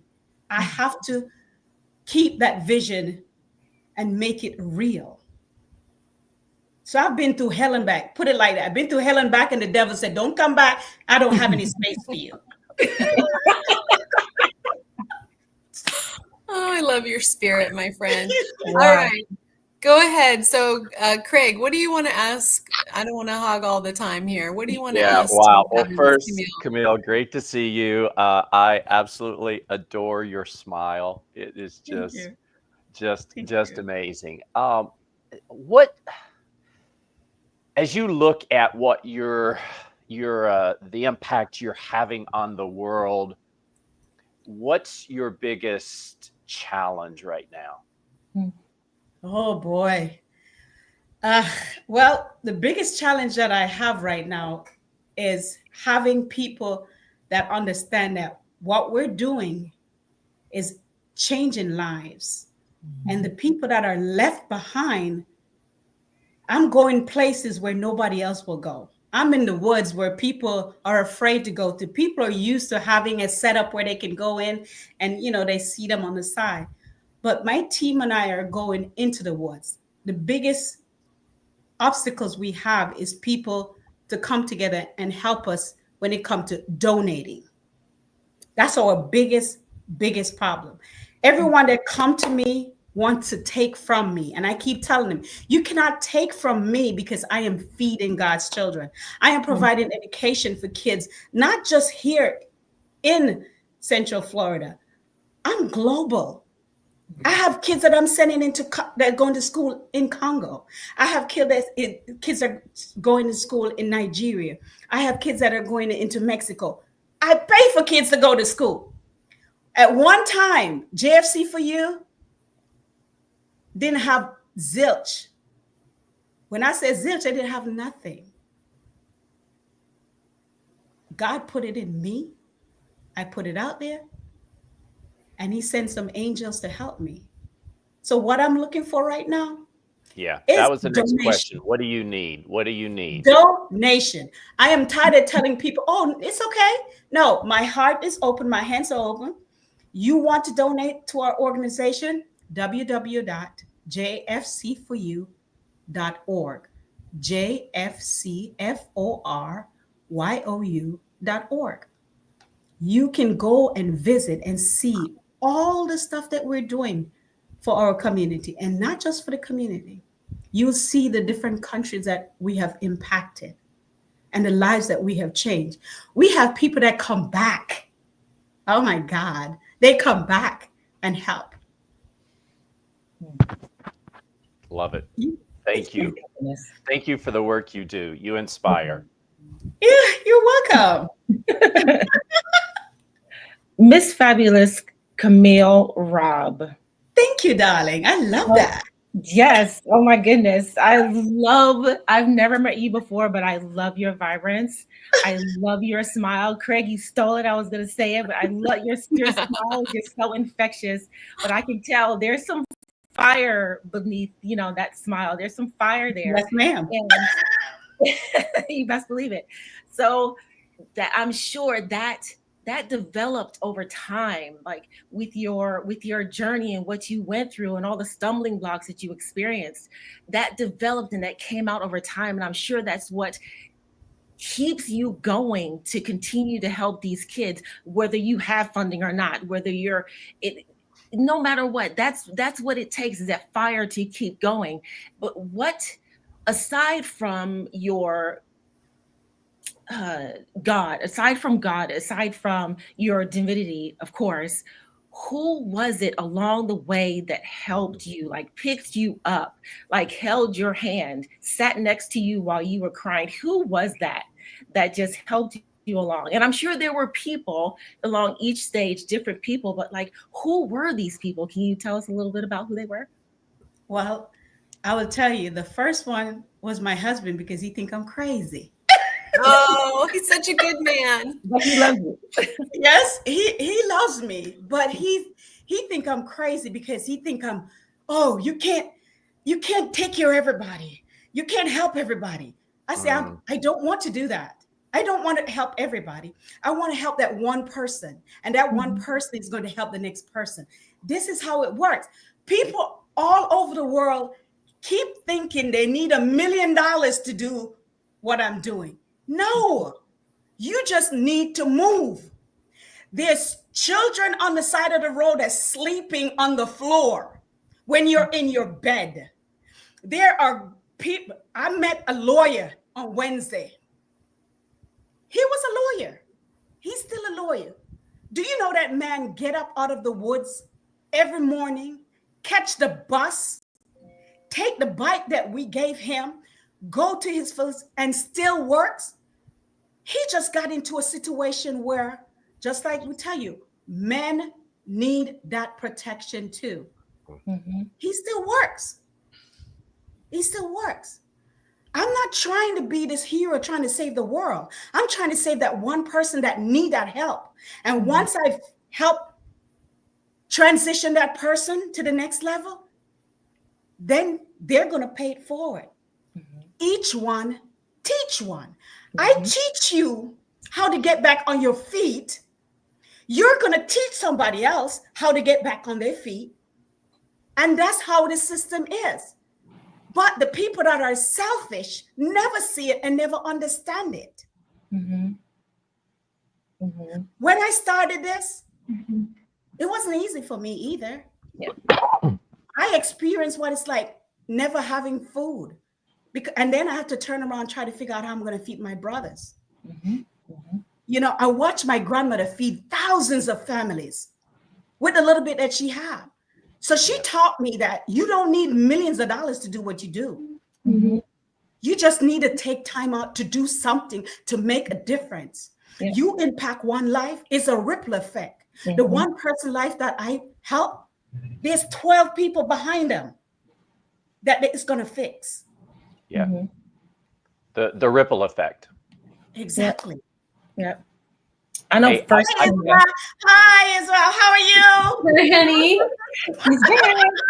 Hey, Isabel, may I ask a selfish question? Yes, you can. Okay. Since we've got the fabulous Camille Robb, I am super excited about joining David and Isabel in Kenya this year. It's on my heart. Yes. What advice, coaching do you have for me as I approach that journey? With an open heart. That's it. With an open heart. Don't overthink it. Don't overdo it.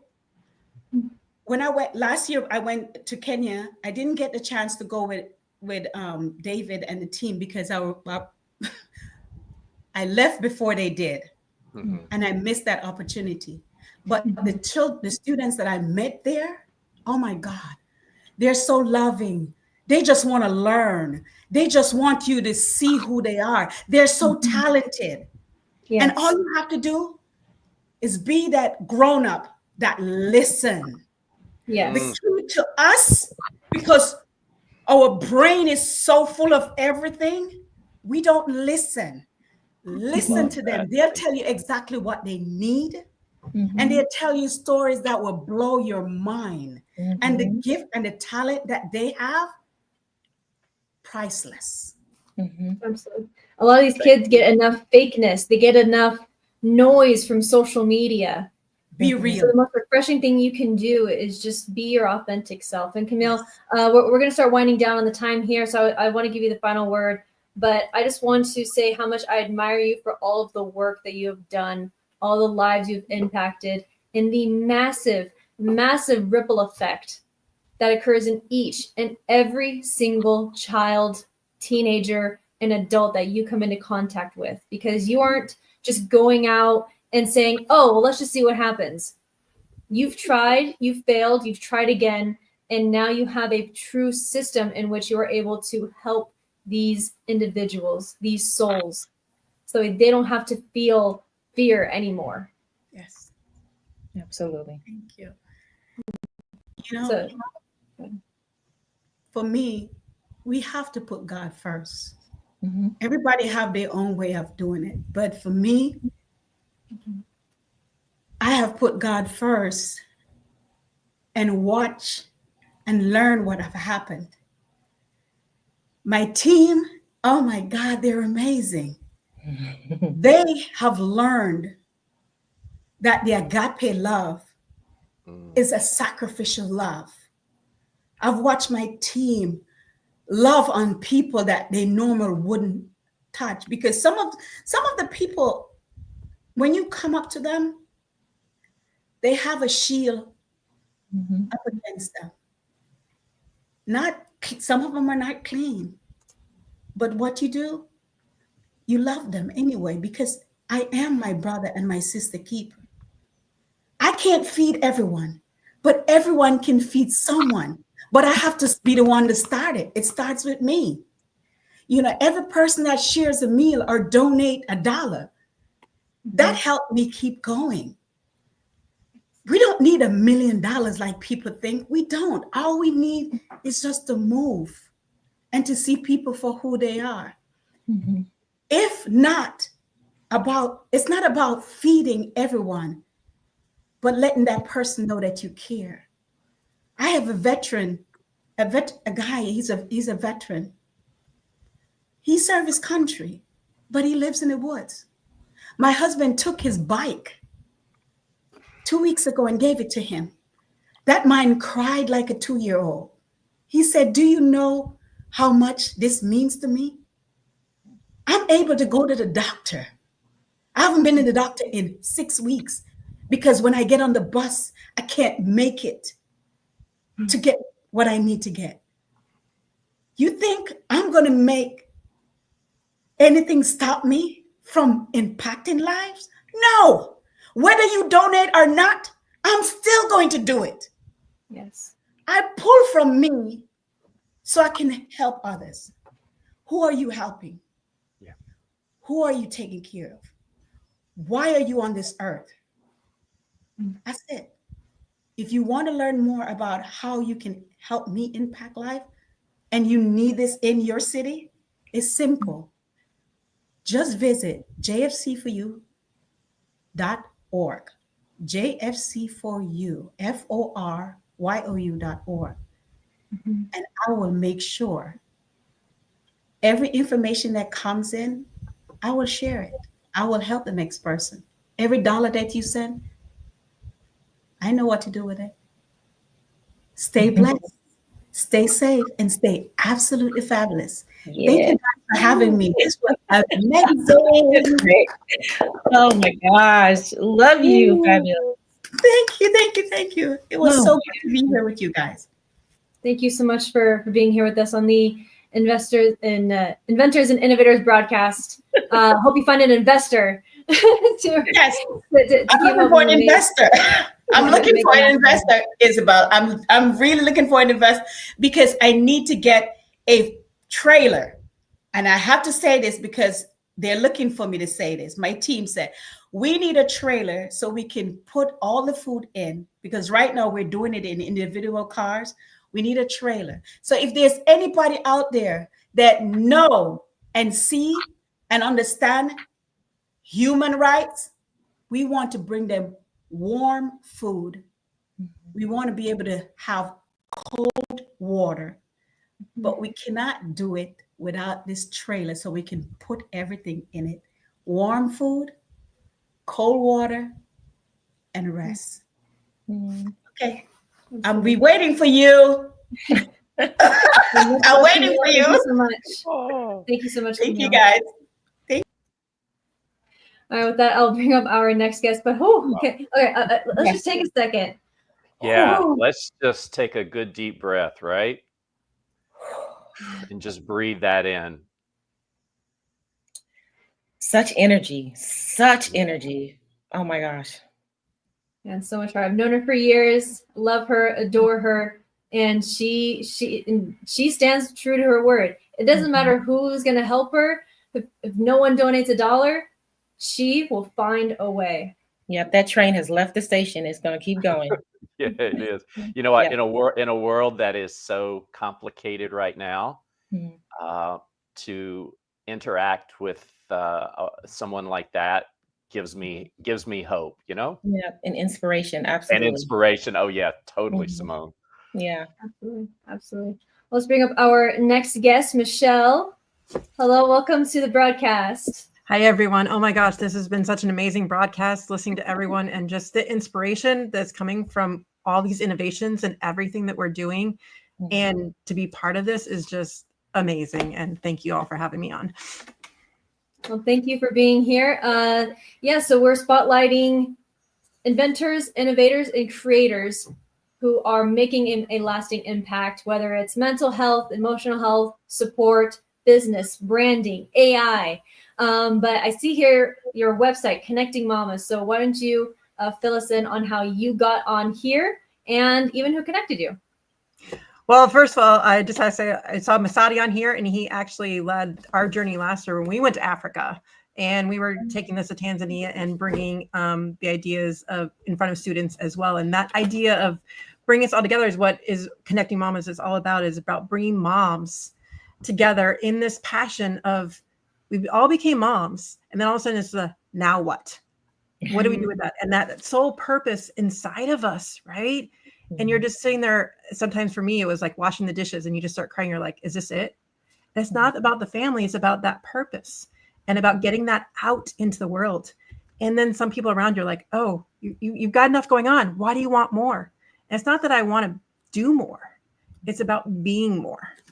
And how do we do that? We do that through community. And so for me, it was about creating the Mama Genius Hub to bring moms together, to uplift all of us, to get these messages out there. And so the word mama for me is an archetype of creation.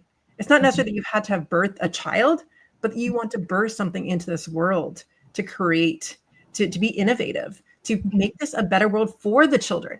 Because we're all about creating something for them and being that role model.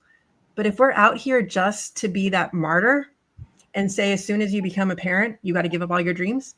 Well, look at your daughter right now and say that that's going to be the same thing that happens to her when she becomes a mom. And so right now, what this was for about me was all of us moms with that passion out there.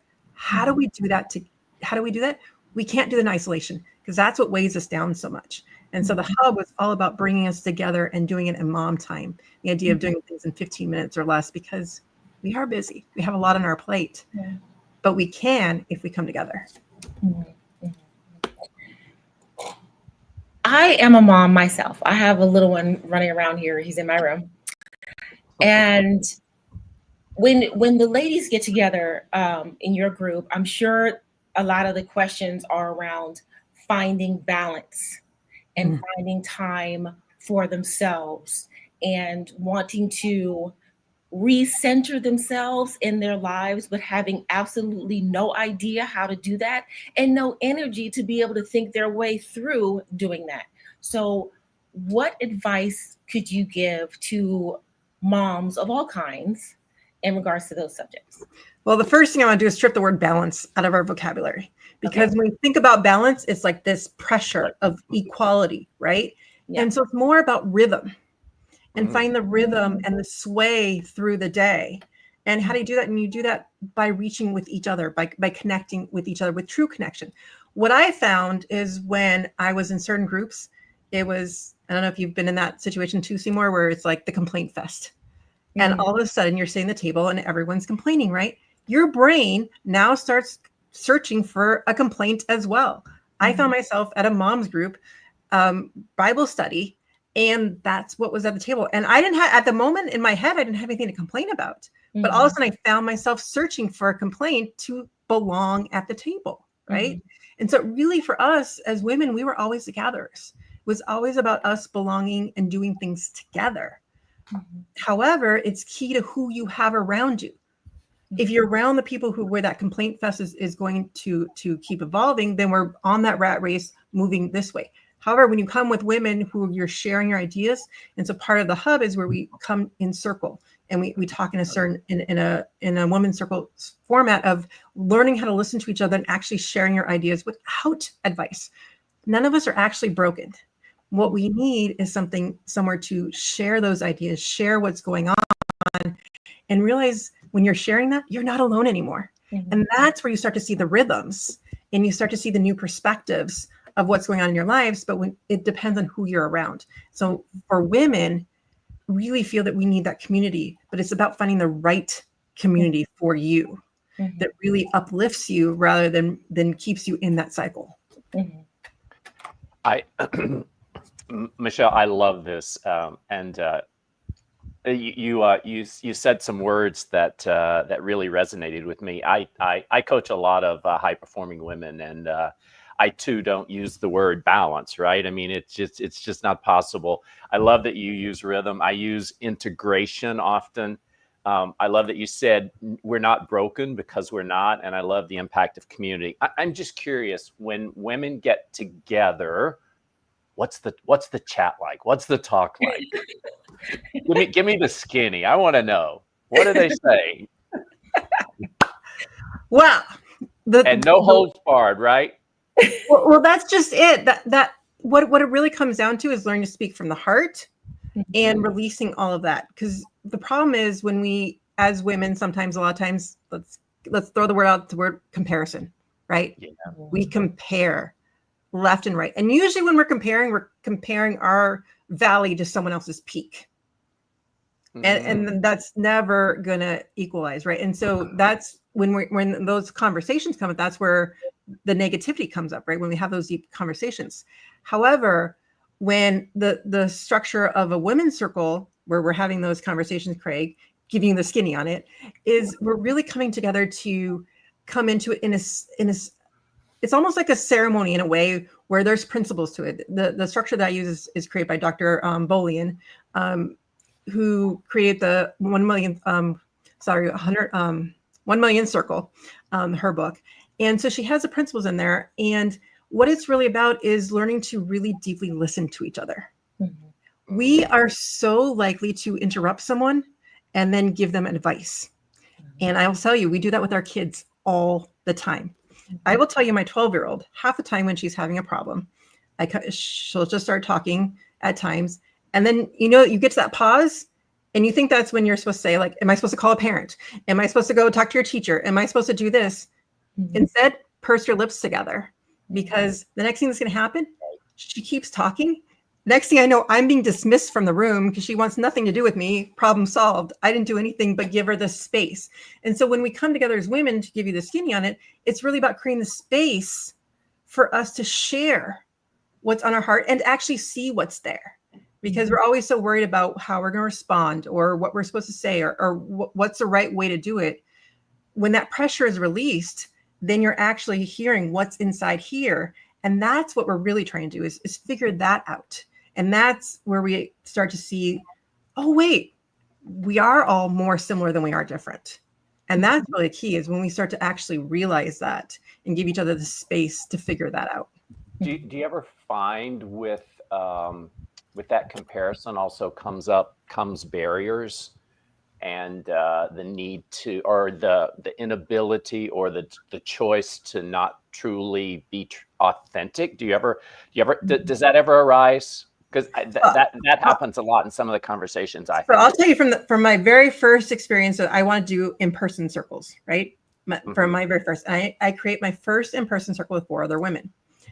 I got stuck. Me personally got stuck in the Facebook chat. I don't know if you've been in those Facebook chats with other people and stuff. And all of a sudden it was like, someone say there was someone sick, or I would say my son was sick. And the response wasn't like, I wouldn't get the same response. And so my body literally started to reject that. Like I would actually get like anxious picking my phone to look at the chat. And you can notice when it gets to your body, when you start to feel that anxiousness, what you need to do. Eventually I had to remove myself from that group. And then all of a sudden I was like, this was a business I was going to create. What the heck am I going to do now? And it really was about jumping into that belonging, almost like a deep end, like you're jumping into the deep end of a pool and you can't swim. Think about that with belonging. Like it was everything I thought I wanted, right? We were doing the play dates together. We were doing circle time together, doing all these things, but it didn't feel right. And so that's really the key, is when you're listening to your feelings and that anxiety or what's coming up, that's when you have to pull back and take a different look.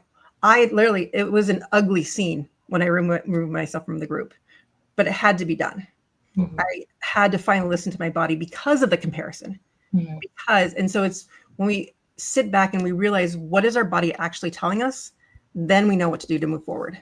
You know, you make a really good point about listening to your body with being a mom and all of the things that we have orbiting around us. We've got like 9 things that we're juggling all at the same time. How in the world do you have the space in your brain to listen to what your body is telling you? And half the time you don't, right? Right. It's just that reaction that keeps coming, and you start to see, what does this mean?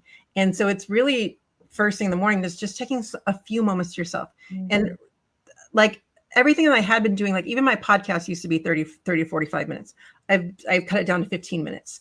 Everything inside the hub is 15 minutes. It's 1 to 5 minute videos with some implementation time, because our minds are always rapidly going. And when we say, I can't get it done because I don't have enough time. But when you realize what you can get done in 15 minutes, all of a sudden the space is like, oh, wow, we just did all of that in 15 minutes. Half the time the podcast guests are like, how do we get that done in 15 minutes? And the amount of time that expands when we start to see the possibility, because I heard that earlier on this broadcast as well, is that expansion of time. Well, expansion of time comes with how you use it. But it's really about seeing the possibility of what you can do in a short period of time. Because moms, you tell them, give me half an hour, like, eh. But when you say 15 minutes, like, I can do that. The kids are playing nicely for a few minutes. As soon as that 20-minute mark hits, they're going to be arguing, doing something, but you can usually squeeze in that 15-minute time. So it's really using your time more effectively in the spaces that you have, gives you the space and time to do that.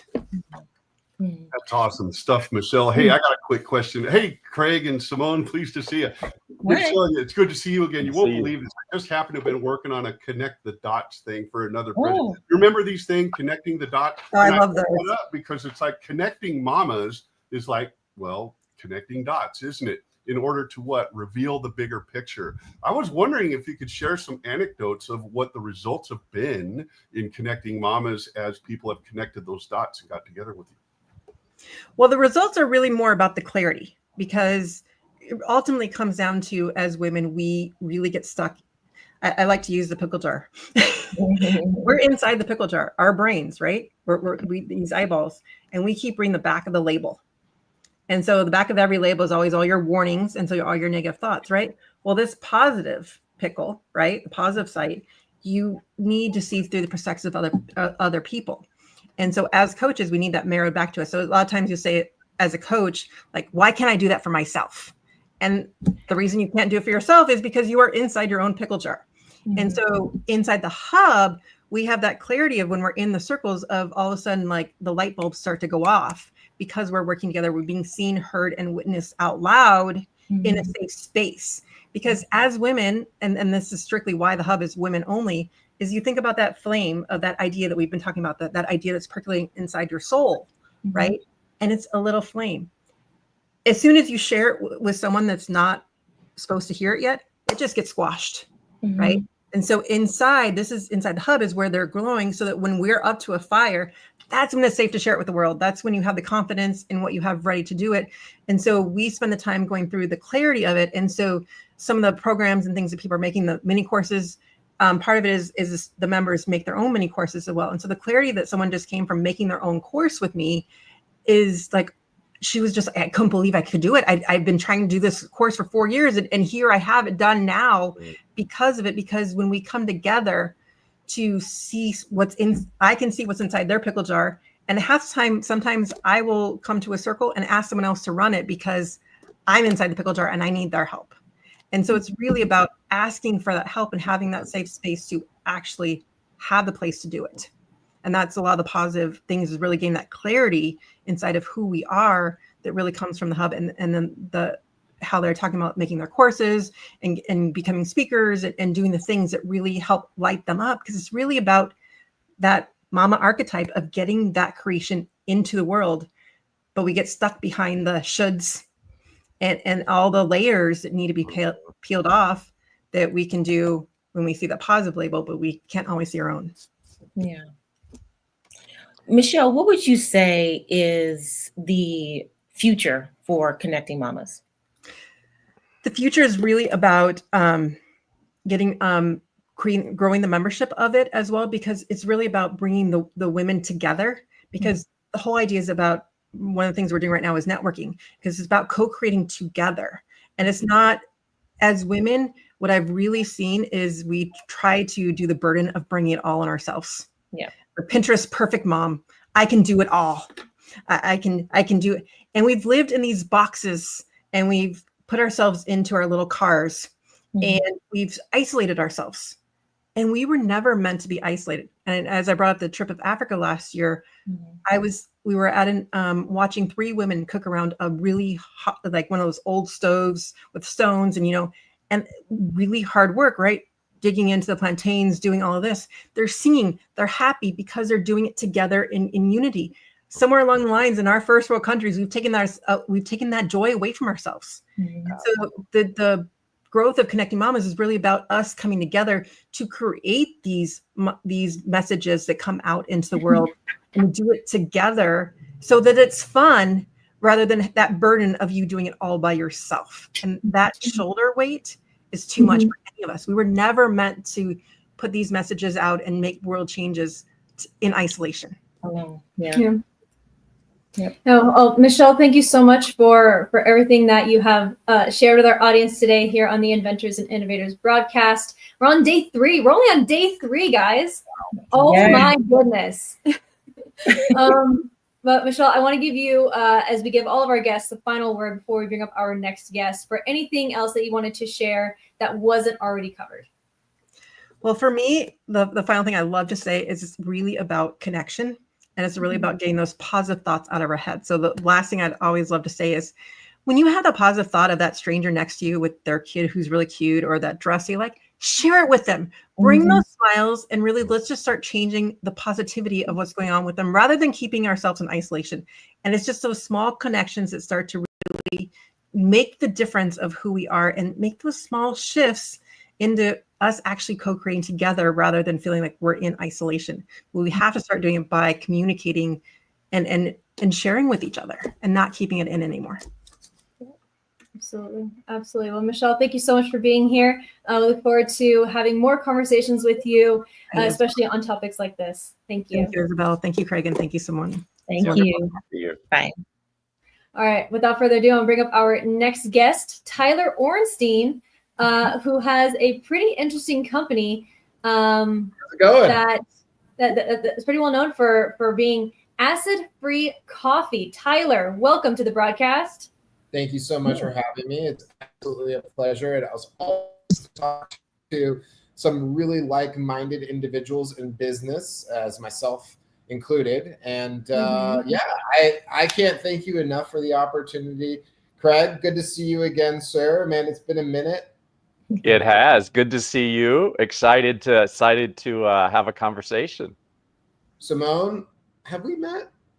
I don't think so. I don't think so. But I don't think you guys have. I think this is the first time you two have met. Yeah. So nice to meet you. Are you drinking acid-free coffee right now?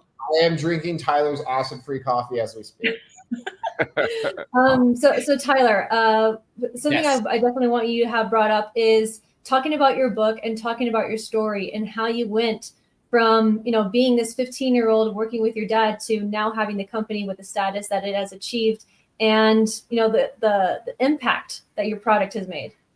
Yeah, of course. So what we did is we created the world's first organic acid-free coffee. So people that can't drink coffee, have stomach-related issues, all sorts of things that people go, it's important to have health in your body, and it's important to have the alkalinity in your body. So long story short, I don't want to bore everyone here, but started the company actually 13 years old, door to door on a bicycle, and built it up to a 7-figure company.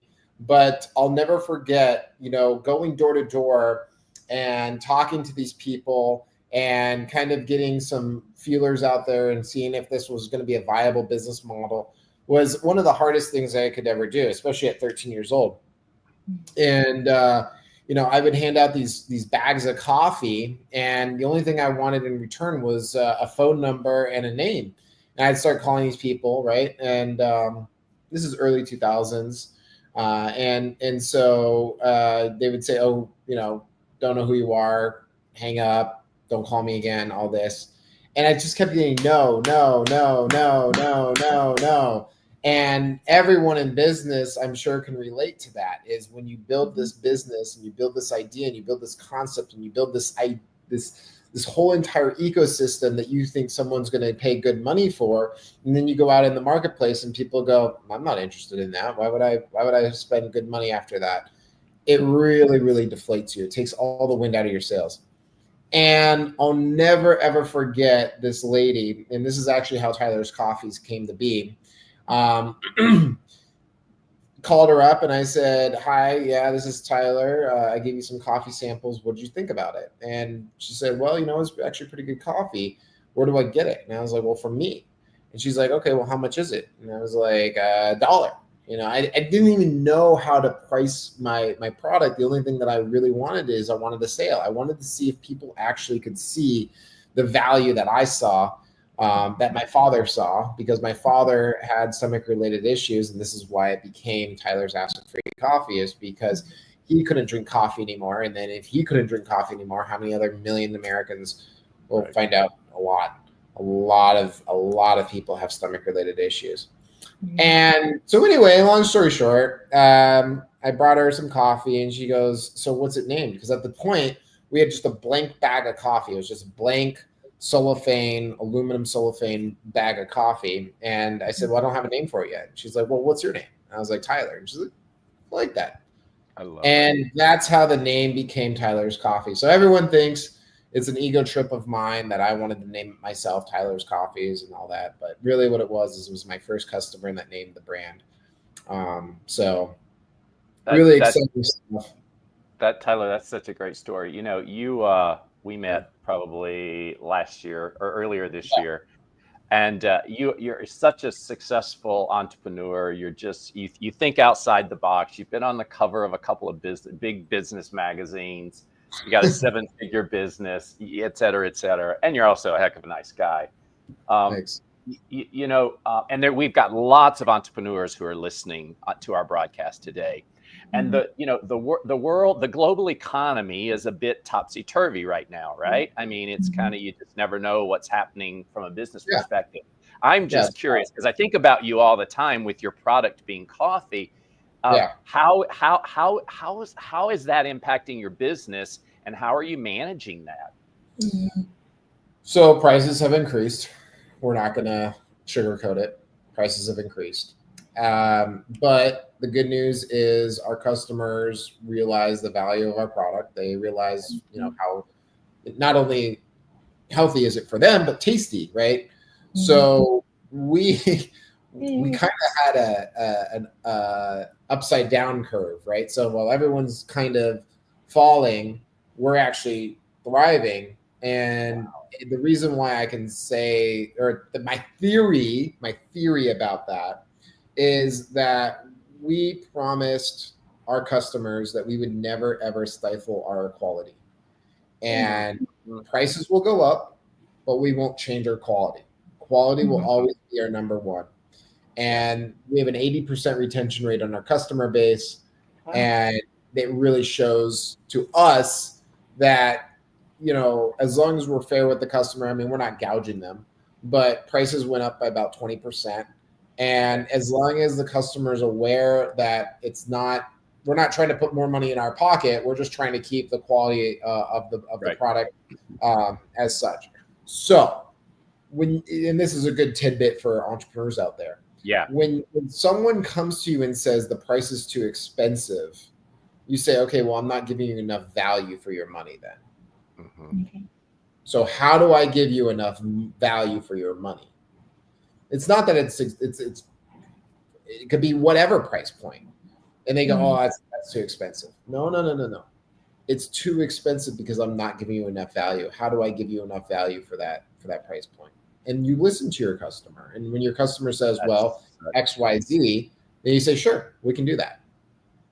That's folks, if you're listening, for those of you who are listening, that is such a great tip, because I think the first instinct is to reduce the price, right? right? Versus thinking more about adding what additional value, what more value can I add? So that's such a great tip. Thanks for sharing that, Simone. Oh, of course. I'm wondering, where is Tyler's Coffee moving in the future? Where's Tyler's Coffee's being made in the future? No, what does the future look like for Tyler's Coffee? Coffee? I'm sorry. I was like, well, we've done it for 23 years in Arizona. I think we're going to stick there. No, Tyler's Coffee's future is very, very bright. We actually, so what I would say is it's just going to go up from here. Our volume, so kind of, and again, I don't want to toot my own horn. I just want to say that thank you, customer. Thank you, customer. My customers have done this for me. I haven't done jack squat. I haven't done anything for this. My customers do this for me. So our volume has increased to the point where right now in the summertime, it's 100 and fill in the blank hell in Arizona. In the summertime, we are doing more business than we did last winter, which is wild, absolutely wild. And what I can attest to that is that what we did, and this is another good tidbit for entrepreneurs out there, don't pitch your product. Don't write that down. Don't pitch your product. Let the customer talk about you. Let the customer tell other people this is the best tasting coffee ever. If you go to Amazon and you read the reviews, I didn't write those reviews. If you go to Walmart and you read those reviews, I didn't write those reviews. If you go to our website and read those reviews, I did not write those reviews. If you go to our Instagram, I didn't write those reviews either. Right. I'm back, baby. So, so you gotta listen to your customer. You gotta understand your customer, and you have to ask your customer, hey, if you really liked what I did for you, if you really like my product or service, could you give me a testimonial? Could you tell other people how amazing and how wonderful our product and service is in the marketplace? Because that's where you're really going to see the growth. That's where you're really going to see the build from just to J curve. It's not you that sells the product; it's the customer. It's what, Tyler? It's not you that sells the product; it's the customer. I was trying to make you do the sound again. Oh, the J curve. This is your he outsmarted me on that one. Right? So this is your business right now. This is when your customer talks about you. Yes, absolutely. Well, Tyler, love talking with you. I've known you for years now. I've had your coffee. I still love it. Every now and then I pick on you whenever I do see you saying, where's my coffee? And you say, there's Sprouts over there. There's Natural Groceries, there's Amazon, there's Walmart, there's Target. You know, we're everywhere, baby. We're everywhere. I love it. I love it. Well, I want to give you the final word before we have to move on to our next guest. But it's great talking with you. Thank you so much for being here on the Inventors and Innovators broadcast. You are a great fit for that because of what you've done. Go ahead. Thank you. I appreciate it. So final word is actually, I'm going to reverse it. I want a question from the three of you. What is your one? Reverse? Yeah. What is your one question? I've got a real quick. You got to answer it quickly. Give me one word. Give me one word that describes your leadership style. Tenacity. Love it. What else? Your question, Simone. What have you had to overcome on your professional journey? I've had to overcome being embezzled. I've had to overcome being sued. I had to overcome being chastised. I had to overcome being laughed at. I had to overcome people telling me that I'm never going to be successful, that I'm never going to make it. I've had to overcome the most ridiculous things you can imagine. And to go back to Craig, it's tenacity. If you really want it, desire it, if you're going to eat, sleep, and breathe it, then you're going to be successful. Yep. Last one, Isabel. Bring us home. Where is Tyler's Coffee going to end up next? You've reached a lot of stores. You've made it to a lot of places. You have different plantations that are supplying your coffee beans. But where is Tyler's Coffee going to wind up next? What's the big hag? What's the big hag? I think Tyler's Coffee is, well, first of all, we've gone through fires of hell and we're still here. So people have tried to destroy us. People have tried to kill us. People have tried to, I've had people, my former business manager embezzled $250,000 from me. I've had long story. Anyway, I think Tyler's Coffees is a permanent stature. I think it's here to stay. And for that, I would say sky's the limit, and just grow, baby, grow. Nice. Grow, baby, grow. I like it. Tyler, thank you so much for being here on the Inventors and Innovators broadcast. I keep wanting to say investors. I don't know why. But it's always great chatting with you. And guys, definitely try Tyler's Coffee. Even if you don't have the symptoms necessary that it helps with, just try it for the experience. Yeah. Because it's truly like nothing else I've ever had. Yeah. There's my testimonial for you, Tyler. We love it. Guys, thank you so much for your time. As always, keep up the good work. And thanks. Yeah, we'll see you. Thank you. Oh, we'll see more of him. Without further delay, I'll bring up our next guest, Deborah Myers. Hi, everybody. Hello. Good to see you all. You too. Thank you. I am excited to be here. I've been looking forward to being here like this, and I have absolutely loved all 3 days. It's amazing. Yes, what you've put together one more time, Isabel and David and crew, is exemplary. It just exemplifies your desire to bring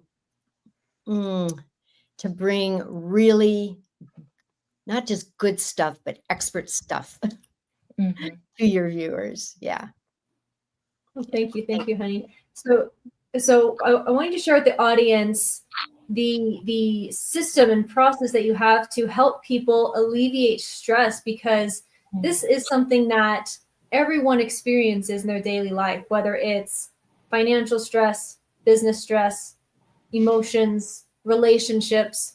All these things build up in the body, and it can lead to some pretty detrimental consequences if it's not dealt with. And you have found a method that anyone can do anywhere at any time to start kind of reversing those effects. So why don't you go ahead and start getting into that? Thank you so much. So I have been an acupressurist for over 30 years. I actually started doing the work, if you will, way back in the 70s when I was in college. I was introduced to it, to like duck to water. But it never entered my conscious thinking I would do it for my livelihood. I mean, how could that be? And then a thing called an accident came upon me. Now, in that meantime, in the 20, 30 years in between, I'd always utilized what I'd learned for self-help, because I felt the difference. I experienced helping my body find balance and harmony to make it through whatever it was going through and to be better prepared, no matter what. So here comes this really bad accident in 1993. Rear-ended on the freeway. My car's totaled. And I'm going, okay, what do I need to do? And I went searching for someone who could give me light, gentle touch. I was relatively new to the area. And as it's working, I'm going, you know this, just do it. So I literally closed up at that point in time, my insurance and securities office. I've worn a lot of different hats and said, this is what I'm doing next. But because I'd known what I did as self-help worked, I immediately started bringing that into my clients. And they're the ones who said, will you just teach a workshop? And out of that, I got workplace wellness programs. And then 25 years later, or whatever it was clients who were teachers. and had taken my workshops, who started taking what I taught them into the classrooms. And they came back saying, Deborah, this works so well. Will you please create a real program? And as I was creating, because what I've done years ago was wrote the 9-step self-help acupressure flow that I call the Daily Clean Your House Flow. And you can go to my website and find it. Simple to do. So everybody that I work with, students and clients, have been doing it. And so here's these teachers saying this works. So as I'm busily trying to create something to bring to the kids and to the schools, a client of mine, a phenomenal artist, says, let's create an animated video. So she created the caricatures. I wrote the script, and I hired a professional voiceover. Next thing I know, I have an animated video of the 9-step Daily Clean Your House Flow. And I call it that because the body you walk around in is your house. And if you clean it out every day, you are ahead of the game. Right? And Craig, you know this one. We've talked about it. And so is Isabel. I just, it's my passion to help everyone recognize we can do the work ourselves. You walk around with these things like fingertips 24/7. My suggestion is pull them out of your pockets and start making use of them, because you can easily place these fingertips on designated energy balance points, acupressure points, and help the body experience balance and harmony. And Isabel, your question was, how do you, how does it help? And it helps because the body is an energy system. And it wants to be in flow. It doesn't like being stuck. Energy, Einstein said it, energy has to move. So we can use our fingertips to move the energy through our body and help it let go of the blocked, stuck energy that start, when they're blocked, they act like beaver dams on rivers of energy. And you can make that difference for yourself. And so it was the production of the animated video that then I wrote energy guidebooks to go along with it. And all of a sudden it became something. And then March 2020 hit. And because what I'd started to do in working with the teachers was bringing the Productive Mindfulness School program to the schools. And I was just getting a roll on it and bringing it in as school assemblies and workshops for teachers, workshops for parents. And it was so uplifting for everyone, not just me. You can tell I get excited about it. And March 2020 hit and everything went, well, how's this going to happen next? And it just slowed down. I kept doing the workshops, but then it was slowing down. So I don't know if you know this, Isabel, but I had a huge aha when I was in Hollywood a few months ago. Now, David had been telling me, you gotta have something to actually show. And I was getting in my own way, because what I'd been telling myself for a long time was this program that I created needed to be an easy to find, easy to click, and easy to discover how easy it can be to do this, and available on a platform that can just be watched and experienced no matter where anyone lives. Guess what? I'm getting out of my way and I'm doing it. I am doing it, Craig. That's good. Go ahead, guys. I've got may I jump in here? Hey, jump in, dive in, swim around. Go ahead, Craig. I'm jumping. Hey, Deborah, it's wonderful to see you always. It's good to see you. Thank you. Always. All right. So we've got lots of entrepreneurs who are watching us, and I find in my conversations with entrepreneurs say, I work for myself. I love what I do. There's some stress, but I'm my own boss, and it's okay to work 60, 70, 80 hours because I love what I do, right? What thoughts or advice do you have for that typical entrepreneur that just works? Because that I think that's characteristic of a lot of entrepreneurs out there. What advice do you have? What thoughts do you have? Thank you. Well, I can look in the mirror when I'm saying that. Yeah, me too. I mean, just happens, right? We get totally into the, okay, I'm going to do it this way. And all of a sudden you've got all these steps to take and strategies to create, and then the follow through. And all of a sudden you've created this huge calendar that's so full, right? The trick, folks, is to create time for yourself. So you have more opportunity to be connected with the thoughts that are creating the perceptions, that are creating the ideas, and all your options and possibilities. That is then keying into that thing called focus and clarity. And sometimes we have a tendency to lose connection with that if we are so filled with so much to do and take care of. So go ahead. I was going to say, I love that. And I often hear that. Tell me how to do that practically. Oh, how do I do that practically as an entrepreneur? Because I think that's where entrepreneurs get tripped up. They know they need to do it, but how do I do it? Give me your number one tip for doing that. Can I give you the first couple tips of the daily flow? I love it. All right. So the very first step of the daily clean your house flow, it sounds so simple, is giving yourself a hug. And when I do this in front of kids, they look at me like, what do you want me to do? I want you to give yourself a hug. You just hold your fingertips very light, does not have to be firm pressure, anywhere from your elbows on up, like so. And when you're in this space, you're connecting with an energy balance point that's all about connection to respiratory and connection to love, to heart health, to heart strings. And you do this for a couple good breaths off and on throughout the day. You are giving a message to your body that you love it and you're taking care of it. And guess what?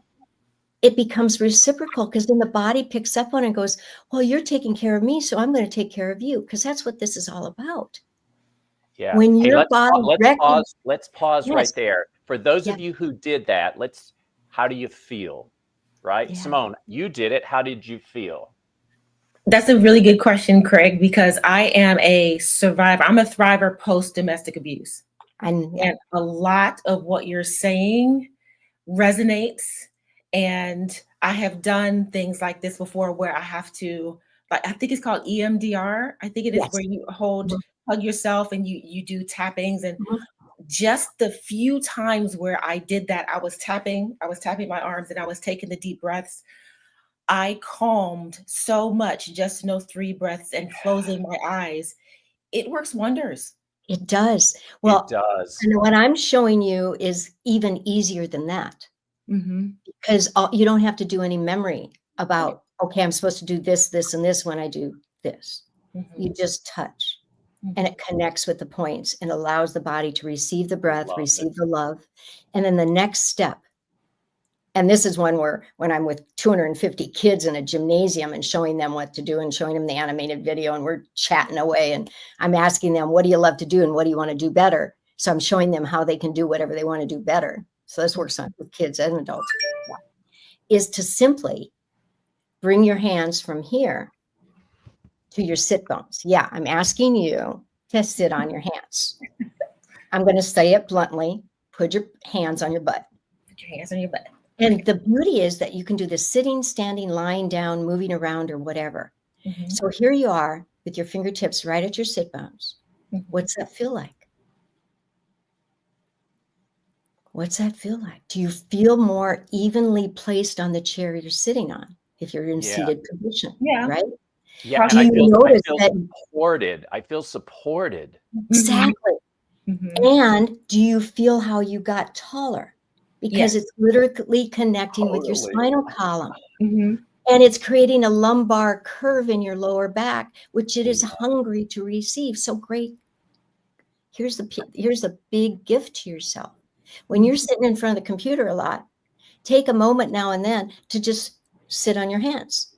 And it's not only giving you alignment and integration, it is it's connecting with an energy balance point that's all about vitality. It's connecting with that thing called the adrenals and lymphatic and immune system. This is how you can give a gift to your body to help everything get boosted so your health and wellness is revitalized, so your immune system is better prepared for what might ever be you would be exposed to. Because when your body is better prepared for whatever you're going to ask it to do or whatever might be coming towards it, you're giving your body the opportunity to be the best partner ever with you. Oh, is it, Simone? How about that, right? Because you know what? The one person you're going to have the longest relationship with is yourself. Yourself. Yep. Make it the best darn one you can. That's right. Love it. Thank you. And I'm going back to the kids because, you know, that's my passion. I love working with adults. I've been doing it forever. And when we can help our children discover a whole new way of being that maybe they hadn't been introduced to, and they're 5 years old or 7 or 10, think about how much time they have to now integrating all this beautiful balance and harmony into their way of being. It literally changes the world. It changes the world. Yeah. When I'm working with kids and I'm with like anywhere from 250 kids to 300 or more in a gymnasium, and I see them interacting and looking at each other and go, are you doing that too? Yeah, I'm doing it too. Because what I'm bringing is, what do you want to do? What do you love to do? What puts a smile on your face? The smile of doing the sports you want to do, the smile of playing the music you want to play or being on stage, the smile of getting the best grade you've ever gotten on the test that you just took, the best present of going home and seeing that your mother is not feeling well. And you give your mother the reminder, Mom, remember when I showed you how to do this and this, and it will help you feel better? Well, that mom happened to be someone who got headaches. And her son just hated it when she got a headache because it could get really, really bad. So he reminded her, you ready?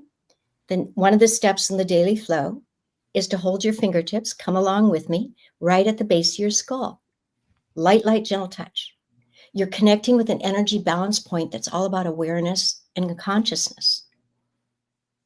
And when you're there, you're helping bring a picture, a vision to your whole being of ease, of calm, of connection.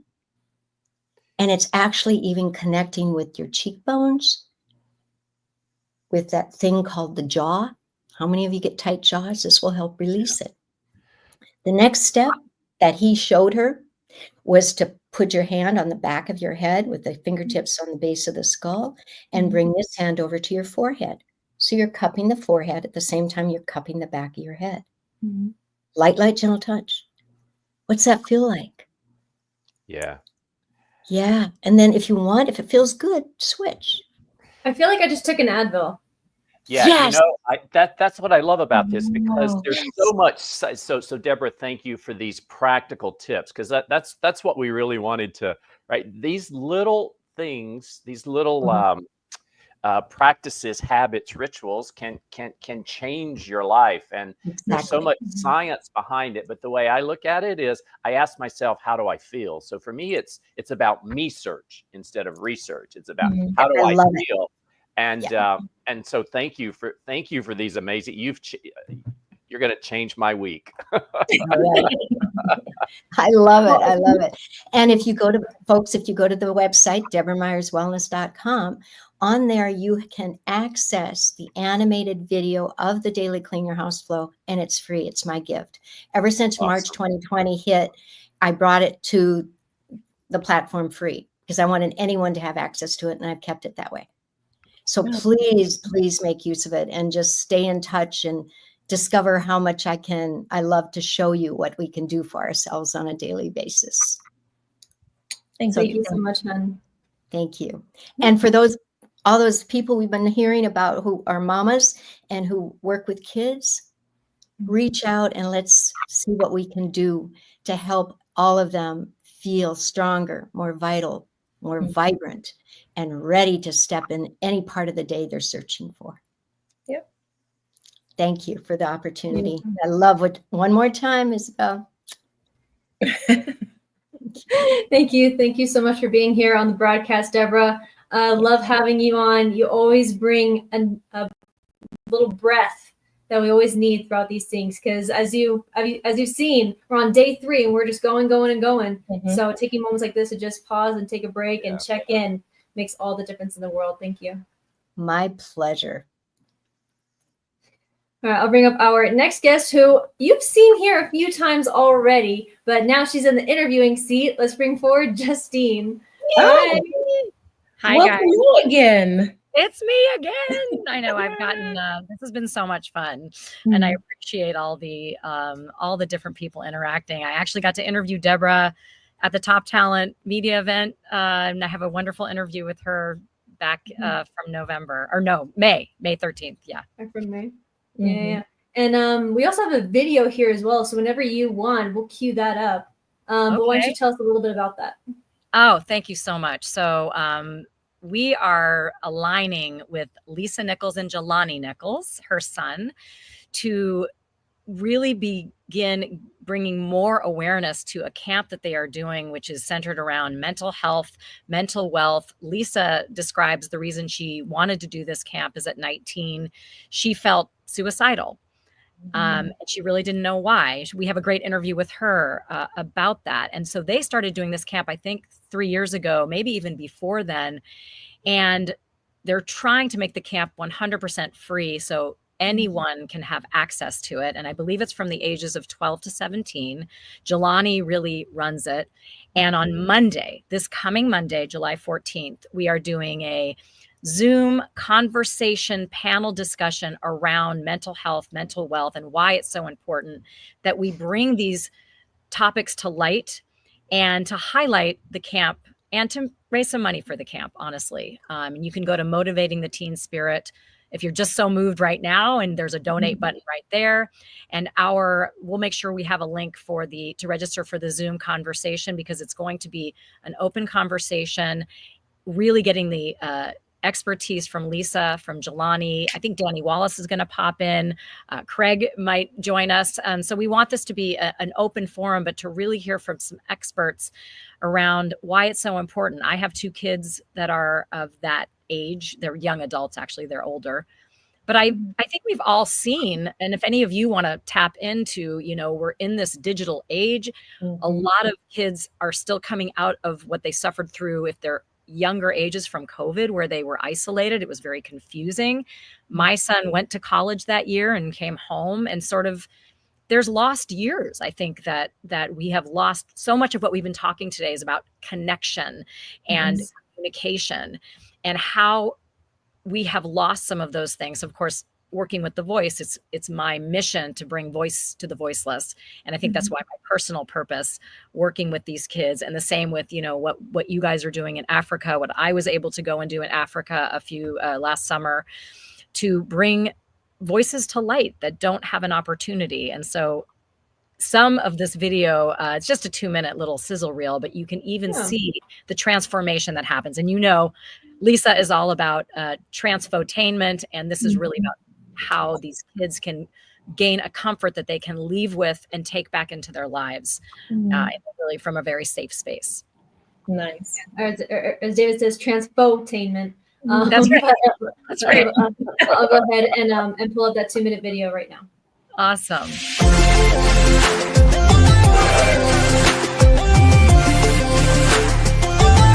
Motivating the Teen Spirit teaches life skills and tools for teens to put in their back pocket.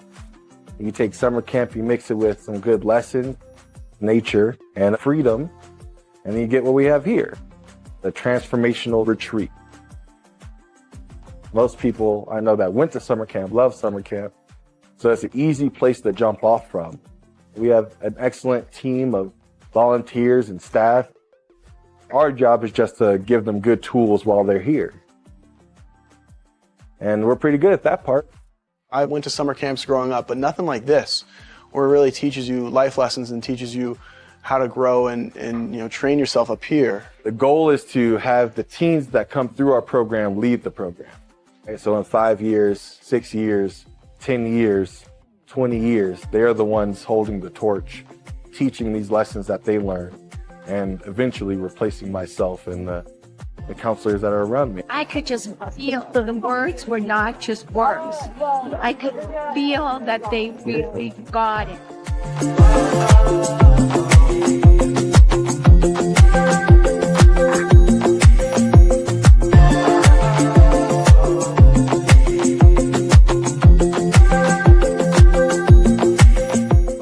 Today I saw my daughter tell my son how important he is to her.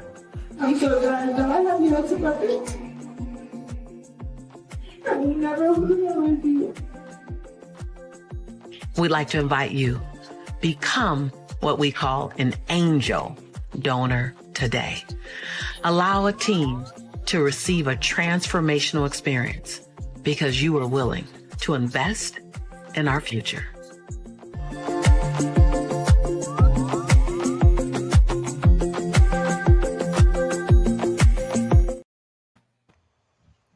There you go, motivatingtheteenspirit.com. Wow. Yeah, and I think on my phone I was able to drop the Zoom registration for Monday. So if anyone's out there, and you can copy and paste that a few times, so people have the opportunity to come to this event on Zoom. And obviously we're going to have a lot of opportunity to hear more, to donate to the camp. And California Dining Divas, I want to mention, is really presenting this. We're really helping push this forward. And we are hoping to have some funding to actually do some filming to highlight the camp and highlight some of the businesses around the area. Because one of our missions with California Dining Divas is to be purpose-driven, but also tap into some untapped gems in Southern California. You know, we all know the biggies. We know Hollywood and LA and Venice, but Wrightwood, which is around Big Bear and Lake Arrowhead area, is kind of an untapped gem in Southern California. So we are really hoping to highlight that. So if you want to be more involved with California Dining Divas in that mission, that is happening also. Yeah, for allowing us. Yeah, it's going to be such Monday, I think, will be such a powerful event, and for an opportunity for people to learn more and to actually get involved, right? To actually even donate. So I think it's important for folks to check out that website. Yeah, and I feel like some of the things that we've been talking about today, especially with what was John from Phoenix Connector. He was talking about, how some young men, right? I work with a lot of women. That's my specialty. I am a woman. I went through my own transformation and I work with The Voice, but I like to work with everybody. But to really, I think sometime, and I am a mother of 2 boys, and I think to create a space where they can tap into their vulnerability. And I know that's what happens at this camp, which is why we will not be filming those moments. It's going to be a very safe space. And I'm just so excited to help Lisa push that forward, because it's so important that it's happening. Yeah, I hope people really do understand how important it is that it is happening. Because in watching the video, it took me back to my own teenage years where I wish I'd had something like that. Exactly. I was the type of kid where I was the one who was there for my other friends who were being bullied or didn't have connection or didn't feel like they were loved, but I didn't have anyone that was there for me. And it would have made a world of difference. And I mean a world of difference, because teenage years, honestly speaking, I was suicidal during my teenage years, but I strong-armed my way through it. I'm still here, but oh my gosh. I have a friend who is a producer on a limited series documentary that's on FX, and it's about the effects of social media on teenagers. And there's about maybe 8 or so episodes, I think, and it was hard to watch. It is very hard to watch and very scary how these teenagers are feeling just boxed into their own space, not knowing how to reconnect to either adults, to their friends, to a counselor, to school, so scared. And there's so much from social media that's just messing with their heads. And you've got hormones and you've got trying to live up to standards. And all the things. Yeah. Well, And and- it probably affects from their own upbringing that we don't, they don't know how to communicate around. You know, we all went through that. I think one of the greatest things that I've started to learn through some of the other things I've done is how we can tap back into reclaim our voices by looking at those moments before we felt shut down, before, you know, when our voice felt magical. And then there's these moments of shutdown. And obviously some of that's going to get into trauma. And I'm not a therapist. And I always believe we have to seek the kind of guidance that is right for us. But it's these children, which is why I said yesterday, or whenever we had that conversation, that if we can help these teens of today become the leaders of the future, you know, by understand, I do look at my kids and do see they're much more aware, even though they have had this influx of, you know, digital content and keeping up with the Joneses and the comparison, right? And I started to not the comparison, but I started to listen to them like, oh, mom, you're posting too much. I'm like, oh, I'm posting. Gee, I better not post so much. And then I said that to somebody. It's like, but I'm an entrepreneur. I'm running a business, you know, and I'm posting authentically. I think that's the key, is learning to post authentically, not post the perfect life. Post what really moves you. So I start asking myself the question, does this really feel authentic? Yeah. And then I have to have that meter in my mind, because our businesses and our lives do get inextricably sort of tapped together. We can keep some things private, obviously, but it gets very confusing for teenagers, I think. Don't you guys? Well, especially nowadays too, with all these noisy influencers. And I feel like I've said this now the last couple of days, but everyone's talking about, oh, you need this kind of body type. You need to go on this diet. You need to go and do this regimen because it'll make you feel better. It'll make you better than anybody else. Meanwhile, almost I'll say 10% of the doom scrolling content is AI generated. The person talking isn't even real. Right. But these kids are absorbing the content and thinking, oh, I'll never reach this beauty standard. No one's going to reach the beauty standard. It's not real. They're not a real person. But they don't know that. Their brains aren't recognizing that. So programs like this is going to make a huge dent in making an impact that these kids are struggling with, oftentimes feeling like they have to be isolated. And just, I think, having the camp environment, as Jelani explained, the going to camp, and also half the day, they're not just going to all be talking about petty stuff. They're going to play, they're going to do archery. Yes. It's through. They're going to be kids. They're good to be kids. And I think a lot of our generation of children really lost that. And obviously we have too, which is one of the things I love to do. And this, working with this other organization, LaughterWorks, unlocking our joy, unlocking our laughter. I mean, I was doing the things, sort of the Reiki, whatever you guys were doing. And I was like, this is so great. And now I want everyone to just take a deep breath and laugh. Yeah, I love it. It catches on. It leaves us with this buzz, right? There's so much science out there that supports all of this. Laughter, joy, being in nature. I mean, right? Yes, grounding. Right? And grounding, and we're all energy. I mean, there's all kinds of science that supports that. I mean, you get adults out into nature on a hike, and they'll spill their guts, you know? I remember growing up and you know, being a teenager is hard. You're going through a lot of things. And one of the ways that my mom kind of helped me cope with that, at one point, either this was her advice or it was a family friend of ours, but I associated her with this advice. But if you're ever really like feeling really heavy, you just need a moment, just bite a pencil. Doing that motion, it's gonna force you to smile a little bit, and it tricks your brain into thinking you're happy for a few minutes. And that can help break and give you a little bit of a breather. Isabel, did you know that I think in China, they do that with chopsticks? And it's very funny because somebody who I was training with as the facilitator for LaughterWorks, we were talking about that.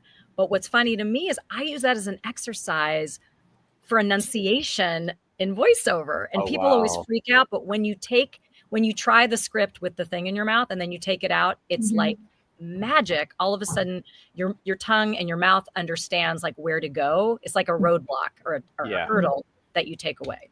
So it is true. I've got a question for Justine. Is that okay? I've been dying to ask. Go for it.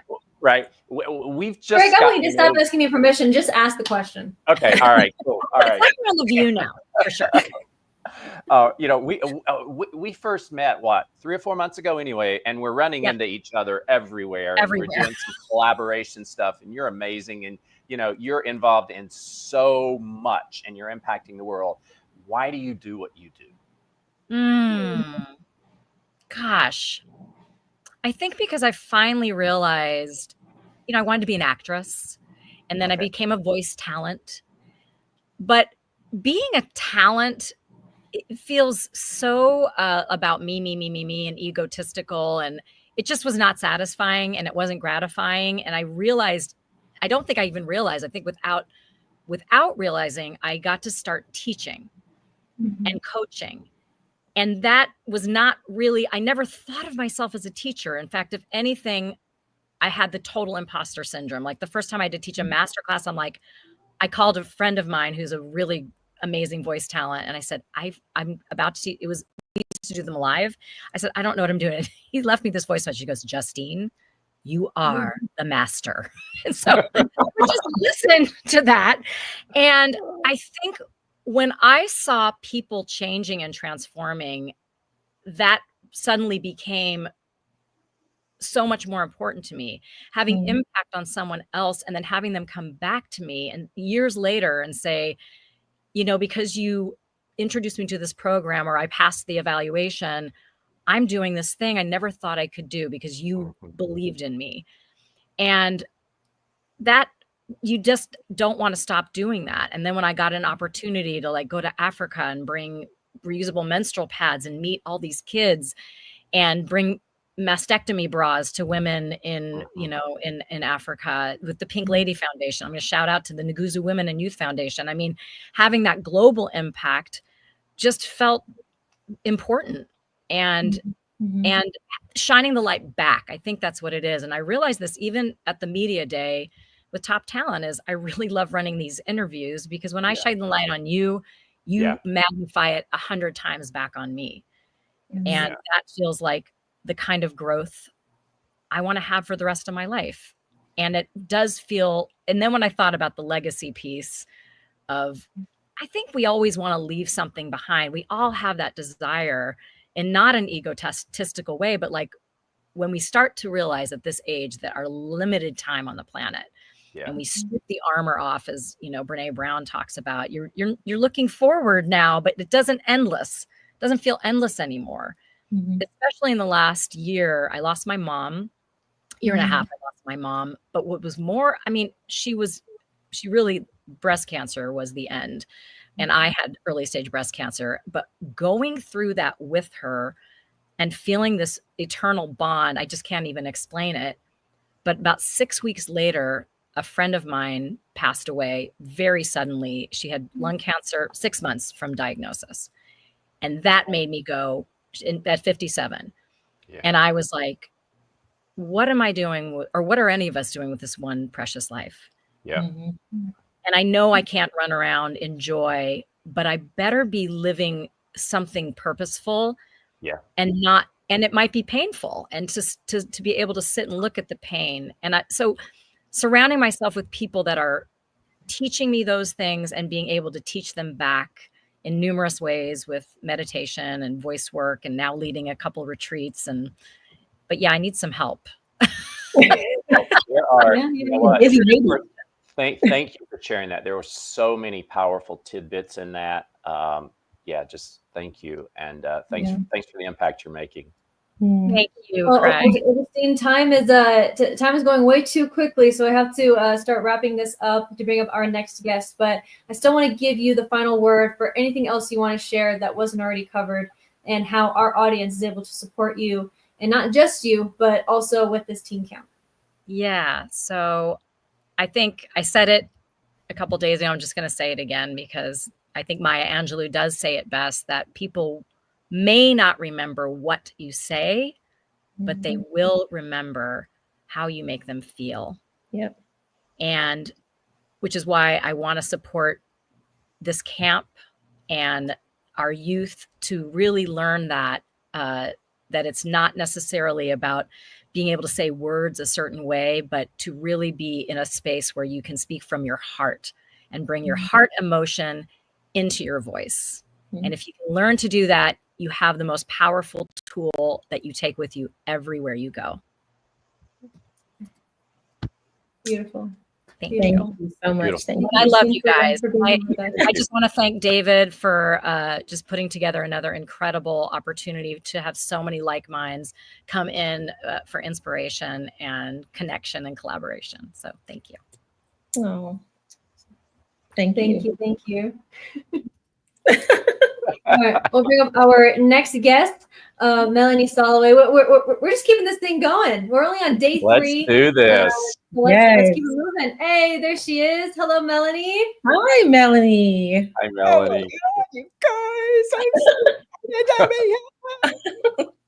You and I have been chatting back and forth in the chat all the other days. It's so nice to put a face to the name.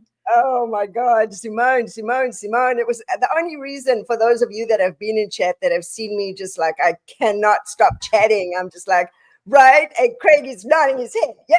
Yes. And I'm in a waiting room right now to come on and talk. And Justine is talking. And I have been a volunteer at this camp, you guys. I don't know if you saw when we were at the dogs, I was doing the meditation.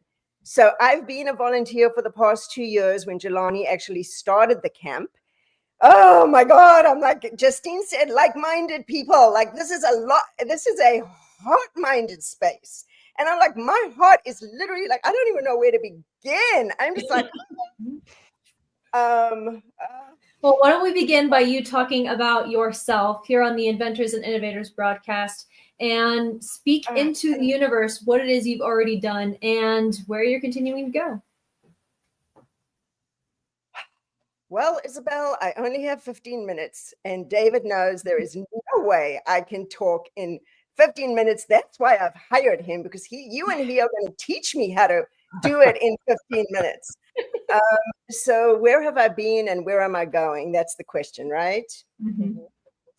So I'm actually going to go mega on this. I was born in South Africa, and I was born into this body and this skin. I found out at 50 when I was walking out of a courtroom when my kids were being taken from me in a divorce. Sorry, I'm not sorry, actually. This is me. I'm bringing my heart, I'm bringing my soul. I went to what's called, and you guys will appreciate this, we're talking about AI and kids and right? And I went to what's literally is called in downtown Los Angeles, the Lost Bookstore. And I opened a book, and on the first page, it said the character in the book's name was Melanie. And it said Melanie, which means dark or black girl. Do I need to get closer? My name is Melanie. Okay. Hang on, let me get my glasses. Yeah, see if you can see, Isabel. Okay, so where have I been and where am I going? Really, where I've been is I've been on a journey around the world away from myself, and I'm finally coming back home to myself. That's where I've been. That's where I am. Lovely. The work that I'm about to embark on is now my soul's work, my soul's journey, and why that's different. Yeah. I'm on my soul's now. Because I was, and when I say I was taken away from it, it was part of the path. And I think like a lot of us talk about, I've seen a lot of speakers on here and or people that are being interviewed. And I think sometimes I was one of these people that would compare myself to people that were like miles ahead of me, right? Lisa Nichols, right? Like, how could I possibly be a Lisa Nichols? And I could never be a Lisa Nichols, but how could I possibly be and she's in her 4th quarter. And so like, why even start? Why even begin? And so my journey took me from South Africa, where I didn't want to be a lawyer because of apartheid, came to America, where I truly believed that we were living in a land of equality, justice, and freedom for all. Even though in the Constitution, the word says, men, we would just, and what's implied anyway, I won't even go there. But I did become a lawyer here. And then it was in 2020 where I really learned about, just doing a deep dive into racism in America, which I've now gotten to have a larger understanding about. And I truly, truly, truly do believe that when we start to truly see each other as the souls that we are, I was actually a deputy district attorney in Los Angeles County. I worked in juvenile. I would judge all the parents as bad parents because the kids were struggling. And when I had my own kids, my twins, I was intent on being the best mother I could be, and started a company called Empowered Parenting, which was empower yourself, empower your child, read more books, did, more classes, multiple certifications, all sorts of trainings, hours and hours. I've helped hundreds and hundreds and hundreds of parents. And then when I went through my divorce, after I went back to South Africa to take my kids, actually, my soul got freed and I got shook out of that marriage. And through that experience and I had started my company called Raising Enlightened Children and I know I'm telling you a lot, so I'm sorry, you guys. I'm sorry. I'm not sorry. It's okay, but yeah, eventually got to get in and start asking you some questions. I'll be quiet then. Go ahead. Okay. So I'll start with the first more of a direct question then. So you've done coaching, you work with people to help them overcome some magnanimous obstacles.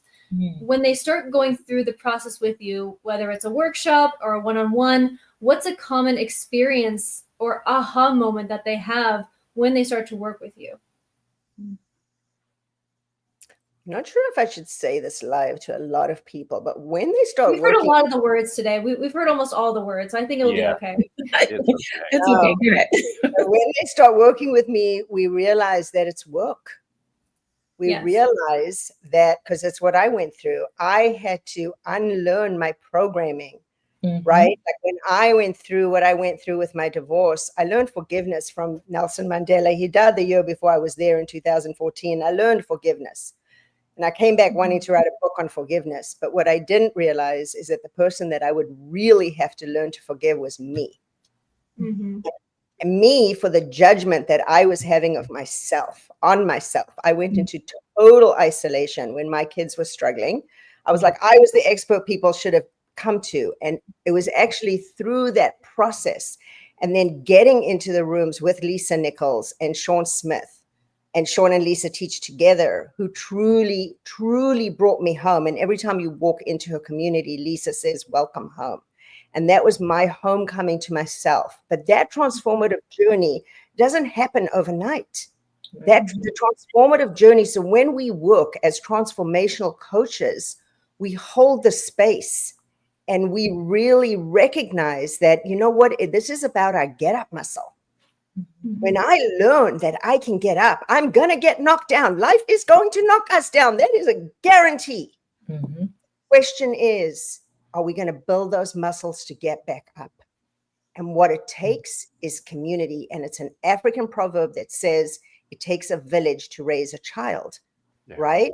It takes a village to raise a child. Well, what I've learned in this process, I actually have gotten into a relationship with my higher power that I now call God, because God is God, guides our destiny. And as Michelle said, we see ourselves as the souls we truly are. What's underneath? What's inside of this container? Who are we? Yes, Colette. I'm sorry, these little comments, it's hard to not, these are my people. These are part of my tribe. We started out in circle this morning. Chris Okay. She's my sister. She's going to be my vice president. Oh, Abigail Price. Oh my goodness. Oh my goodness. I think we got this shiny object syndrome going. I think so. Turn off the chat. Craig, Simone, step in. We love you. We love you, Melanie. I love you. Craig Bruce. Thank you for getting my name. Thank you for getting my name We're going to correct. Kenya together. So Craig, the work that we're doing, and this is part of it. Isabel, I'm so sorry. I forgot the question, but but the work that we're doing, right, for the kids, it's for the, I remember what I was saying, because this is really important. God does not have grandchildren. I'm going to repeat that. God does not have grandchildren. We are all children of God. And so when I talk about raise an enlightened child, right, what does it mean to be enlightened? To be enlightened means to be aligned in mind, heart, and soul, mind, body, spirit, trinity of connection. We want to be connected. We want to get reconnected to that soul self of who we are. Truly get into relationship with whatever you call your higher power. You know, I've been listening to Joe Dispenza lately, and he calls it universe. Whatever we call it, right? Divine source, universe, God, whatever that's, get into relationship with that source, because source has a plan for each and every single one of us. And so we want to go back to what is our soul print? We talk about the fingerprint, but it's what's our soul print? What were we designed to come here to do? Okay, I'll be quiet. So one of you can ask me a question. Simone, you got one? That you're speaking my language, Melanie. Let me just tell you. Girlfriend. We've been talking to each other in chat for decades.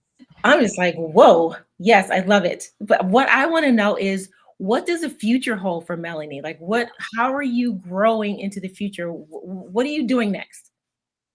Well, I'm going to Kenya in October with these beautiful souls. Simone, I hope you're joining us, girlfriend. I want to go. I really want to go. I believe I spoke to David. I think there's only about 4 spaces left. Isabel could say more, but I know there's only a few spaces left. And we are going, Isabel and David, we are going to South Africa in February 2026. Okay. And it started, I am so excited. So we're taking this.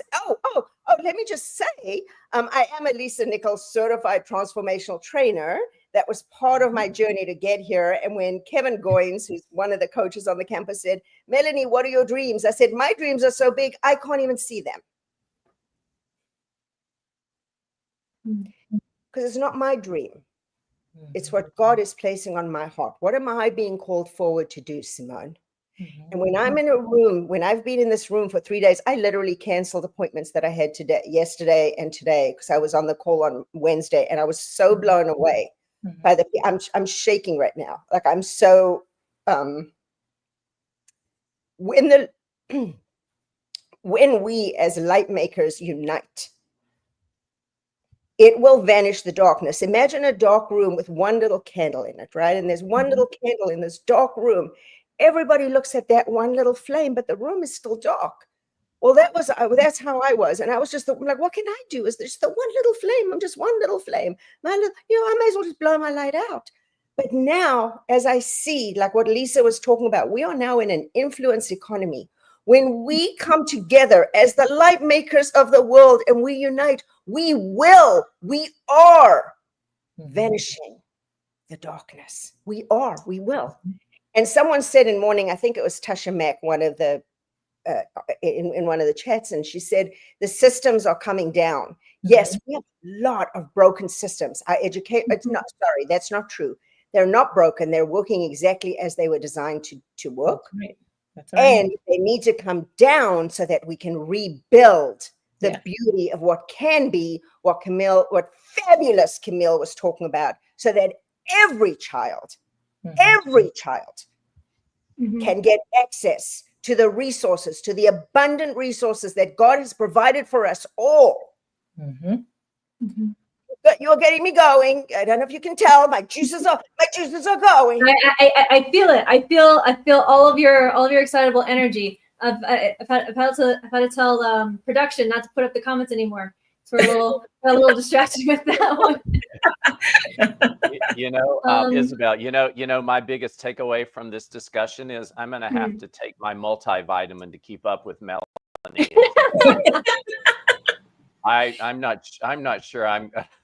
Take it. So packing essentials: multivitamin, malaria pills for the mosquitoes, Tyler's coffee for energy, but none for Melanie though.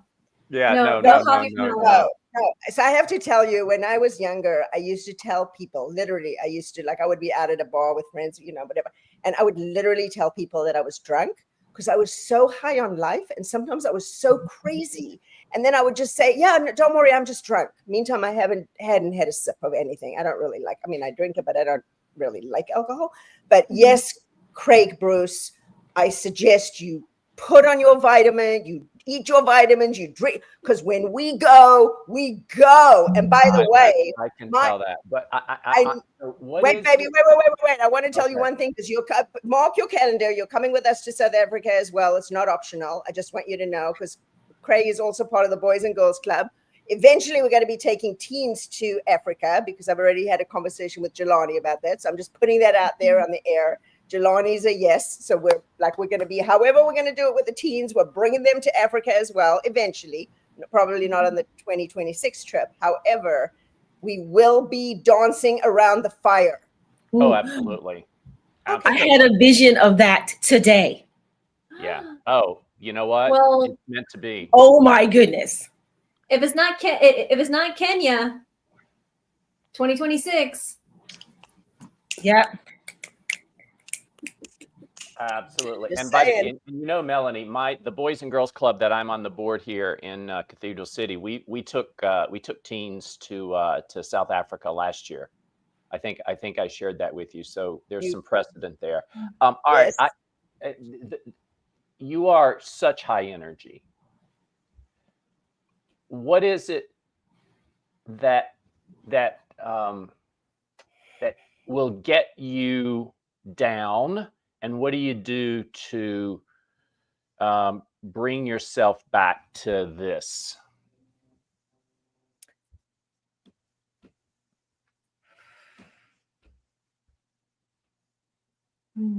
Breathe. Right? In 2017, I'm high energy. I was on the bathroom floor, curled up in a ball many, many, many times because of what I was going through. It was devastating. I was in so much isolation, Craig. It's a whole other topic, but I really thought it was my job to protect my children. And now I realize that's not actually my job, but it's a whole other discussion. Anyhow, I got a message that said meditate. And I was like, WTF. So after my dad died in 1999, I started getting signs, but I was a lawyer and I had been untrained from listening to myself. This broadcast is called the II, which is Innovators and Inventors. And I'm like, actually, it's intuitive intelligence. We need to have intuitive intelligence. And I was programmed out of my intuitive intelligence. And after my dad died, I got some signs, but I didn't trust the signs. Wasn't really in relationship with what I now call God, the one that guides our destiny.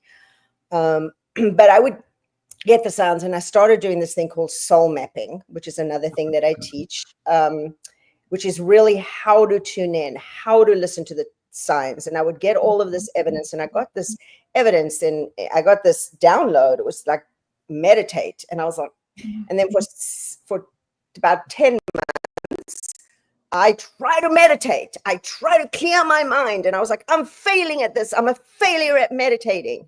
And I heard someone once say, your thoughts are there. You're meant to think. Your heart is meant to beat, right? Your lungs are there to breathe, and your mind is there to think. It's okay. And I was like, I finally gave myself permission. But then I started to actually learn and get into meditating. And so what I do is I really, I learn how to do that. And one of the things, Simone, you asked a question, I don't remember who it was earlier, but one of my practices, I teach 10 main tools. There's lots of tools that you can teach. I'm actually in the book, The Wild Genius, that's getting launched. Is it today or tomorrow? I'm going to be on the panel tomorrow morning, which I'm so excited about. Some of the speakers that I've been on here that are on this book. I'm so honored to be in the company of you all. Craig, I know that you're in that book. I'm so honored that God has brought me these angels, because I feel like I'm spiritually constipated. I have so much that I want to share. Right? So many of us, how many of our viewers feel like you have a message, or you might have a book in your belly, or you have something that you want to say, and then we let fear stop us. But when we tune in and we listen and we understand, this is God's work. I'm being called forward to do this. This is Roger, what's his name? Roger Burnley. I ended up going to his 4 p.m. meditation yesterday. It was amazing with the full moon, right? So it's really about like, just how do I bring myself down? It's really not about coming down as much as it is about just tuning in and connecting. And I know they spoke about, yes, I'm going to be volunteer. I've been on the fun committee for motivating the teen spirit. Just a huge shout out. I know I got squirreled again. It's not my fault. It's Colette's fault. I don't know There's that squirrel syndrome. Let me just tell you, motivating the teen spirit. I think we have about 5 spots left. Colette and I are like on the committee we're a fund development committee. We're also both in the Divas. But we are so grateful to the Divas, the Diva Network, Dora Evans, for what she has done to bring us together, to the California Divas who are doing what they're doing as the cost to bring motivating the teen spirit to life. I went off on a total squirrel tangent. I know you guys can't show me the things because I go there, but I'm going to be in my sweats and my sticky face because I'm volunteering third year at the camp this year. And I don't remember what the question was. I'm sorry. I love it. I love it, Melanie, so much. But we only have a minute left. We have to bring up our next guest, but I want to let you have the final word. I know you have so many words, but I want you to try like 50 words or less of anything else you want to leave our audience for today. Nelson Mandela said, it's impossible. Strike that, start over. Nelson Mandela said, it seems impossible until it's done. I want to leave you with one last thing. Impossible. I am possible. I'm possible. Whatever it is you want to do, whatever it is you want to be, whatever it is you want to become, hook yourself to the right people, find your who's, and let's go, people. We got a world that needs to get lit up. That's right. Absolutely. Amen. Absolutely. Melanie, thank you so much for being here on the Inventors and Innovators broadcast. I look forward to having more of you. Unfortunately, I have to say bye for now, but thank you, hon. Love you guys. I really do. Ditto. Thank you. All right, we're bringing up our last guest of the day, but don't worry. It's only day 3. We still have a whole other day tomorrow. So guys, don't go anywhere. There's still so much more to come. But without further ado, I'm gonna bring up our next guest, David Jones. Edward David Jones. Hello, sir. How you doing, Isabella?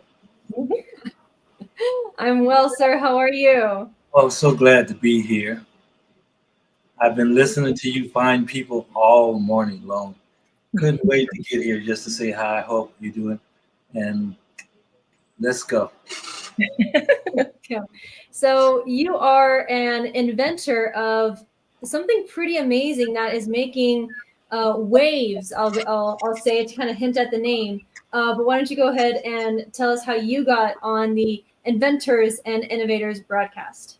Well, just to start off, I'd like to echo the last speaker you had with Mandela's words of it seems impossible until it's done.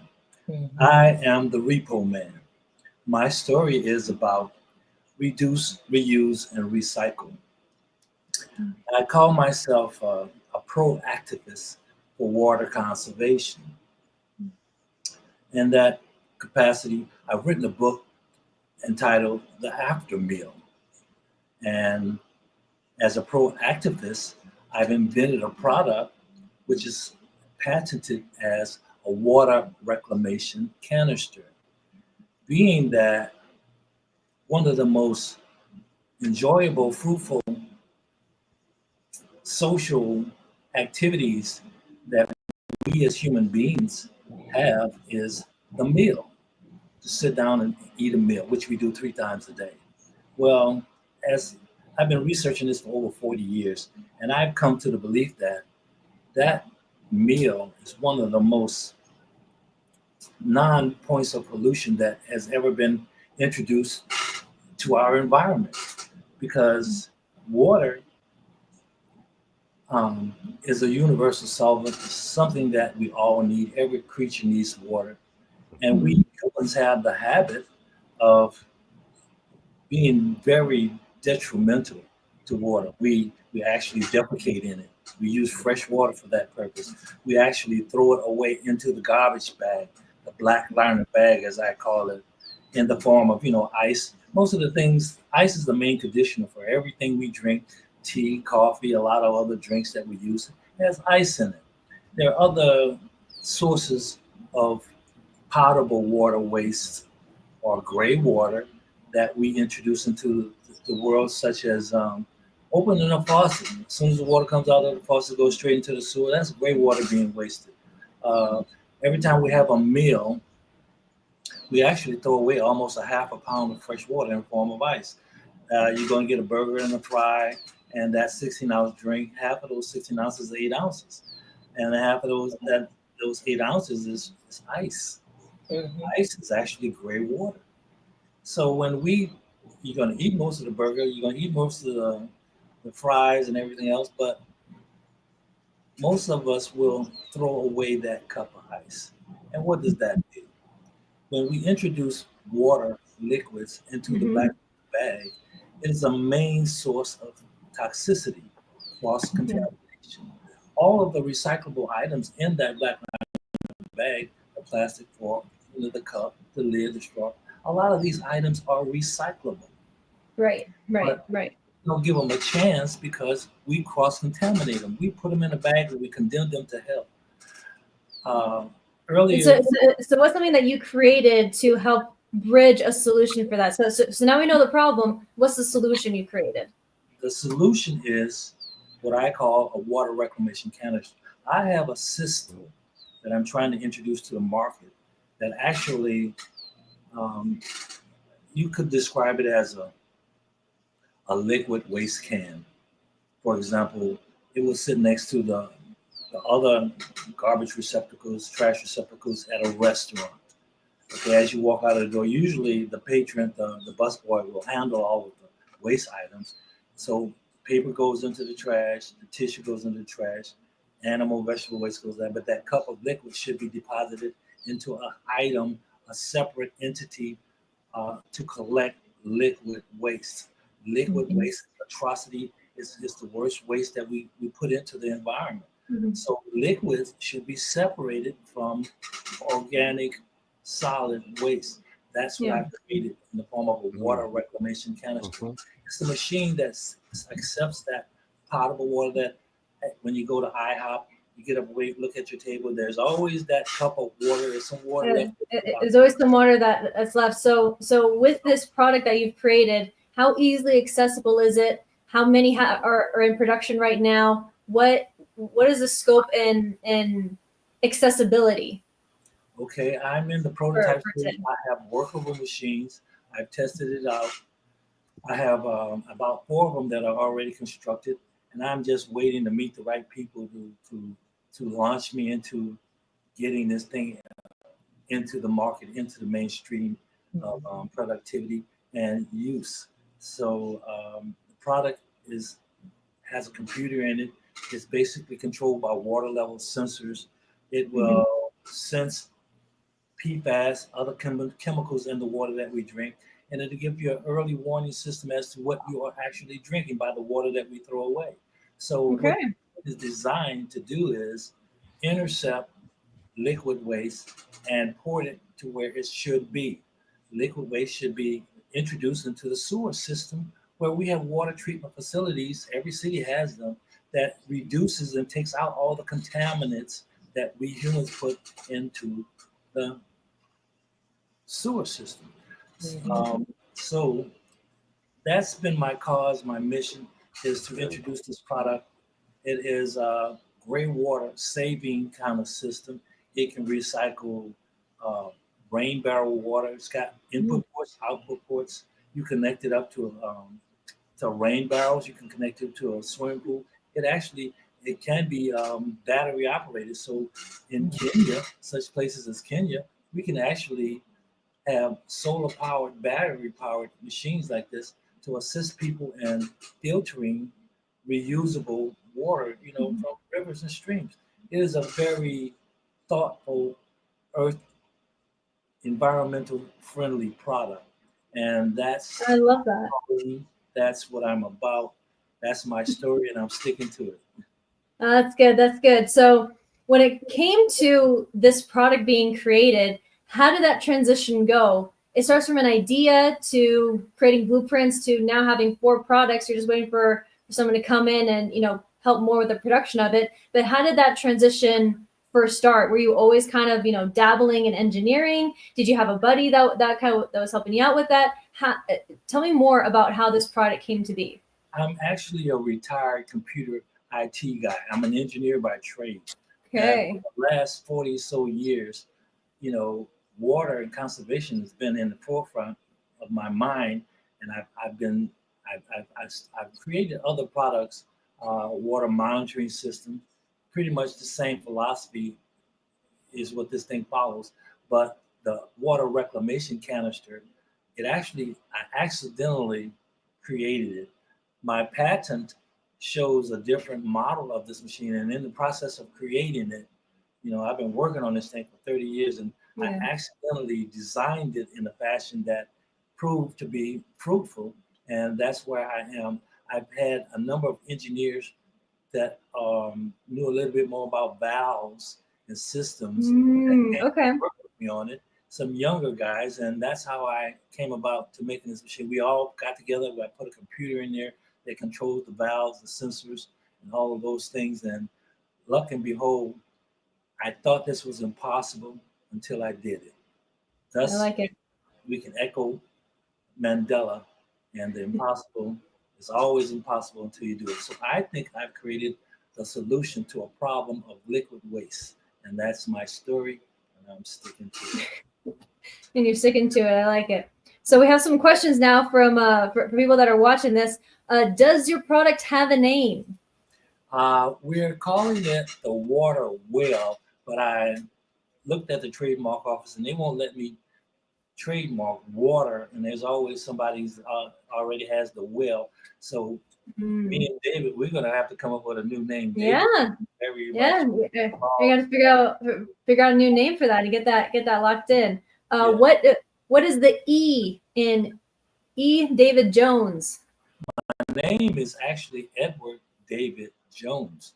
The business I'm starting, I'm actually talking to my tax man today because I gotta get all of the invoices and all of the money that I put in. I put in a tremendous amount of money on this thing over the last 10 or so years to get it developed. So I gotta get the invoices from you guys because you guys have been my marketing people. So I gotta get a lot of stuff together.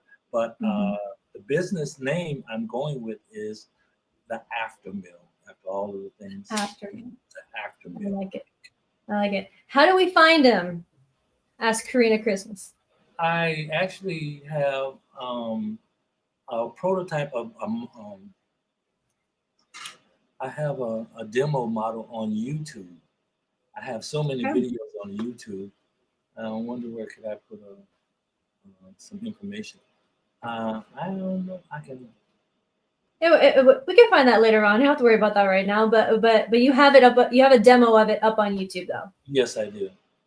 Beautiful, beautiful. So say you have the investor, you have partners that are helping make multiple duplicates of this product. Now it's everywhere. What is the overall goal of where you want the currently named water whale to go? Is it mostly in schools? Is it mostly for restaurants? So what is the overall goal for it? It can be placed. This thing should be in every restaurant that uses ice and water and has the ability to channel gray water, melted ice into a system that takes that same gray potable water and targets it to a toilet or a lawn application. We human beings here on this third rock from the sun, the only known planet with fresh water and oceans of water with living creatures in them. we actually defecate in it, and we actually use it, you know, for those type of persons, and we actually throw it away. My goal and my mission is a mega movement. I'm trying to establish a MEGA, Make Earth Great Again mission. And the cause would be to change 2 habits that we human beings have. And of course, everybody knows human activity is main causation of climate change and global warming. So those 2 activities would be stop the use of fresh water in a toilet bowl and stop human beings from actively throwing away water, potable water. So if we can change, these are these are achievable goals.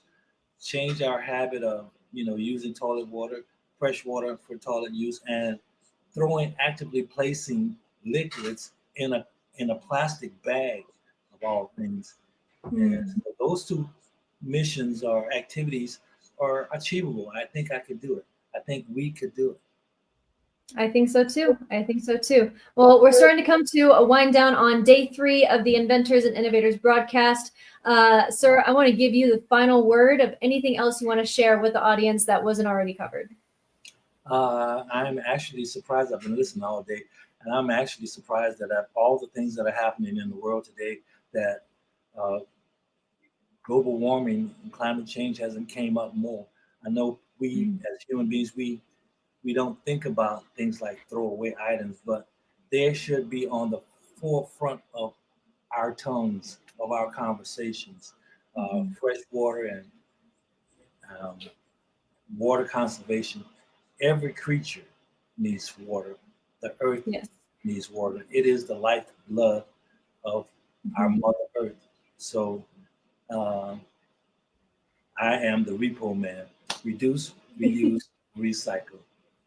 I like it. I like it. I'm going to bring back up Simone and Craig here, just so we can close this out and say goodbye and close out the end of day 3 of the Inventors and Innovators broadcast. David, thank you so much for being here. It's always a pleasure, and I look forward to seeing the water whale, whatever brand name it's going to come onto next, all over the world.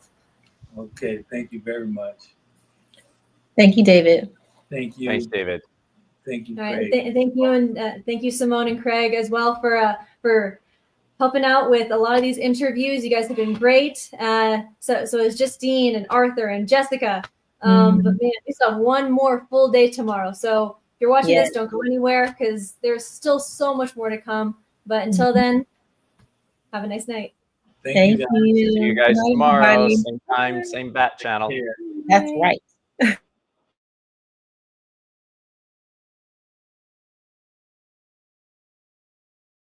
Now you're helping others. You're helping others realize their potential in a healthier, more productive way. I made myself get stronger. You're speaking to me right now. Amen. You really are. You're speaking to me right now. Loonland, it's an ethically made, eco-friendly